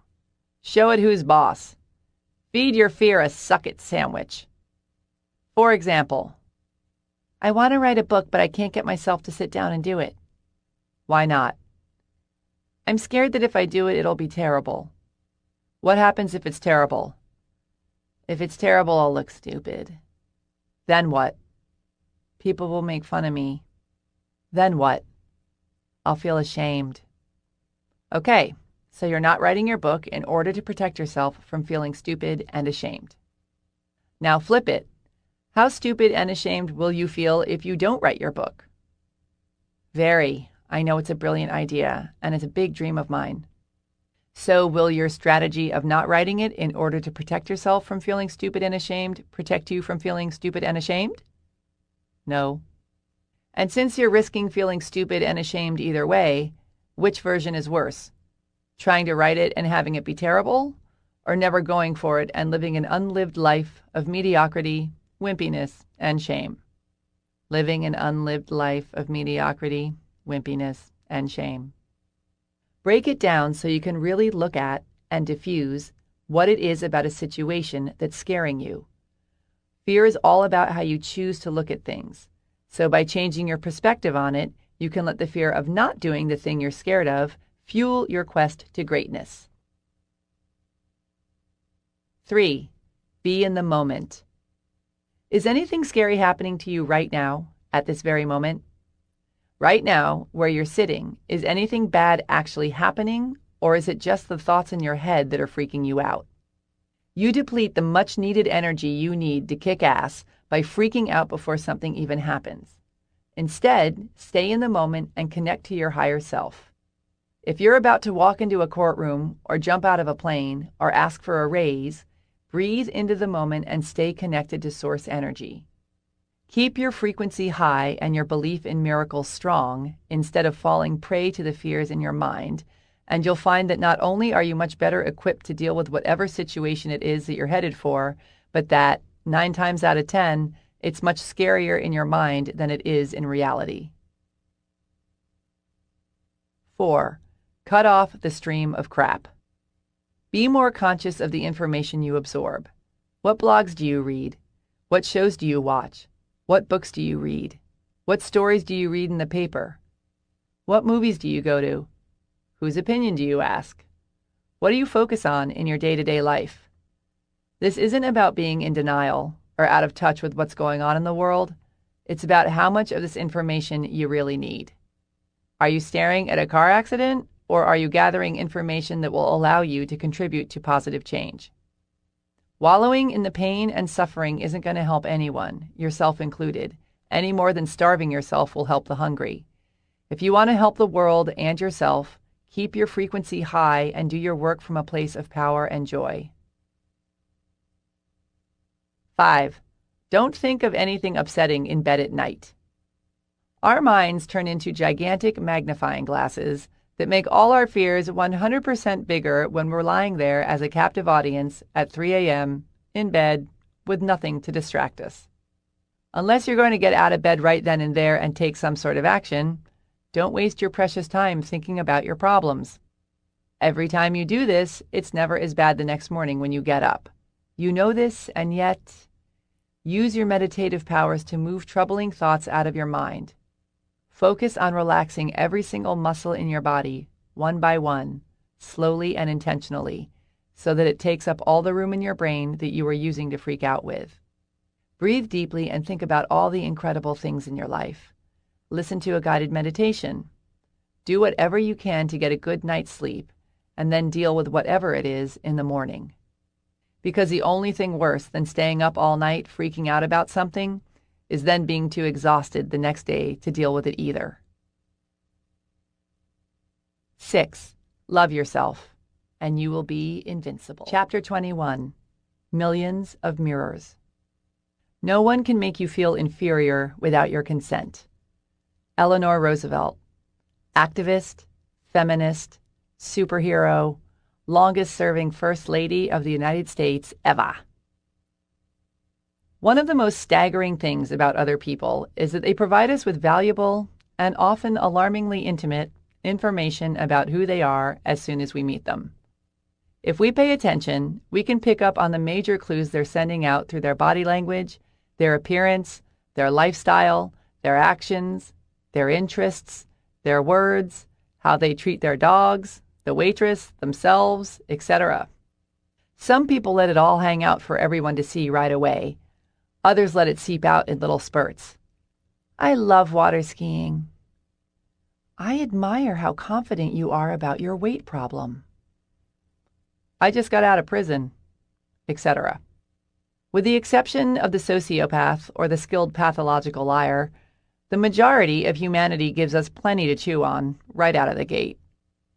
All of this information then goes through the filter of who we are, and depending on our perceptions and judgments and hang-ups and number of years spent in therapy, we decide if the person is someone we want to get to know better or not.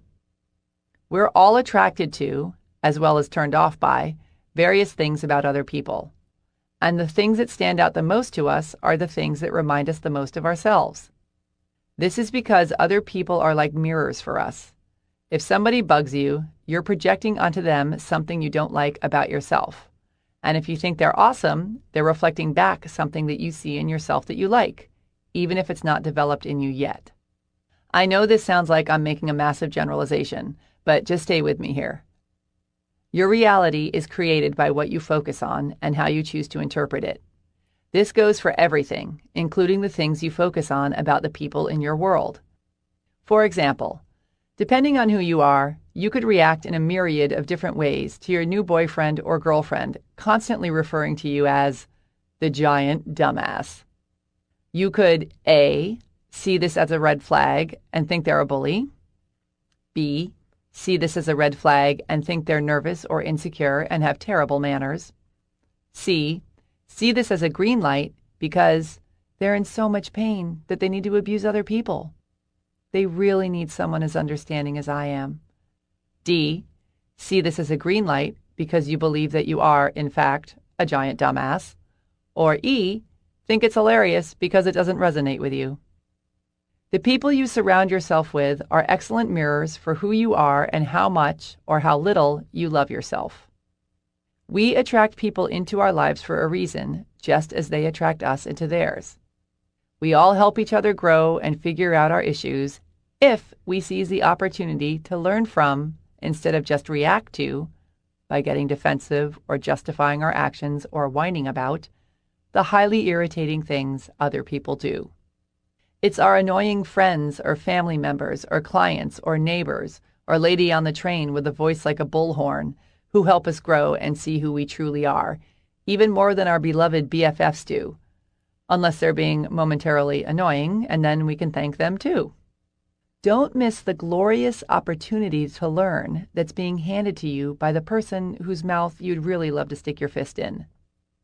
The things that bother us about other people bother us because they remind us of something we don't like about ourselves. Or their behavior triggers a fear or insecurity that we have, but may not realize we have. For the longest time, one of my big stories was that being feminine was weak and annoying. Somewhere along the way, I decided that it wasn't cool or powerful to act like, or be, a girl, and my feminine self became part of me that I was ashamed of. Hence, I was much less threatened by women who came at me with a power drill than women who came at me with an eyebrow pencil, which is why it's pretty hilarious to me still that one of my best friends is as girly as they get. I met her when we were working together in New York City and was instantly drawn to her because she's hilariously brilliant and sweet and did a flawless impression of one of our co-workers walking down the hall with his ass sticking out that always left me doubled over, clinging to furniture. Unlike me, however, she's a lover of girls' nights out and mani-pedi dates, an eager ogler of engagement rings when summoned by the fluttering hand of a soon-to-be bride, and a pro at the girly girl gang greeting. Arms raised high in the air, head back, eyes squeezed shut, high-pitched, "Oh my God!" for all to hear. For this, we call her Pink. A decade later, I'm living in Los Angeles, and Pink is living outside New York City, married with a bunch of kids. Natch. When she decides to take her first solo vacation since becoming a mom and heads to San Diego to see her best friend from college, she calls and begs me to drive down to see her. I agree, somewhat begrudgingly. It wasn't the 2-hour drive that bothered me, but the best friend from college, who I'd never met but was sure was pinker than Pink. I imagined a full-on sorority scene, complete with painting our toenails while having a Meg Ryan movie fest and talking about how fat we'd gotten. But I love Pink, so off I went. Meanwhile, down in San Diego, Pink's best friend from college is less than thrilled at the prospect of Pink's best gal pal from her New York City days driving down from LA. Her eyes were also rolling at the potential estrogen bomb, so imagine our delight when we discovered that we were both equally as macho. Once we realized that the playing field wasn't as overwhelmingly pink as we feared it would be, however, we got the biggest surprise of all. Our inner, neglected girls felt safe to come out of hiding. All three of us lost our voices that weekend, cackling and screaming, "Oh my God!" for all to hear. I wouldn't be surprised if a toenail or two even got painted. Don't remember. Was too drunk on wine spritzers. I'm still not the most enthused member of a bridal shower, and I'm not saying that you have to come around and like everything in this world that bothers you, but I am saying that if you actively don't like something, it's because it resonates with you on some level. It has meaning to you. When you find yourself dealing with someone who irritates you, and you find yourself getting gossipy, finger-pointy, judgy, or complainy, rising up and confronting the situation can do a hell of a lot more than just make your life more pleasant in the long run. It can help you heal and grow and get out of victim mode, because it forces you to deal with the gnarlier aspects of yourself, the parts that make you not so proud. None of us care to admit that we're dishonest, conceited, insecure, unethical, mean, bossy, stupid, lazy, etc. But that's what attracted you to the people you notice it in, and them to you, in the first place. And admitting it is the first step in letting it go. Whee! If people are annoying in a way that has nothing to do with us, we either don't notice it or we don't get that hung up on it. For example, say there's someone in your life who you find to be an insufferable know-it-all. Every time you open your mouth to talk about something you did, she says she's already done it. Anything you know, she already knows. and knows much more about. And she has to make sure you, and everyone within a 10-mile radius, knows how much more she knows about it. While you find yourself entertaining fantasies about putting her head through the wall every time you're around her, someone else might be hanging on her every word, unable to get enough of her fascinating and brilliant conversation. The reason she makes you so crazy is because you most likely are a know-it-all yourself, or you worry that you are one, or you have insecurities about people thinking you know nothing. Our reality is a mirror of our thoughts, the people in our reality included. Same thing goes with what people throw at us. Would you be offended if someone kept making fun of how short you were if you were 6 feet tall? It most likely wouldn't even register. Or if it did, you'd just think they were kind of strange. But if they teased you about being bossy, and deep down you feared you were, it would definitely get your attention. It would also mean they have energy around their own bossiness if they're recognizing it in you, but that's not your problem. What you focus on, you create more of in your life. If you're consciously or subconsciously focused on certain beliefs about who you are, or who you want to be, or who you do not want to be, you will attract people who mirror those traits right back at you. This is why, when you're dealing with a backstabbing quote-unquote friend, or some sort of toxic person that you need to stand up to or kick out of your life, you get caught up in this self-inflicted trap of not wanting to hurt the other person, or latching onto their finer qualities, or fearing the worst if you don't put up with their crap. I don't care how long you've been friends with someone, or how sorry you feel for them, or how they really helped you those 8 million times, or how hilarious, successful, hot, inspiring, desperate, scary, connected, brilliant, or helpless they are, because the reason you're having trouble standing up to them isn't about any of that. What's really going on is you're being faced with rewiring your limiting beliefs about yourself, and you're using these excuses for these other people to avoid facing your own issues around sticking up for yourself.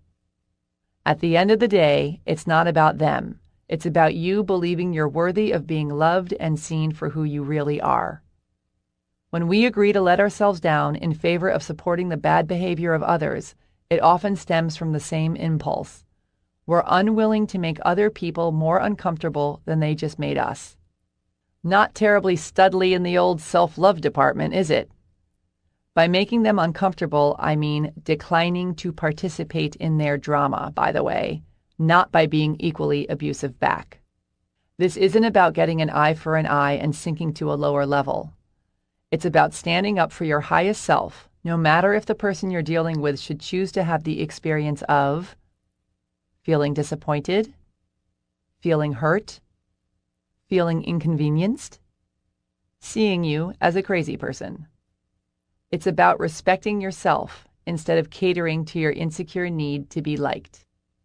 This is incredibly powerful because when you love yourself enough to stand in your truth, no matter what the cost, everyone benefits. You start attracting the kinds of things, people, and opportunities that are in alignment with who you truly are, which is way more fun than hanging out with a bunch of irritating energy suckers. And by declining to participate in other people's drama, i.e., refusing to rip people to shreds, to complain about how unfair the world is, etc., you not only raise your own frequency, but you offer the drama queens the chance to rise up too, instead of everyone continuing to play a low, lame game.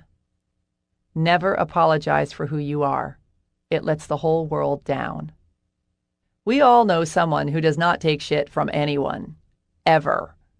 We look upon these types of people with wide-eyed reverence and would never dream of being stupid enough to present them with any of our own BS or try to make them wrong. Why? Because we respect them and, are usually kind of terrified of them, in a healthy way. And why do we respect them? Because they respect themselves. So how can you get rid of your lame-o projections and judgments and grace the world with your highest, most unapologetic self? 1. Own your ugly. Start noticing the things that drive you nuts about other people, and instead of complaining or judging or getting defensive about them, use them as a mirror. Especially if you find yourself getting really worked up. Get mighty real with yourself. Is this quality something you have yourself? Or is there a certain aspect to it that you're loath to admit is just like you? Or does it remind you of something you're actively trying to suppress or avoid? Or that you're actively doing just the opposite of? Or that you're threatened by? Become fascinated by, instead of furious about, the irritants surrounding you, and go get your learning on. 2. Question your ugly. Once you discover what part of yourself you're projecting onto the person who is presently bugging the living crap out of you, you can start letting it go. Begin by asking yourself some very simple questions and diffusing the limiting and false stories you've been lugging around for ages. For example, if you're all pissed off that your friend who's always late is late again, it's pushing your buttons because you're holding onto some sort of quote-unquote truth about the way people should be with time. Flip it around and ask yourself things like, in what ways am I always late or inconsiderate or unreliable? Or maybe it's, in what ways am I too rigid or controlling? Once you have your answer, ask yourself, who do I need to be for this situation not to bother me? Using this scenario, let's say you discover that you're a lot more rigid than you care to admit.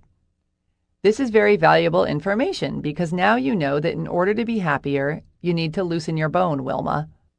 Stop insisting that people do things exactly the way you do them, especially the people in your life who have proven they most definitely won't.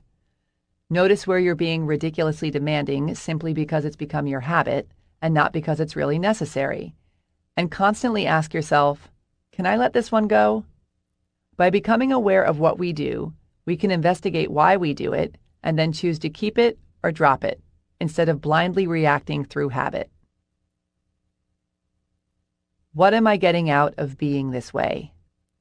As discussed in Chapter 17, it's so easy once you figure out it isn't hard. We don't do anything unless we're getting something out of it, even if what we're getting are false benefits. Using this scenario, some of the positive benefits of being rigid are that you're always on time, you get shit done, etc. But there are also some negative advantages to being rigid too. You intimidate people into getting your way. You get to be right whenever someone messes up, which they'll do often if you've really honed the rigid thing well. You get to be in control, etc. Once you bust yourself on the false reward you're getting from holding on to this behavior, you can see it for what it is, something that's not always in alignment with who you truly are and aspire to be, and release it when it's not working. How would I feel if I wasn't this way? One of the best ways to release the aforementioned lousy behavior is by asking yourself how you'd feel if this wasn't true for you anymore.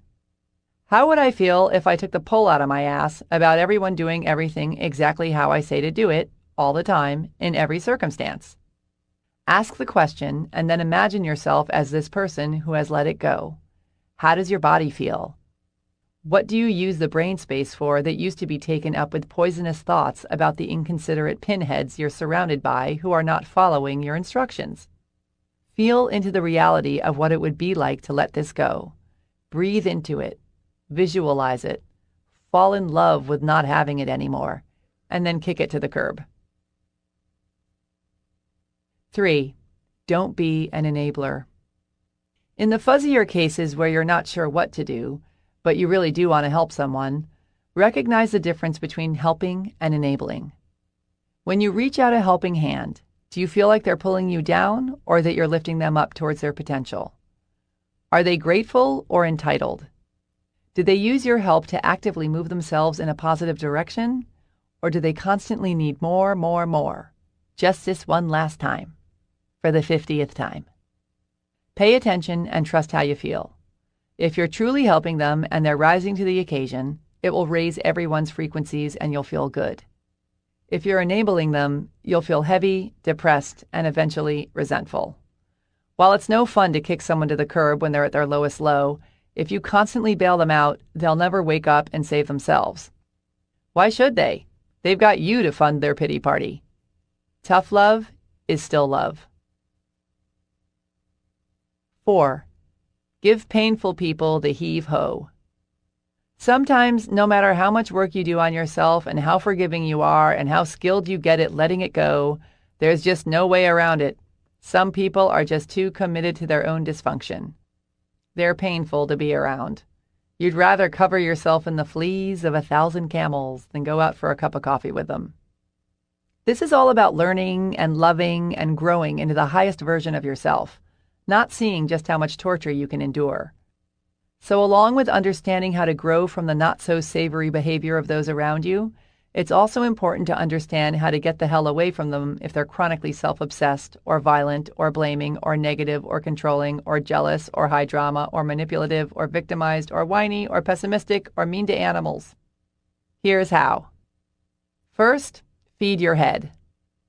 As discussed, a lot of times the people we need to kick to the curb happen to be those we love, or at least like a lot, for their decent qualities. Hence, ye olde guilt can really get in our way when trying to do the right thing. So stay strong. See it as being nice to yourself instead of being mean to them. Remembering that you are rising up to the highest version of yourself instead of shrinking down to their level can give you the strength you need to shake them off your leg. Next, hit eject. Another important thing to remember when yanking the weeds out of your garden is not to get involved in their drama. Cut the cord as quickly and simply as possible with little to no discussion. If they're so oblivious to your feelings that you need to toss them out of your life, chances are very good they won't see this coming. So the discussion on why you need to end it could go on for the rest of your lives if you let it. Suddenly get really busy. Fade them out. Wean them off you with zero explanation. The louder they scream, the busier you suddenly get. If having a conversation is unavoidable, remember, you've already decided that you want out, so don't get sucked into working through your decision, or their problems, with them. Simply say that the relationship isn't working for you, that you don't like how it makes you feel, that you have to end it, and that it's not open for discussion. Make it all about you. Give them nothing to work with or argue about. 5. Love yourself. Fiercely, loyally, unapologetically. Chapter 22. The Sweet Life. It's great to be here. It's great to be anywhere. Keith Richards, rock god, connoisseur of life. I've got a cat who's 22 years old. I've also got a dad who's 87. The cat and my dad share the same superhero power. They both have the ability to make me pay lots of attention to them and be nicer to them than I am to anyone else. Anyone else not staring down the barrel of their impending mortality, that is. I first realized that my cat was old and might die soon about a year ago when, overnight, all his body fat plunged to his belly region, causing him to swing it around like an udder and leaving him with a spine that's still in shock, jutting out all spindly and jagged, wondering where everybody went. This is when the teary farewells started every time I'd leave the house and the fancy wet food began appearing in his bowl. In Dad's case, the phone calls and flights back east have escalated dramatically, and I now laugh hysterically at all his jokes, no doubt making him worry more about my well-being than I do about his. I'm thrilled to report that even though in the calendar's opinion they're real old, they're both still kicking butt. Dad plays tennis once a week and still knows who I am, and my cat still runs when he hears the can opener. They're also excellent reminders. When it comes to the creatures you love and the things you love and the life you love, what on earth could possibly be more important than soaking them up right now while you've still got the opportunity? If it's something you want to do, don't wait until you're less busy or richer or quote-unquote ready or 20 pounds lighter. Start right now. You'll never be this young again. If it's the people you love, visit them as often as possible. Act as if every time you see them will be the last. If they bug you sometimes, love them anyway. If you've got differences, get over them. Don't get so tangled up in the stupid little stuff that you miss out on enjoying the people who have part ownership of your heart. If you're not where you want to be in life, keep going. Treat yourself like you're the closest friend you've got. Celebrate the magnificent creature that you are. Don't let anyone mess with you in your dreams, least of all yourself. Your life is happening right now. Do not snooze and lose. Love yourself while you've still got the chance. Part 5. How to Kick Some Ass. Chapter 23. The Almighty Decision. Until one is committed, there is hesitancy, the chance to draw back, always ineffectiveness. The moment one definitely commits oneself, then providence moves too. W. H. Murray, explorer, mountain climber, committer. The story goes that when Henry Ford first came up with the idea for his V8 motor, he wanted the engine to have all 8 cylinders cast in one block. I have no idea what that means, but apparently it was a tall order because his team of engineers was like, "Bitch, you crazy!" He told them to do it anyway, and off they grumbled to toil away at it, only to come back and inform him that it was impossible. Upon hearing this news, Ford told them to keep at it, no matter how long it took. He was all, "I don't want to see your faces until you bring me what I want." And they were all, "We just proved it can't be done."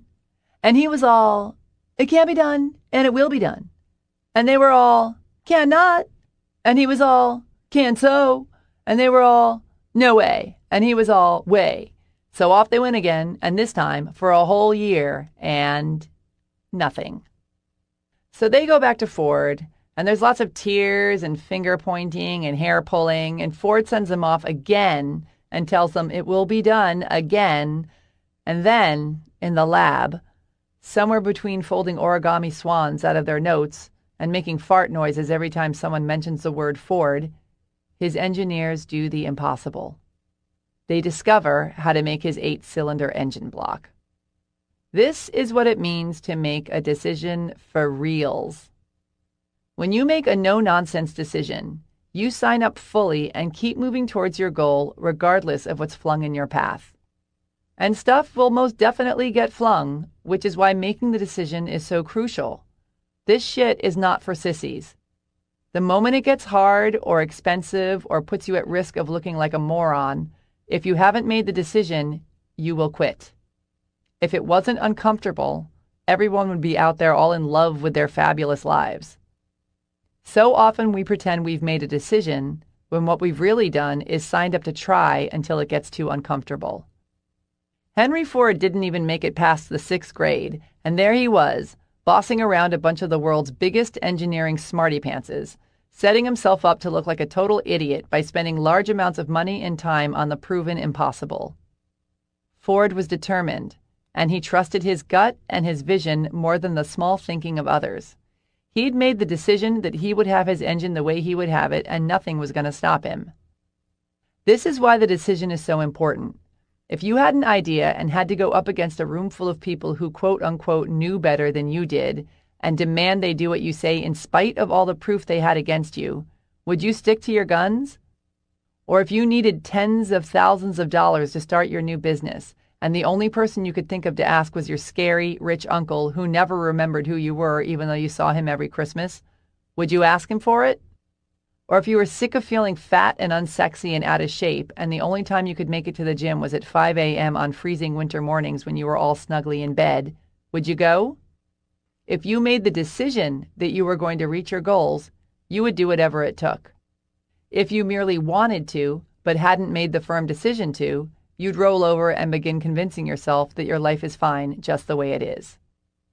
This is where being connected to your desire and source energy and having an unshakable belief in the not yet seen is so critical.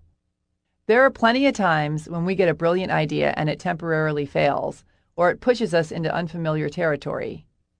If we don't have a strong connection to the truth, we live in an abundant universe, we are awesome, glorious, tear-jerkingly lovable, etc., a blazing desire, and an unflinching belief in our own vision before it's manifested, we'll fall prey to our own fears and everyone else's fears that it's not possible and give up, instead of course-correcting or pushing on through and bringing it to life. As Winston Churchill so aptly explained, success consists of going from failure to failure without loss of enthusiasm. Nobody gets to the top of the mountain without falling on his face over and over again. By the way, back when Henry Ford insisted to a room full of annoyed engineers that his V8 engine could be built the way he envisioned it, it was after he'd already gone bankrupt in his first attempt at creating an automobile empire. So at that time, he already had plenty of proof that he was capable of failing on a massive scale. But his faith in himself and his vision was so strong that he stuck with it, in spite of all the evidence around him that pointed to big fat loser, and became one of the most successful entrepreneurs of all time. Temporary failure is all the rage. All the cool kids have done it. Michael Jordan was cut from his high school basketball team for lack of skill. Steven Spielberg, a high school dropout, was rejected from film school 3 times. Thomas Edison, who was dubbed too stupid to learn anything by a teacher, tried more than 9,000 experiments before successfully creating the light bulb. Soichiro Honda, the founder of Honda Motor Company, was turned down by Toyota for an engineering position, so he started his own damn company. Beethoven's music teacher told him he was talentless, and more specifically, was hopeless at composing. Beethoven turned a deaf ear. I know, so bad, sorry. Fred Smith wrote a paper while at Yale about his big idea for an overnight delivery service. He got a C. He went on to create FedEx anyway. The only failure is quitting. Everything else is just gathering information. There's no big mystery to this stuff. If you want something badly enough and decide that you will get it, you will. You've done it before. You've lost the weight, gotten the job, bought the house, quit the nasty habit, gotten in shape, asked someone out, splurged on the front row tickets, grown out your bangs. You just need to remember that you can do it with anything in your life, even the things that you presently think are out of your reach. There are plenty of people out there in the world living the kind of life you only dream about living, many of whom are far less fabulous and talented than you are. The key to their success is that they decided to go for it. They stopped listening to their tired old excuses, changed their lousy habits, and got the fuck on the fuck. Here's how you can too. 1. Want it bad. You need to have a 10-ton gorilla of desire behind your decision, or else you'll wimp out the second things get hard. It's like people who get hypnotized to quit smoking when they really don't want to quit, or who try to lose weight when they're more excited by pizza than being able to look down and see their feet. It never works. A few months ago, I dragged my ass to yoga class for a solid week, even though I just so did not feel like doing it. I paid my money, sat down on my mat, and was surprised to find my hand raised in the air when the instructor asked if anyone had any injuries she should know about. I then heard myself explaining that I'd just gotten the cast off my broken elbow and should really take it easy. I am an adult. I am very busy. I spent money on that class and then lied so I didn't have to participate. I did have a cast, but it had come off about 8 months earlier. I spent the majority of yoga week quietly napping on my mat and conjuring up my best wincing in pain face in case she was looking at me while I was half-assing down dog. It was ridiculous. If you're going to push through major obstacles to reach your goal, you can't just want to. You need to be in a full-on tizzy of excitement about what it is you're going after and hold on to it like a pit bull. In order to do this, you need to have the audacity to be honest about what you really want to do, not what you should do. Believe it's available to you, regardless of any evidence otherwise, and go for it. 2. Get good at it.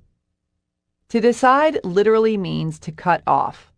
No wonder so many people are totally freaked out by it. The terror around making the wrong decision can be so overwhelming to some people that they develop the habit of A, waffling back and forth, paralyzed by self-doubt and terror, finally eking out a quote-unquote decision that they then proceed to change over and over again. B, making decisions hastily, without thinking or feeling into them, their main goal being to escape the discomfort and get the damn thing over with already. Or C, being so afraid that if they pick one thing, they'll miss out on another, so they either choose to do nothing or try to do everything, which are both excellent ways to miss out on all of it. They basically decide to never decide because they don't want to make the wrong decision. Good times! Deciding is freedom. Indecision is torture. Indecision is one of the most popular tricks for staying stuck within the boundaries of what's safe and familiar, which is why a common trait of successful people is that they make decisions quickly and change them slowly. And by quickly, I don't mean that you must know exactly what to do the moment a decision presents itself, although there are those people who do. but rather that you immediately face the damn thing and start working through your decision-making process, whatever that may look like, sleeping on it, making a list of the pros and cons, feeling into it, etc. If you're a waffler or prefer to avoid the process altogether, a great thing to do is practice on the little things to build up your decision-making muscle. When eating at a restaurant, make yourself pick something off the menu in under 30 seconds. Once you choose, you are unauthorized to change your mind or your order. Give yourself 20 minutes to go online and research the best garlic press and then make the purchase. Pick things off the shelves at the supermarket in under 10 seconds. Knock yourself out of the habit of being a deer stuck in the headlights by demanding you wake up and choose something.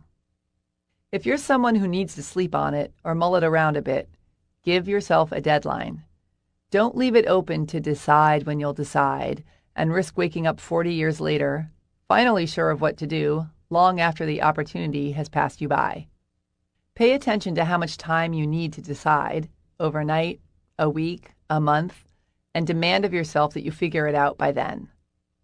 If you're wired for making instant decisions, practice tuning into your intuition and fully trusting what it says, regardless of what your brain may be screaming about. Get quiet, listen for and feel into the answer, and practice acting on your first solid impulse. And whoever you are, please stop saying how pathetic you are at making decisions. Erase the phrase, "I don't know," from your vocabulary and replace it with, "I'll know what to do soon enough." Decide to become the person who makes quick, smart decisions, and you will. 3. Eliminate the negotiation process. When I decided to quit smoking, if I even toyed with thoughts like, well, what harm will one itty-bitty drag do? I was screwed.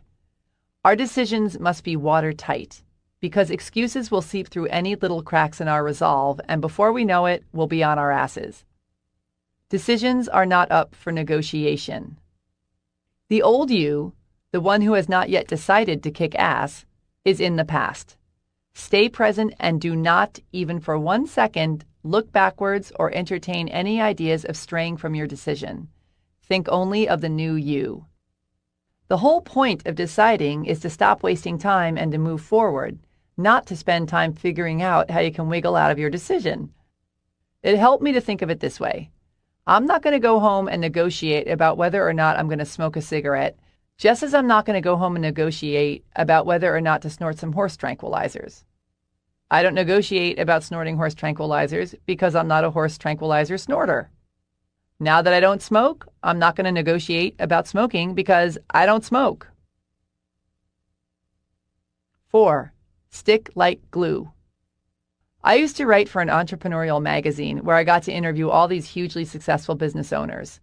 Whenever I asked them what the secret to their success was, the overwhelming majority answered, tenacity. Be the last person standing. Wear down your obstacles and excuses and fears and doubts until they're finally like, you? Again? Jesus H. Christ, fine, here you go. Now get out of my face. Birthing your dreams is like giving birth. Conceiving the idea is the fun part, hopefully. Then you go through insane amounts of fear and excitement and dreaming and planning and vomiting and growing and thinking you're crazy and thinking you're awesome and stretching and shape-shifting until you're practically unrecognizable to everyone, even your own self. Along the way, you clean up your puke and massage your aching back and apologize to all the people whose heads you ripped off in a hormonal killing spree, but you stay the course because you know this baby of yours is going to be the bomb. Then, finally, just when you can see a light at the end of the tunnel, labor starts. Your innards twist and strangle and force you to stumble around hunched over in the shape of the letter C, while you breathe and pray and curse, and just when you think it can't get any more out of your mind painful, a giant baby head squeezes out of a tiny hole in your body. Then, a full-blown miracle appears. In order to change your life and start living a new one that you've never lived before, your faith in miracles and yourself must be greater than your fear. However easy or rough your birth process is, you have to be willing to fall down, get up, look stupid, cry, laugh, make a mess, clean it up, and not stop until you get there, no matter what. 5. Love yourself. You can do anything. Chapter 24. Money, your new best friend. I worked for a menial's hire, only to learn, dismayed, that any wage I asked of life, life would have willingly paid. Anonymous. Many years ago, Los Angeles was hit by a relentless rainstorm, the likes of which I'd never seen in my life. It rained for what seemed like 40 days and 40 nights, nonstop and hard. Rivers overflowed, houses slid down hillsides, bad hair wreaked chaos throughout the most image-conscious city in the world. This was the kind of rain you didn't want to be driving around in anything, let alone a 23-year-old junker convertible with a leaky roof, no grill, a back window that was duct taped shut, and a front tire that went flat every 3 days. I'd been in the market for a new car for a long time and couldn't find anything I really loved or thought I could afford. But as I sat there in a puddle, driving to the supermarket with a trash bag under my ass and an old t-shirt slammed in the door to keep the leaking to a minimum, it occurred to me that perhaps I should speed up my search. At the time, I didn't have a whole lot of money, but I had my own business that I was trying to grow. The problem was I felt stuck in that place where even though I wanted bigger and better things for myself monetarily, as well as feeling more mighty and self-actualized in general, I was worried that if I raised my prices, I'd lose all my clients. And my self-respect. Or that I'd get called out as a money-grubbing pig. Or a fraud who had no right to charge that much. I was also scared that if I went big and grew my business, I wouldn't be able to handle it. I'd have to hire tons of people, spend my time doing things I hated, and get so busy I'd never get to travel again. Basically, that I'd wither and die trapped behind my computer, fun and freedom skidding away in my rearview mirror, never to be seen again. Blah, blah, blah. I could talk for about 4 more hours explaining why I was where I was, but suffice it to say, I was basically playing at the level of someone who drives around in a car like the one I was driving around in. And the most painful part really was that even though all signs pointed to broke, clueless, and stuck, deep down I knew I could be doing so much better. Which is why, even though the sound of crickets could be heard echoing throughout my empty bank account, I wandered into the Audi dealership, took the brand new Q5 for a spin, and let the sales guy rattle on and on about leather this and premium that. In my head, I was thinking, do you have any idea who I am? I'm just taking a fantasy break before heading over to Honda. But in my heart, I knew better. Way down deep, it was about much more than just a damn car. It was about no longer being the kind of person who takes what she can get and finally becoming the kind of person who creates exactly what she wants. It was large, Marge, and because part of me was terrified to grow and part of me wanted to blast out and be huge, and also because I love to drive more than I love to eat, I tortured myself over which car to buy for weeks. I finally whittled it down to 2 options. The Honda CR-V, a perfectly excellent little SUV with all the following attributes. Okay gas mileage, a sunroof, room for friends, a comfy ride, a ho-hum stereo, reasonably fun to drive, decently priced. Or the Audi Q5, a stick of butter on 4 wheels with the following attributes. Okay gas mileage, a sunroof that takes up the entire roof of the car, room for friends, big, fat, and tall ones, leather seats you could have a sexual relationship with, a stereo designed by God himself, angels sing when you open the doors, sexy, flashy, expensive, pretentious, terrifying. I came very close to buying the Honda, but as I sat there, test driving it for the 10th time, trying to convince myself that this was the one, I couldn't shake the nagging truth that I was in love with someone else. Buying the Honda would have been the sensible thing to do, but I knew that adventure, true love, and a whole new way of life awaited me on the other side of my comfort zone. Blasting through this comfort zone is what I want to talk about here. Purchasing the Audi should have had me waking up screaming in the middle of the night, because it costs the kind of money I would normally only consider spending on something like mandatory heart surgery, certainly not on something as frivolous as a car. But after I bought it, I slept like a baby. Because once I made the decision to buy it, I also made the decision to get over my shit and become the kind of person who can make the kind of money to buy that kind of car, or who can do anything else I want to do. I almost instantly came up with a way to pay off the Audi, and am certain that if I'd bought the Honda, I'd still be struggling to pay for it. Because I'd still be playing small, I'd still be in the mindset that I can't afford more, that I'm the kind of person who has to struggle to get whatever she can, that I can't break out of my mold and go get something completely quote-unquote out of my reach, etc.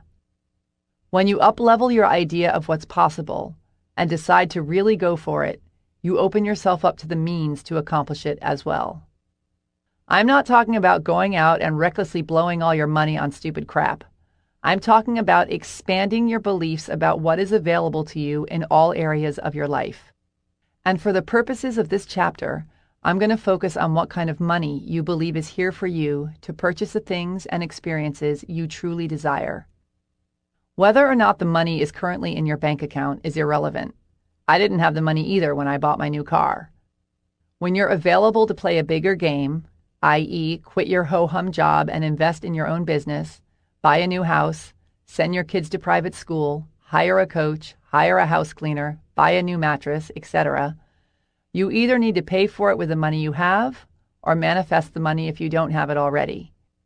And manifesting it is going to be pretty damn hard if you insist that not only is it not there for you, but that you aren't the kind of person who could ever make it or pay it off if you borrowed it.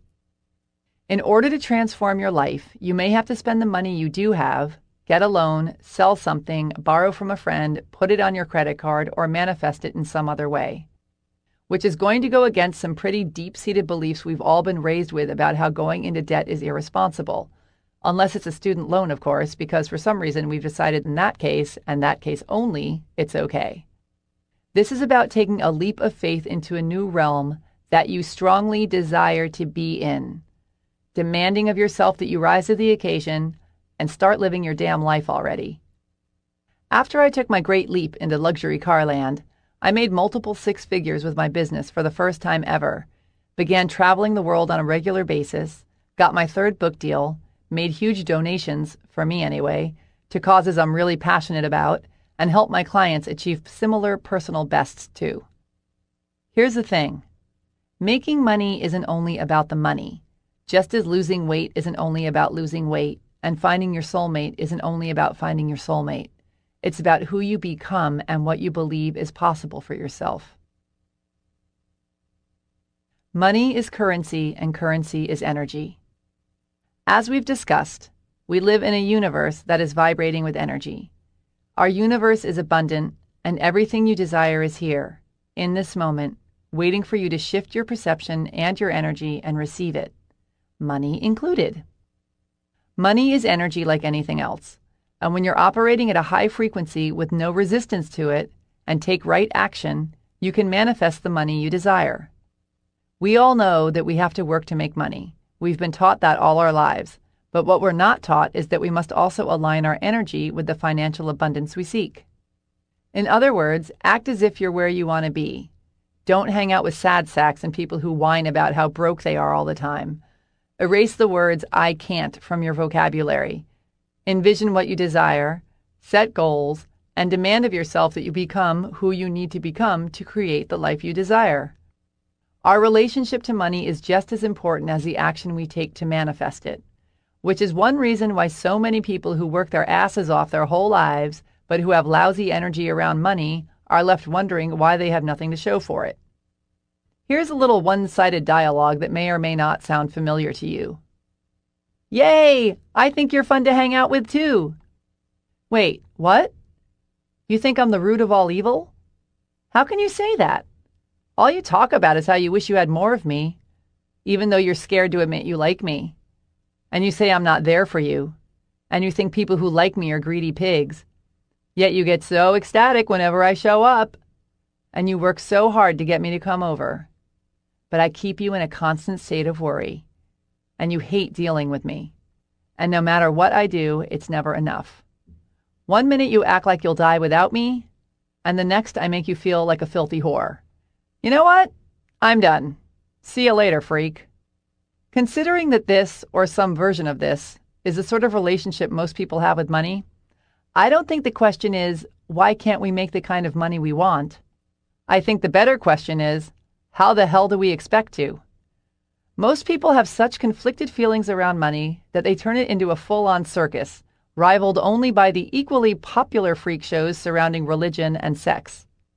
All three are crammed to the brim with issues and anxieties and staunch fight-to-the-death beliefs that cause them to bring so much sadness to the world. Meanwhile, if everyone would just chill out, sex, money, and religion could be the leading causes of joy. Silly, ain't we? In order to bring money joyfully into our lives, we have to understand that we're having a relationship with it, and then treat it like any other important and meaningful relationship. We need to pay attention to it, want it, nurture it, put effort into it, respect it, cherish it, love it, etc. Ridding yourself of your fear and loathing of money, be it conscious or subconscious, is essential if you want to make any. I was extremely poverty-proud for so long. I felt I was so much nobler in my pursuit of art and fun and altruism than those people who wasted their lives just going after money. No way in hell was I going to sacrifice my awesome life just to chase the filthy dollar. No, instead I was going to choose between having health insurance or a place to live.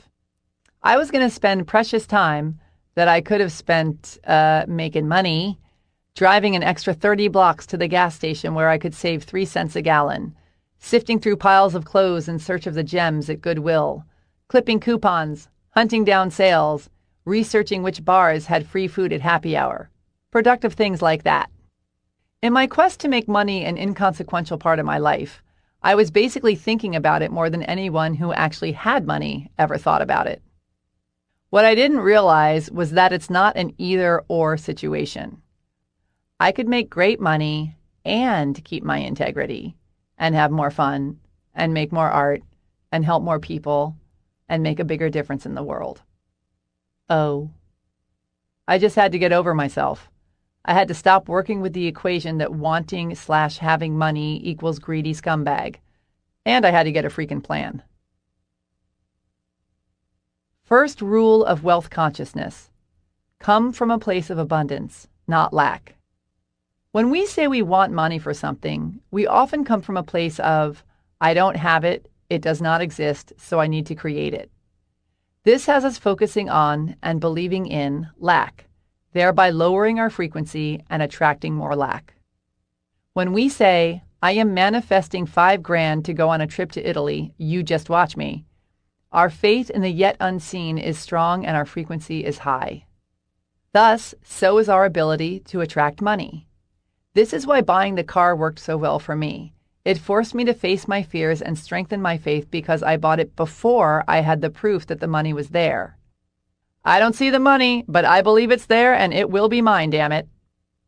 This abundance is available to everyone, including you, regardless of what your life looks like at this very moment. Some people are born into cushy lives full of trust funds and connections and opportunities and fancy educations. Some of these people go on to make great financial successes of their lives, and some of these people don't. Some people are born into extreme poverty and live in cardboard box houses by the side of a freeway. Some of these people go on to make great financial successes of their lives, and some of these people don't. While their obstacles and initial childhood impressions about money can be extremely different, those who achieve success share one key thing: the belief that they can be, do, and have whatever they set their minds to accomplishing. Your beliefs hold the key to your financial success. Believe that you can have what you desire, that it really truly already exists, and then go out and get it. Once you understand that we live in an abundant universe, you can also drop the limiting belief that you serve the world better by not taking too much for yourself or by getting too big. Your playing small simply withholds your gifts from the people who are meant to receive them, including you.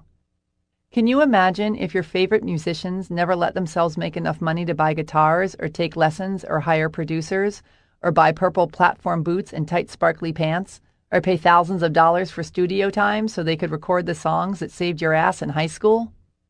Or if the people who build airplanes refuse to make the money they need to pay for the research and the materials and the factories and the engineers and the electricity and whatever plethora of other costly things that go into building the miraculous flying machines that allow us to travel the world, hang out on tropical beaches, and visit the people we love so dearly?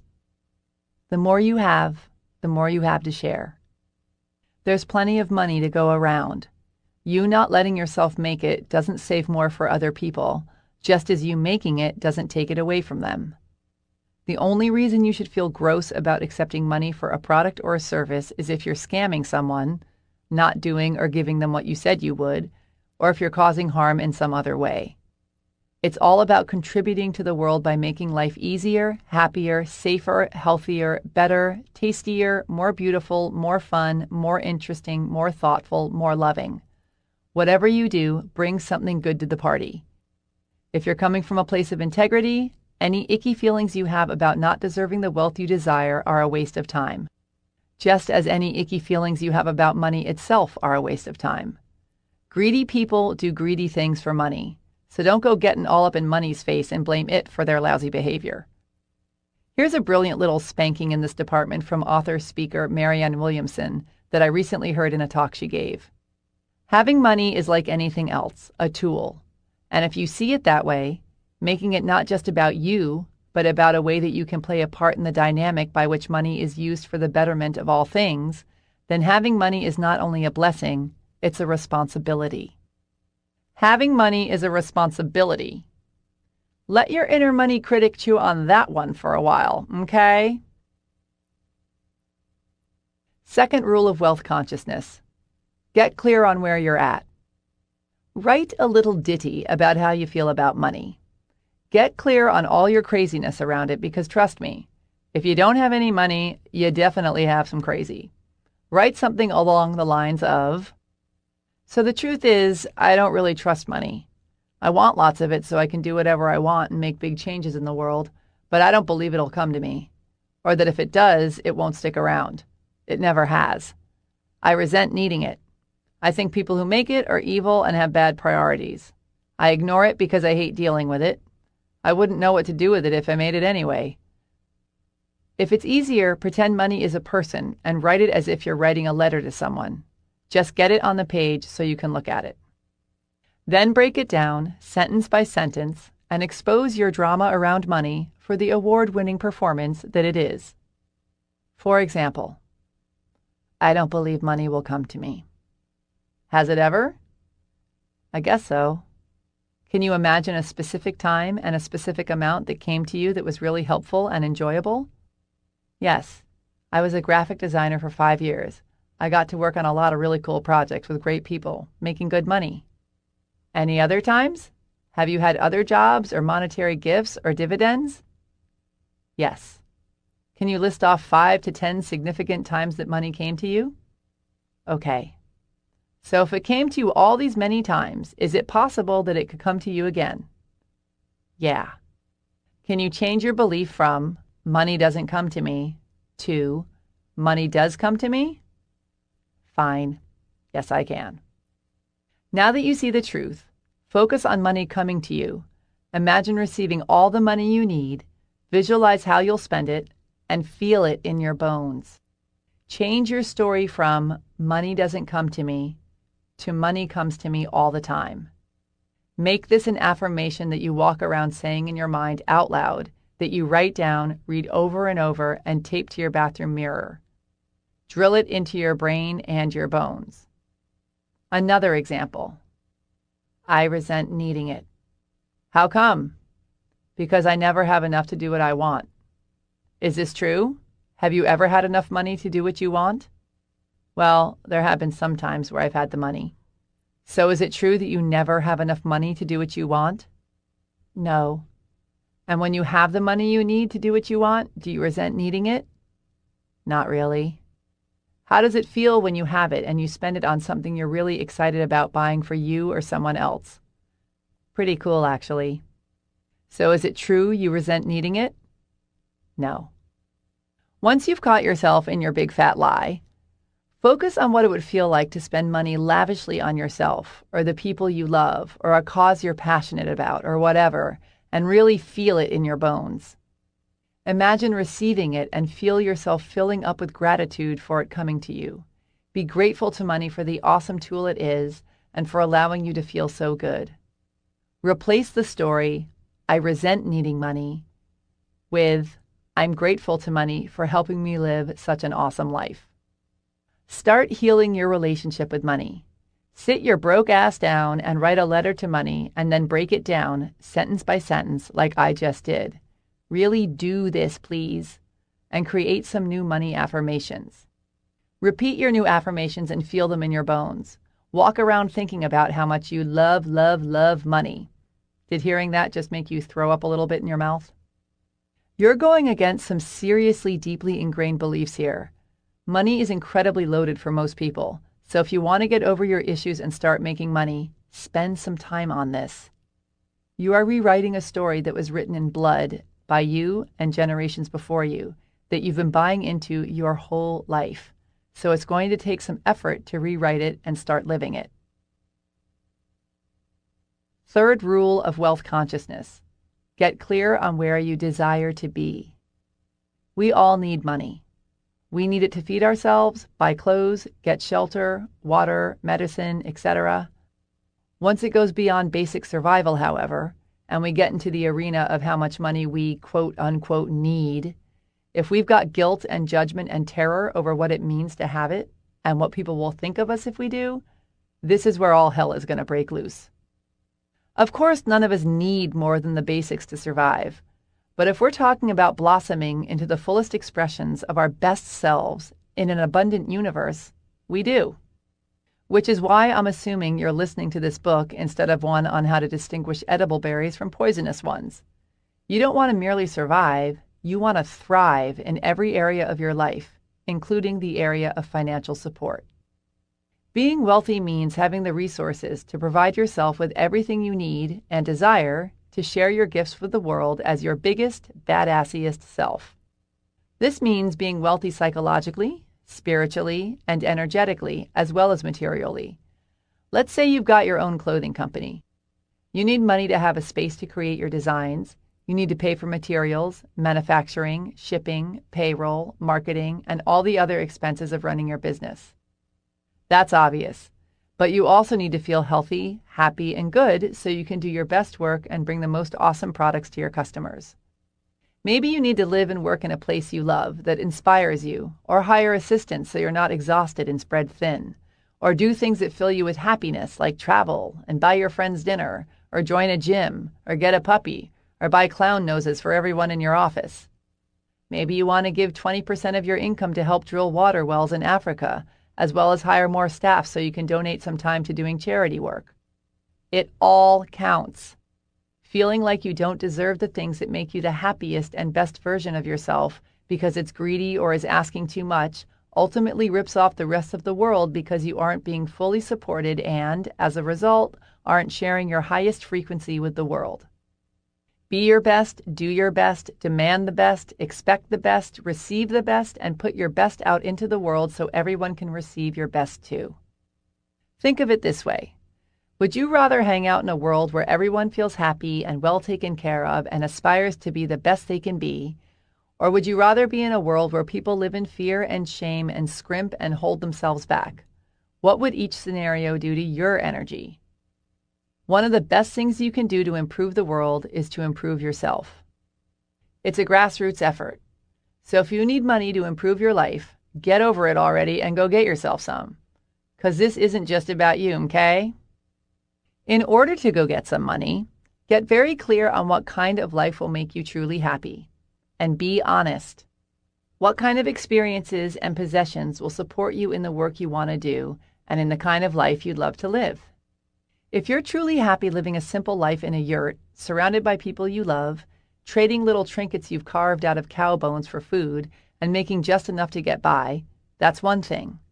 But pretending you don't want more than you already have because you can't afford it or feel guilty and pretentious for wanting it, that's another.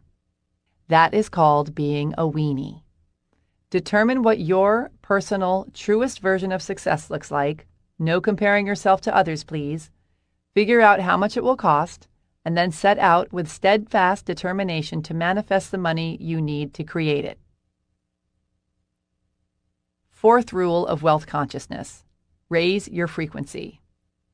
Money on its own means nothing. A $100 bill sitting on a table is a piece of paper. It's the energy around it that makes it relevant. That $100 bill could have been slipped into a birthday card from your granny, or you could have stolen it from your best friend when she wasn't looking, or you could have earned it by doing something you loved or by doing something you hated. In each situation, the energy around the money is different. Nothing has any value other than the value we put on it. Similarly, the monetary value we put on things and services has energy. Someone could sell a t-shirt in a store for $10. Another person can sell the exact same t-shirt in some fancy store for $1,000. How much is a gold watch worth? How much is a broken watch worth that was owned by Michael Jackson?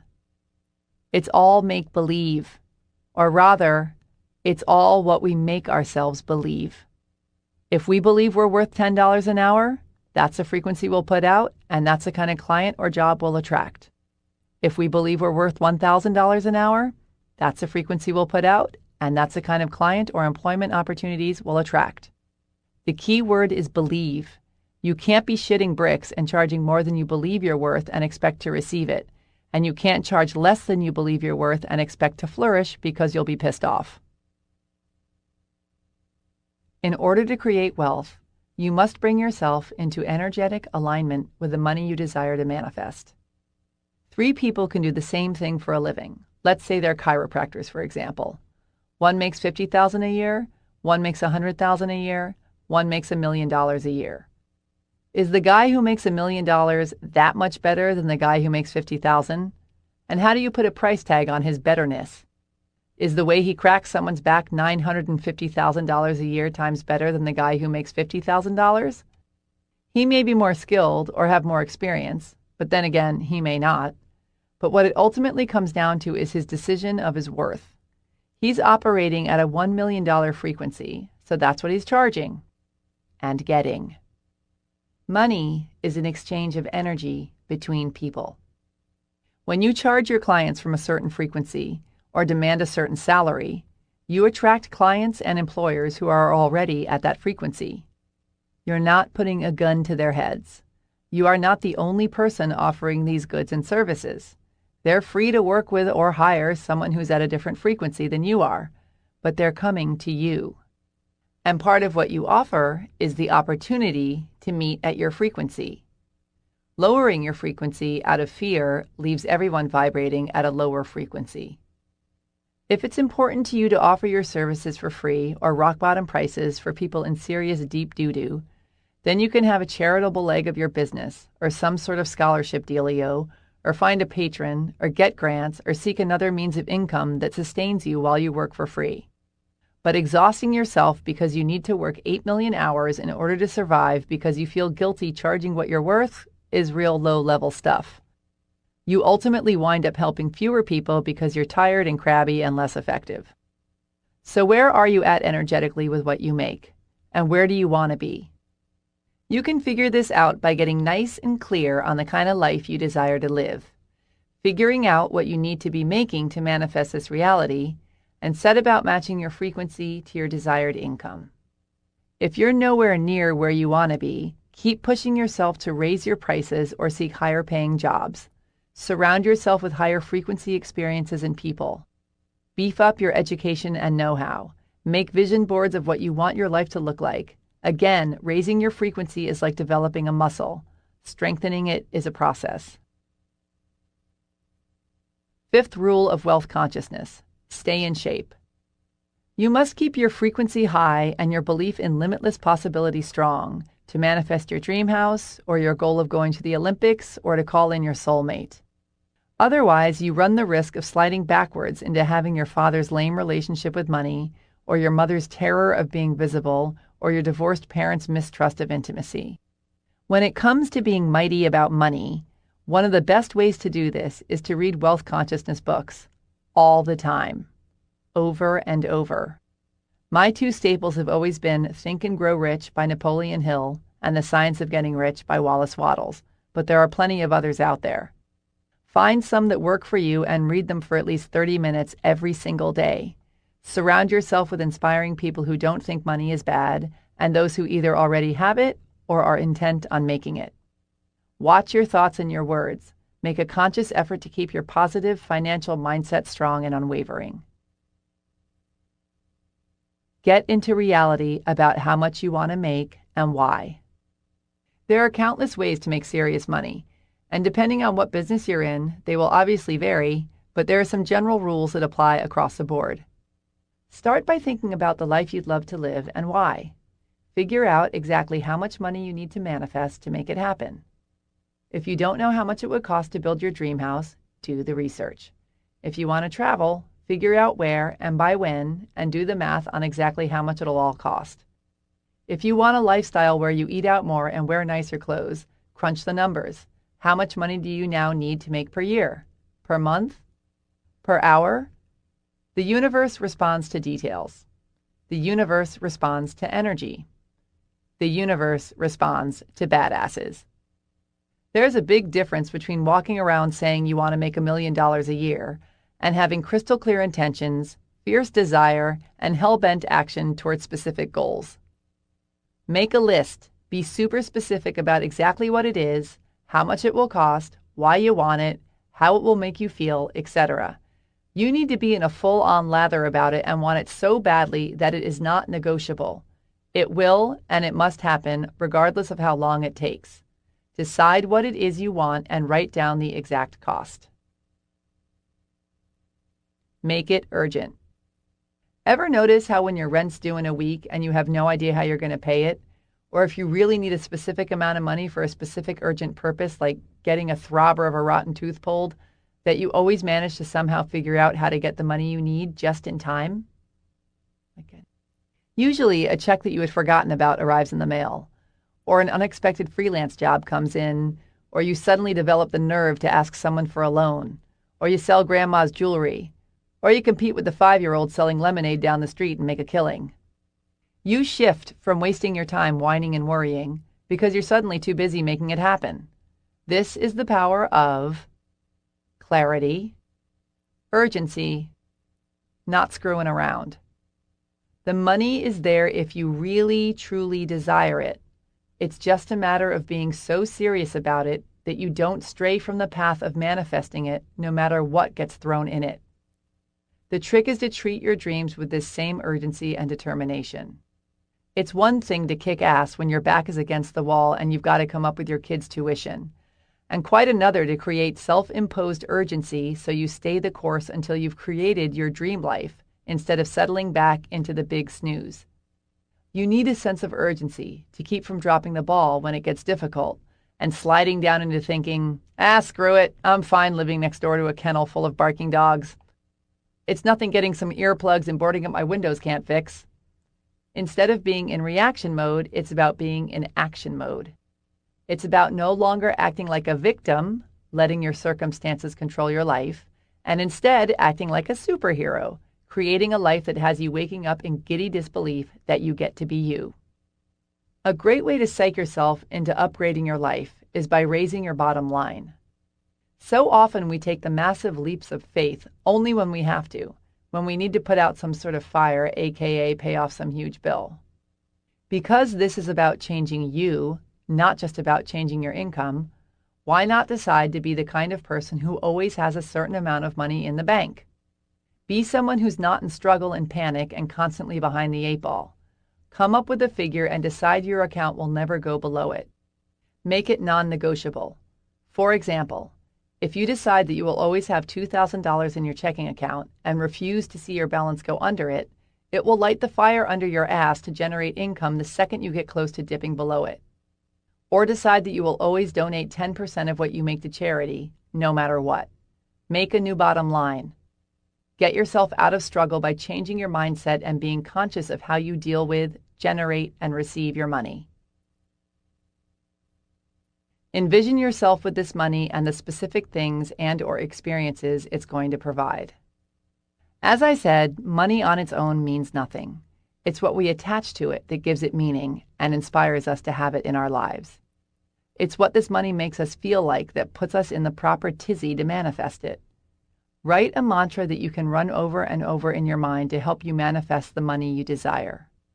I see myself making $150,000 by December 31st by being an accountant and serving 30 new clients in the best way possible. I'm so grateful for this $150,000 by December 31st that allows me to take my family on a vacation to Bali and renovate our kitchen and donate money to build schools in Kenya. I see myself in the jungle with my kids and my wife. We're staying at my favorite hotel in Ubud. I feel so happy for being able to give my children this incredible, life-changing experience and for bringing my wife such joy. I can also see the kitchen and how happy it's made my wife to finally have it. I see the faces of the kids in Kenya as they write on the chalkboard in the school I've helped pay for. I feel such joy from being able to make a difference in their lives. I'm so grateful for this $150,000 that I will make by December 31st. I see the awesome clients I get to work with who are more than happy to pay me $100 an hour for my services. This money is mine. It is on its way to me now. I see it in my bank account and I am so grateful for it. Write one that makes you feel invincible. Read it over and over every day. See it and feel it and become a crazy person about it.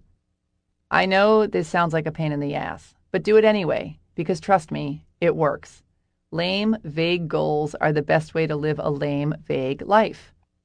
If you want to knock it out of the park, you need to know exactly what you're shooting for and be so excited about it that you're almost annoying to yourself. Take hell-bent for glory action. Do every single thing you can think of to manifest this money/new lifestyle. If you got your own business, what new programs could you offer or what new products could you sell?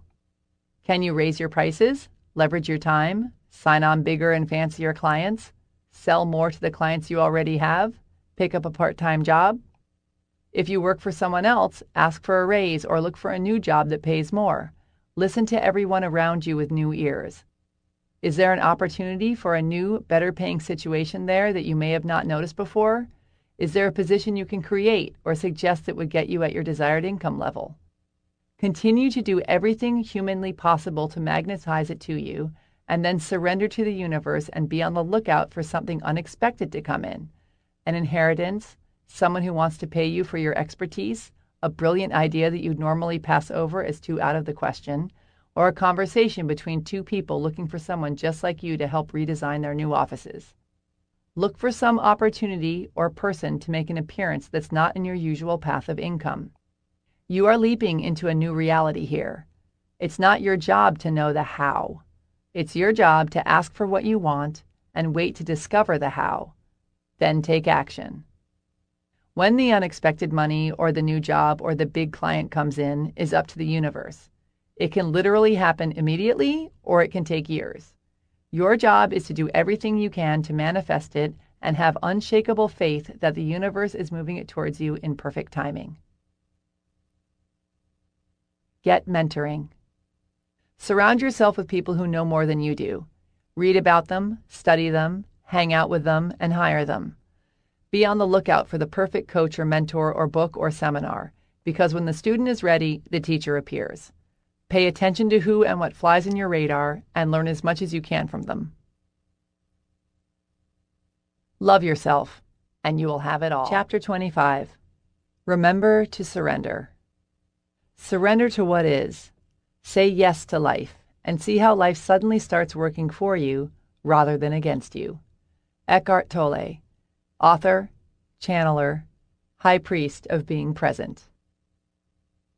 Imagine yourself sitting by a window, looking out at a garden on a lovely spring day. You see birds and bees and butterflies merrily flitting about, when all of a sudden, the most beautiful butterfly in the world catches your eye. Its stunning turquoise wings make your heart explode. Its joyful flight makes your soul sing. Its metamorphosis from wet, wormy thing to creature of soaring beauty fills you with inspiration. Suddenly you leap up, overcome and crazed with a fierce desire. It must be mine, mine, mine! You sprint to the closet, grab your net, sneak outside, and tiptoe through the tulips, stalking your beloved prey, all senses alert, Focused, determined, tenacious, swinging your net over your head as you chase your butterfly around the garden. You chase it for hours and hours, but all you seem to do is scare it off rather than catch it. It's only when you stop trying so desperately, relax, breathe, and surrender your desire to the universe that the butterfly of your dreams calmly comes and lands on your nose. When we want something so badly and are working tirelessly to get it, if we don't surrender, we end up pushing it away instead. There comes a point where we need to hand the job over to the universe. This doesn't mean that we give up or discontinue taking action. This means we let it go energetically, release our kung fu grip, and create some space for what we want to come to us. It's about allowing instead of forcing. It's about releasing and trusting that if it's in alignment with our life's purpose, it will come back to us, or that something or someone even more perfect will come in its place. It's about surrendering and letting the universe do its thing while holding faith that our highest desire will come into our lives. Your faith in the universe must be stronger than your fear of not getting what you want. It's like hiring someone to clean your house so you can focus on the other work you enjoy doing.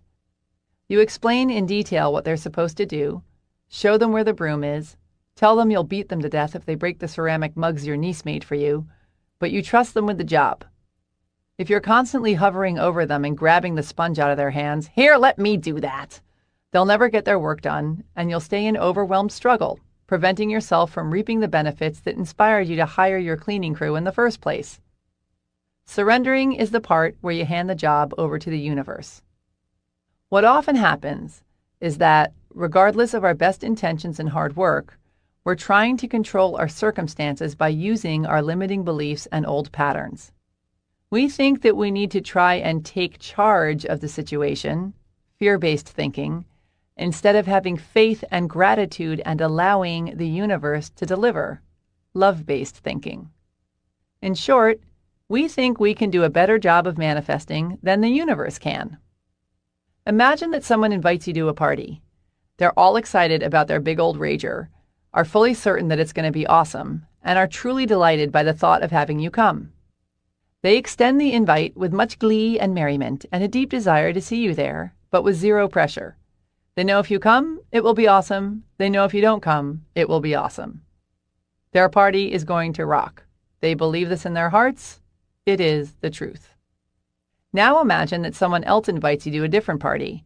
This person demands that you come, acts like their party will be a gigantic failure unless you show up, and reminds you that they came to your last party, so you have to come to theirs. They are whiny, manipulative, controlling, a big fat drag. They know they can have an awesome party, and really believe they can, but have decided that it all depends on you coming. Both people can do the exact same things to prepare. Decorate their houses, buy the cheese plates, get the booze, order the ice sculptures. But one person is much more likely to manifest what they want, you showing up and actually wanting to be there, than the other, because they have surrendered. Surrendering isn't about what you do, but who you are being as you do it. Your life is your party. You get to choose how you invite people and experiences and things into it. If you're broke as a joke, it's not about working until you're half dead to make ends meet and whining about your pathetic situation. It's about showing up every day with an excellent attitude, doing your best, leaning back, celebrating what is, and steadily working with the grateful expectation and belief that the universe is sending you a new, more lucrative opportunity. If you're single, it's not about boo-hooing the fact that you can't find someone good or half-heartedly forcing yourself to go on a million dates. It's about keeping your desire strong and your faith unwavering, brushing your hair and your teeth, leaving the house, flirting your ass off, joyfully going about your life and being grateful that not only is the person you're seeking also seeking you, but that the universe is conspiring to bring you together. Doubt is resistance. Faith is surrender. Worry is resistance. Joy is surrender. Control is resistance. Allowing is surrender. Ridicule is resistance. Believing is surrender. Energy needs to flow or else it stagnates. Surrendering puts you in the flow. Not only does surrendering create the space to manifest your desires, but it opens you up to manifest good-feeling experiences and things that are presently outside your realm of awareness, aka miracles. As I mentioned before, when you're moving into a new, awesome life that you've never lived in before, you can't expect to know how to get there because it's new territory, so you can only do that which you already know how to do and stay open to discovering the new how. Likewise, you need to be open to the fact that you may not know exactly what your new reality will look like because you've never seen it before.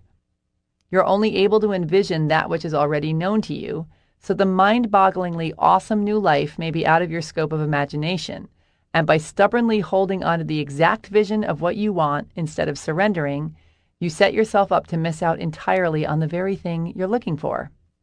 Sometimes your new reality will look just as you pictured it, sometimes totally different, and way better. Here's the basic breakdown on how to surrender. Get crystal clear on what you desire to manifest. See it, feel it, taste it, fall in love with it, believe it is already here. Decide you will have it. Inform the universe of your intention by behaving and thinking as if you already have it. Meditate, connect with infinite possibility, your intuition, and source energy. Take hell-bent, joyful, passion-fueled action. Be grateful that it's yours, that it's already here. Breathe. Let it go. Let it in. When you believe that everything you desire already exists, you are in a natural state of surrender. Surrendering is the free falling backwards into the unknown and trusting that the universe will catch you. And this can't be done from a place of lack or a place of mistrust. Okay, I'm releasing. You better come through, biatch. You have to give it all you've got and totally let it go for reals. You must fall back, have faith, be grateful, and wait. And while you're at it, love yourself, and the mother lode shall bestow her magic upon you. Chapter 26. Doing versus spewing. God will not have his work made manifest by cowards. Ralph Waldo Emerson. Fearless writer and poet, highly skilled spewer and doer. I have a friend who had the word duh tattooed on the inside of her upper arm in homage to the fact that all of our big aha moments are no-brainers. Fear is a choice. I am lovable. Don't worry, be happy. Every time she high-fives or lifts her arm to see if she needs a shave, she gets reminded of how often the sublime lies waiting in the obvious. You know countless of these truisms of which I speak. You've heard them or thought them a million times, but when they finally sink in and you get it, they suddenly become earth-shattering news. An epiphany is a visceral understanding of something you already know. Once something moves from our brains to our bones, that's when we can use it to change our lives. The million-dollar question is, will we? Oh, the years people spend talking the talk, rolling out the shoulds, woulds, and coulds, attending the classes, trolling the seminar circuit, and burying themselves in all sorts of shelf-helpery before they finally, if ever, do anything with it all. There's a statistic that says that only 5% of people who sign up for something, like a course or a seminar, actually do anything with it. And this includes very, very high-priced somethings, not just the money management class at the community college down the road. This is because lots of people wish for change, really, really want it, are willing to invest the time and the money into it, but are ultimately not willing to get uncomfortable enough to actually make anything happen, which means they don't want it as badly as they say they do. I tried is the poor man's I kicked butt. People who are successful are not only willing to get uncomfortable, but they know they have to make a habit of it if they want to stay successful. They keep moving through each new challenge instead of stagnating and settling. The muscle of ass-kickery is like any other muscle. You have to use it or lose it. If you have one big breakthrough and feel like, I got this, I am on it, and then sit back and wait for your long overdue stream of awesomeness to keep pouring in, You will lose your muscle mass and fall back to the marshmallow state that you were in before you started working out. Keep moving, keep growing, keep pushing through obstacles, keep evolving. You break through at one level, arrive at the next, and take another step up. Each time you grow, you get to learn something new, which basically means you have to get uncomfortable again. Because when you arrive at a level you've never been at before, you're faced with challenges you've never experienced before. It's the willingness to keep pushing through new challenges, not shrink back from them into your comfort zone, that separates the successful from the unsuccessful. New level, new devil. All life is either moving forward and evolving or shrinking back and dying. If you want to evolve in your own life, you have to push through the obstacles instead of running from them. Obstacles and challenges are the agents of growth. Nobody gets to be large and in charge without facing challenges and moving through them. Birth is messy, painful, scary, uncertain, and freaky. Birth is also a glorious miracle that leads to new life. If you want the new life you say you want, you have to do the work instead of just studying and discussing and wishing and wanting. I recently had a real wake-up call in this department that I'll share with you in hopes that it'll inspire you to do the work and keep the faith no matter what. At the moment, I don't live anywhere, or I guess you could say I live everywhere. I got rid of my place 2 years ago and have been exploring the world indefinitely ever since. I've always loved traveling, and since all I need to run my business is my computer, a strong internet connection, good cell phone reception, and a sandwich, I decided to put all my things into storage and go for it. I saw this as a chance to walk my talk of living life on your own terms, to be the priestess of high vibe, to quantum leapfrog around the globe, to see in how many different languages I can learn how to say, "Would you mind watching my stuff while I go to the bathroom?" My main focus at the moment is mastering surrender. I want to have unshakable faith in the not yet seen. I want to get so comfortable trusting the universe that it becomes second nature and I can just leap into the void with toes pointed and daisy petals in my wake. Or, at least do it with more grace and ease. Especially now that I'm traipsing around the world, loftily preaching about decision this and let it go that. I, too, would very much like to do instead of spew. Surrender comes into play often, especially when it comes to figuring out where I'm off to next and where I'm going to stay once I get there. My modus operandi is to go with the flow and trust that the universe will guide me to the perfect place at the perfect time, which, I'm quite pleased to report, has yet to disappoint. After following my sudden and bizarre impulse to go to Tokyo, a city I had zero interest in checking out, I not only fell in love with the place, but the ideal furnished apartment came up for rent and was handed to me on a silver platter when I decided I wanted to live there for a while. An invitation to stay in a gorgeous guest house in the Spanish countryside with great friends came in unsolicited and out of the blue when I was trying and failing to figure out where to go next. I keep finding myself repeatedly and fully coincidentally crossing paths in distant corners of the world with several of my fellow global nomads whom I met and befriended in Bali and who have me drop-jawed and giddy every time I bump into them. You're in a tiny remote fishing village wearing nothing but a sarong and a frizzy hairdo in the middle of nowhere, Indonesia too? Yet even though my cosmic travel agent has more than proven that she knows exactly what she's doing, I was still fairly nervous about this last free fall. Because this time it wasn't all, "Just send me anywhere that seems cool where awesome things will happen to me, okay? Thanks!" I needed to land in the perfect place to write this book. I only had a month left before it was due to the publisher, and I had quite a bit of it left to write, so I was a tad uptight about the wheres and the whats and the hows.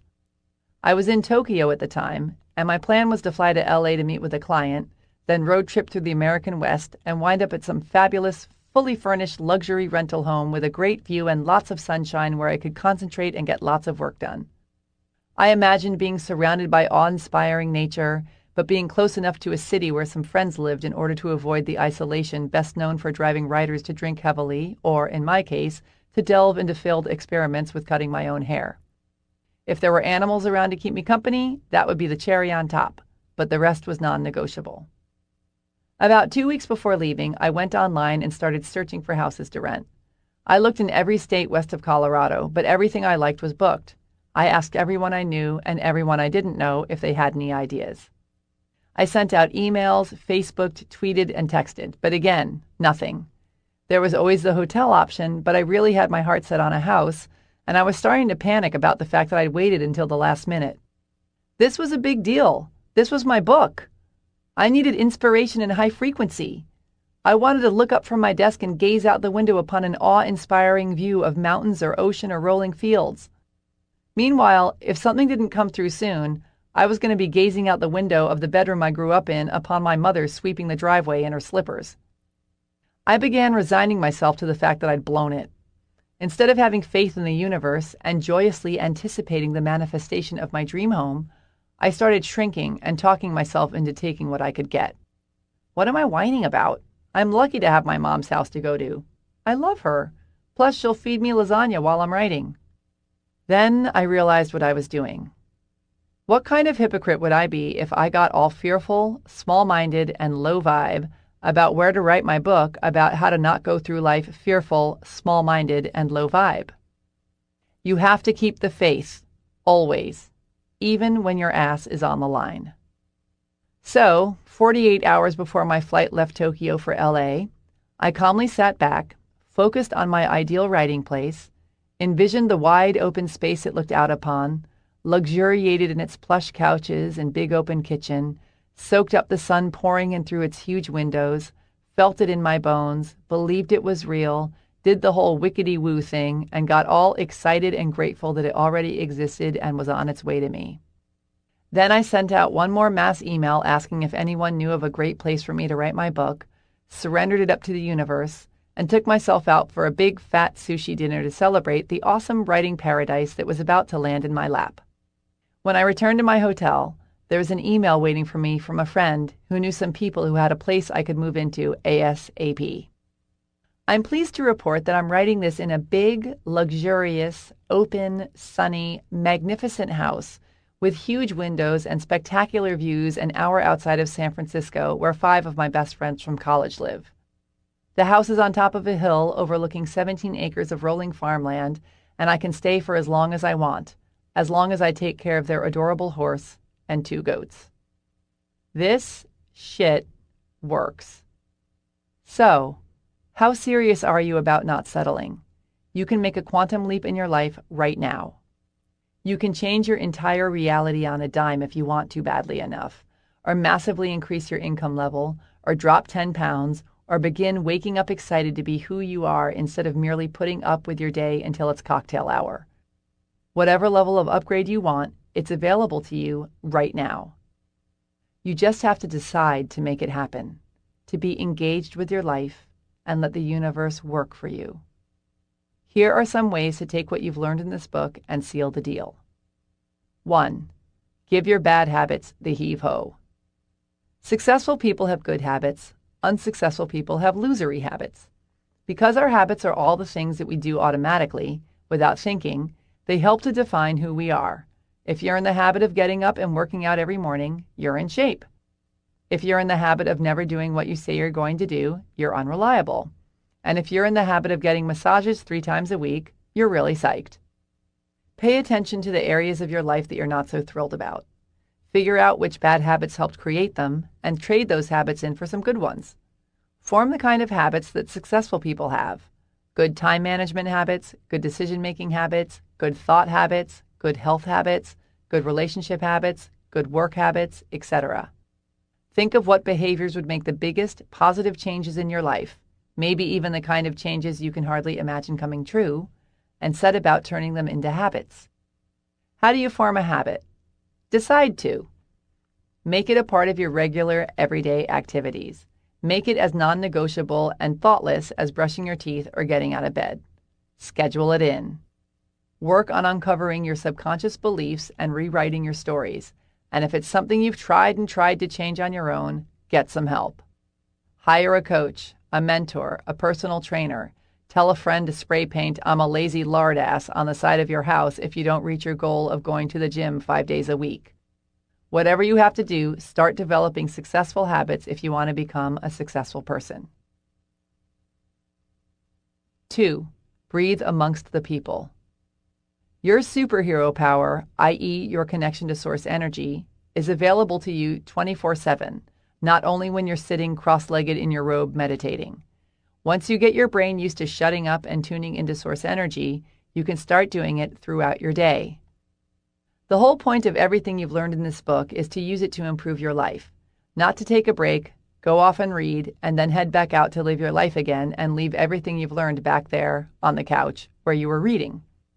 You want to carry all this stress-relieving, life-appreciating, joy-delivering, mood-lifting, source-connecting, butt-kicking benefits with you all day. And the best way to do this is through your breath. When you're stuck in traffic, getting yelled at by your boss, feeling awkward at a party, strolling through the office, lying on the beach, trying to remember how to get to your sister's house, take a moment to breathe deeply, clear your mind, check in with your bod, become present in the moment, and connect with source energy. The more of a habit you make this throughout your day, the more you will see profound, positive changes in your life, both emotionally and physically, and the more gracefully you will be able to deal with the next inconsiderate jerk who decides to yell into their cell phone while sitting next to you at a restaurant. 3. Hang high. Hang out with people who are kicking ass and who will make you feel like a giant loser if you're not kicking ass too.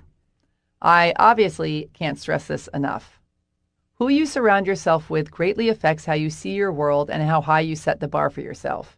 If you hang out with people who constantly whine about how tired, broke, and worried about the economy they are, you'll feel like a hero for just getting out of bed in the morning.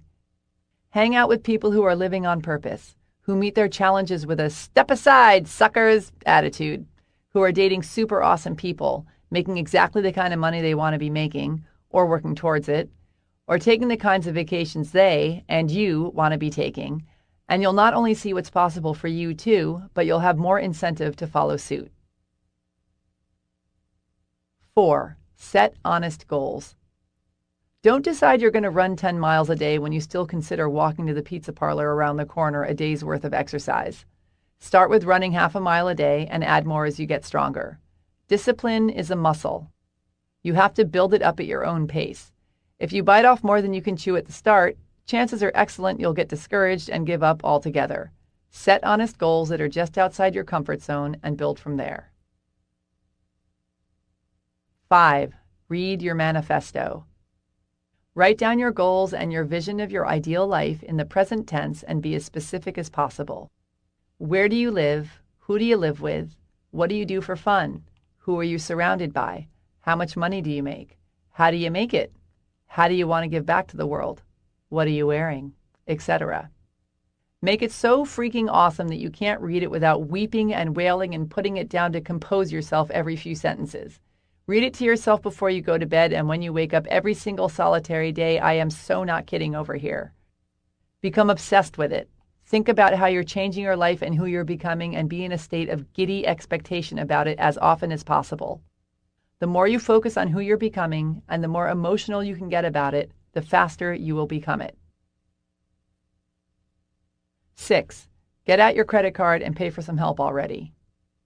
Getting some coaching or mentoring is perhaps the fastest and best thing you can do to make a massive change in the shortest amount of time. I'm not, and I kind of am, just saying this because I'm a coach and have watched my clients do the impossible. I'm also saying it because I've been coached within an inch of my life and know how radically it's changed my world. Think about it. Professional athletes work with coaches their entire careers.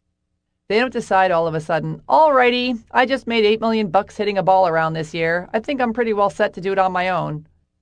They continue to get coaching so they can stay at their peak level and keep growing. What makes you think you can do it all by yourself, especially if you spent the majority of your life basically proving you can't? 7. Get your body in on it. Your mind will follow where your body leads. If you're in a bad mood and remember to stand up nice and tall and straight, your mood will automatically lift. And when you're in shape and have tons of energy, you feel like you can take over the world. If you're serious about getting your act together, stop being a lazy cow. Get the blood flowing, eat food that excites you and nourishes you, get your breathing deeper, use your mind, body, and soul together to make this thing happen for yourself. Advanced body option. Okay, so this is totally weird and won't go over well, but I'm going to give it to you anyway because it works. If you want to really get yourself rock solid and determined and pumped up, pound your chest and punch your fists in the air while you repeat your affirmations at the same time. Yell things like, I am powerful, I am confident, the universe has my back, and I am going to kick ass, or whatever your deal is in the affirmations department. Get your body engaged and anchor in the words physically, and your affirmations will have far greater power. The mind and the body are way more powerful together than either one is alone. 8. Use your secret weapons. Make a playlist of songs that gets you pumped up. Listen to motivational tapes. Surround yourself with pictures of people who think you're awesome. Wear clothes that make you feel sexy and smart. Dance, scream, pound your chest, go for a run while listening to the theme from Rocky. Figure out what makes you feel like you could carry a horse over your head and do it as often as possible. You're going for the gold here. You have to stay in the zone. 9. Love yourself with a kung fu grip. Chapter 27. Beam me up, Scotty. Nothing is impossible. The word itself says, I'm possible. Audrey Hepburn. Actress, icon, fabulist. My grandmother on my mother's side lived to be 100 years old. Nana was as waspy as they make 'em. Prissy, reserved, able to avoid confrontation with the skilled precision of an F-16 pilot. For as long as I can remember, she always looked exactly the same. She was eternally adorned in a cardigan, pinned together at the top by an antique brooch, her pink lipstick and sparkly brown eyes shining through a face full of wrinkles that erupted in a series of "oh dears" every time she laughed. In her long lifetime, Nana witnessed the birthing of such pivotal human achievements as the phone, the car, the TV, human flight, the computer, the internet, and rock and roll. The two things that blew her mind the most, however, were putting a man on the moon and the soda dispensers at McDonald's. She'd stand there watching, gripped by disbelief, as an employee placed a cup, small, medium, or large, beneath a spout, pushed a button, and walked away, leaving the machine to fill it up the perfect, proper amount. How does it know where to stop? Nana would shake her head, mortified. How does it know? After we figured out how to clone a sheep, she pretty much threw in the towel on ever questioning anything again. One day my family took her out for lunch to a restaurant on the top floor of some giant hotel. When we got into the elevator, someone accidentally pushed the button for the floor we were already on the moment the doors closed, making them open right back up again. Thinking we'd just gone up 45 flights in a split second, we watched my sweet little grandmother exit the elevator, nervously patting her hair as she wandered down the hallway muttering to herself, "Why not?" I want to sign off here by encouraging you to pursue your dreams with the same belief that anything is possible as a little old lady in knee-high stockings and sensible heels who was born in 1903 and lived through the most technologically flabbergasting century to date. Whatever you desire to do with your precious life, write jokes or rock out or start a business or learn to speak Greek or quit your job or raise a bunch of kids or fall in love or lose your flab or open orphanages around the world or direct movies or save dolphins or make millions or live in a canyon in a loincloth, believe that it's possible and that it's available to you and that you deserve to be, do, and have it. Why not? Give yourself the permission and the means, yes, this includes the money, to be who you are, regardless of what anybody else thinks or believes is possible. Do not deny yourself the life you want to live because you're worried you're not good enough, or that you'll be judged, or that it's too risky. Because who does that benefit? No one, that's who. When you live your life doing the things that turn you on, that you're good at, that bring you joy, that make you shove stuff in people's faces and scream, "Check this out!" You walk around so lit up that you shoot sunbeams out your eyeballs, which automatically lights up the world around you, which is precisely why you are here, to shine your big-ass ball of fire onto this world of ours, a world that literally depends upon light to survive. You are powerful. You are loved. You are surrounded by miracles. Believe, really believe that what you desire is here and available to you, and you can have it all. Love yourself. You are a badass.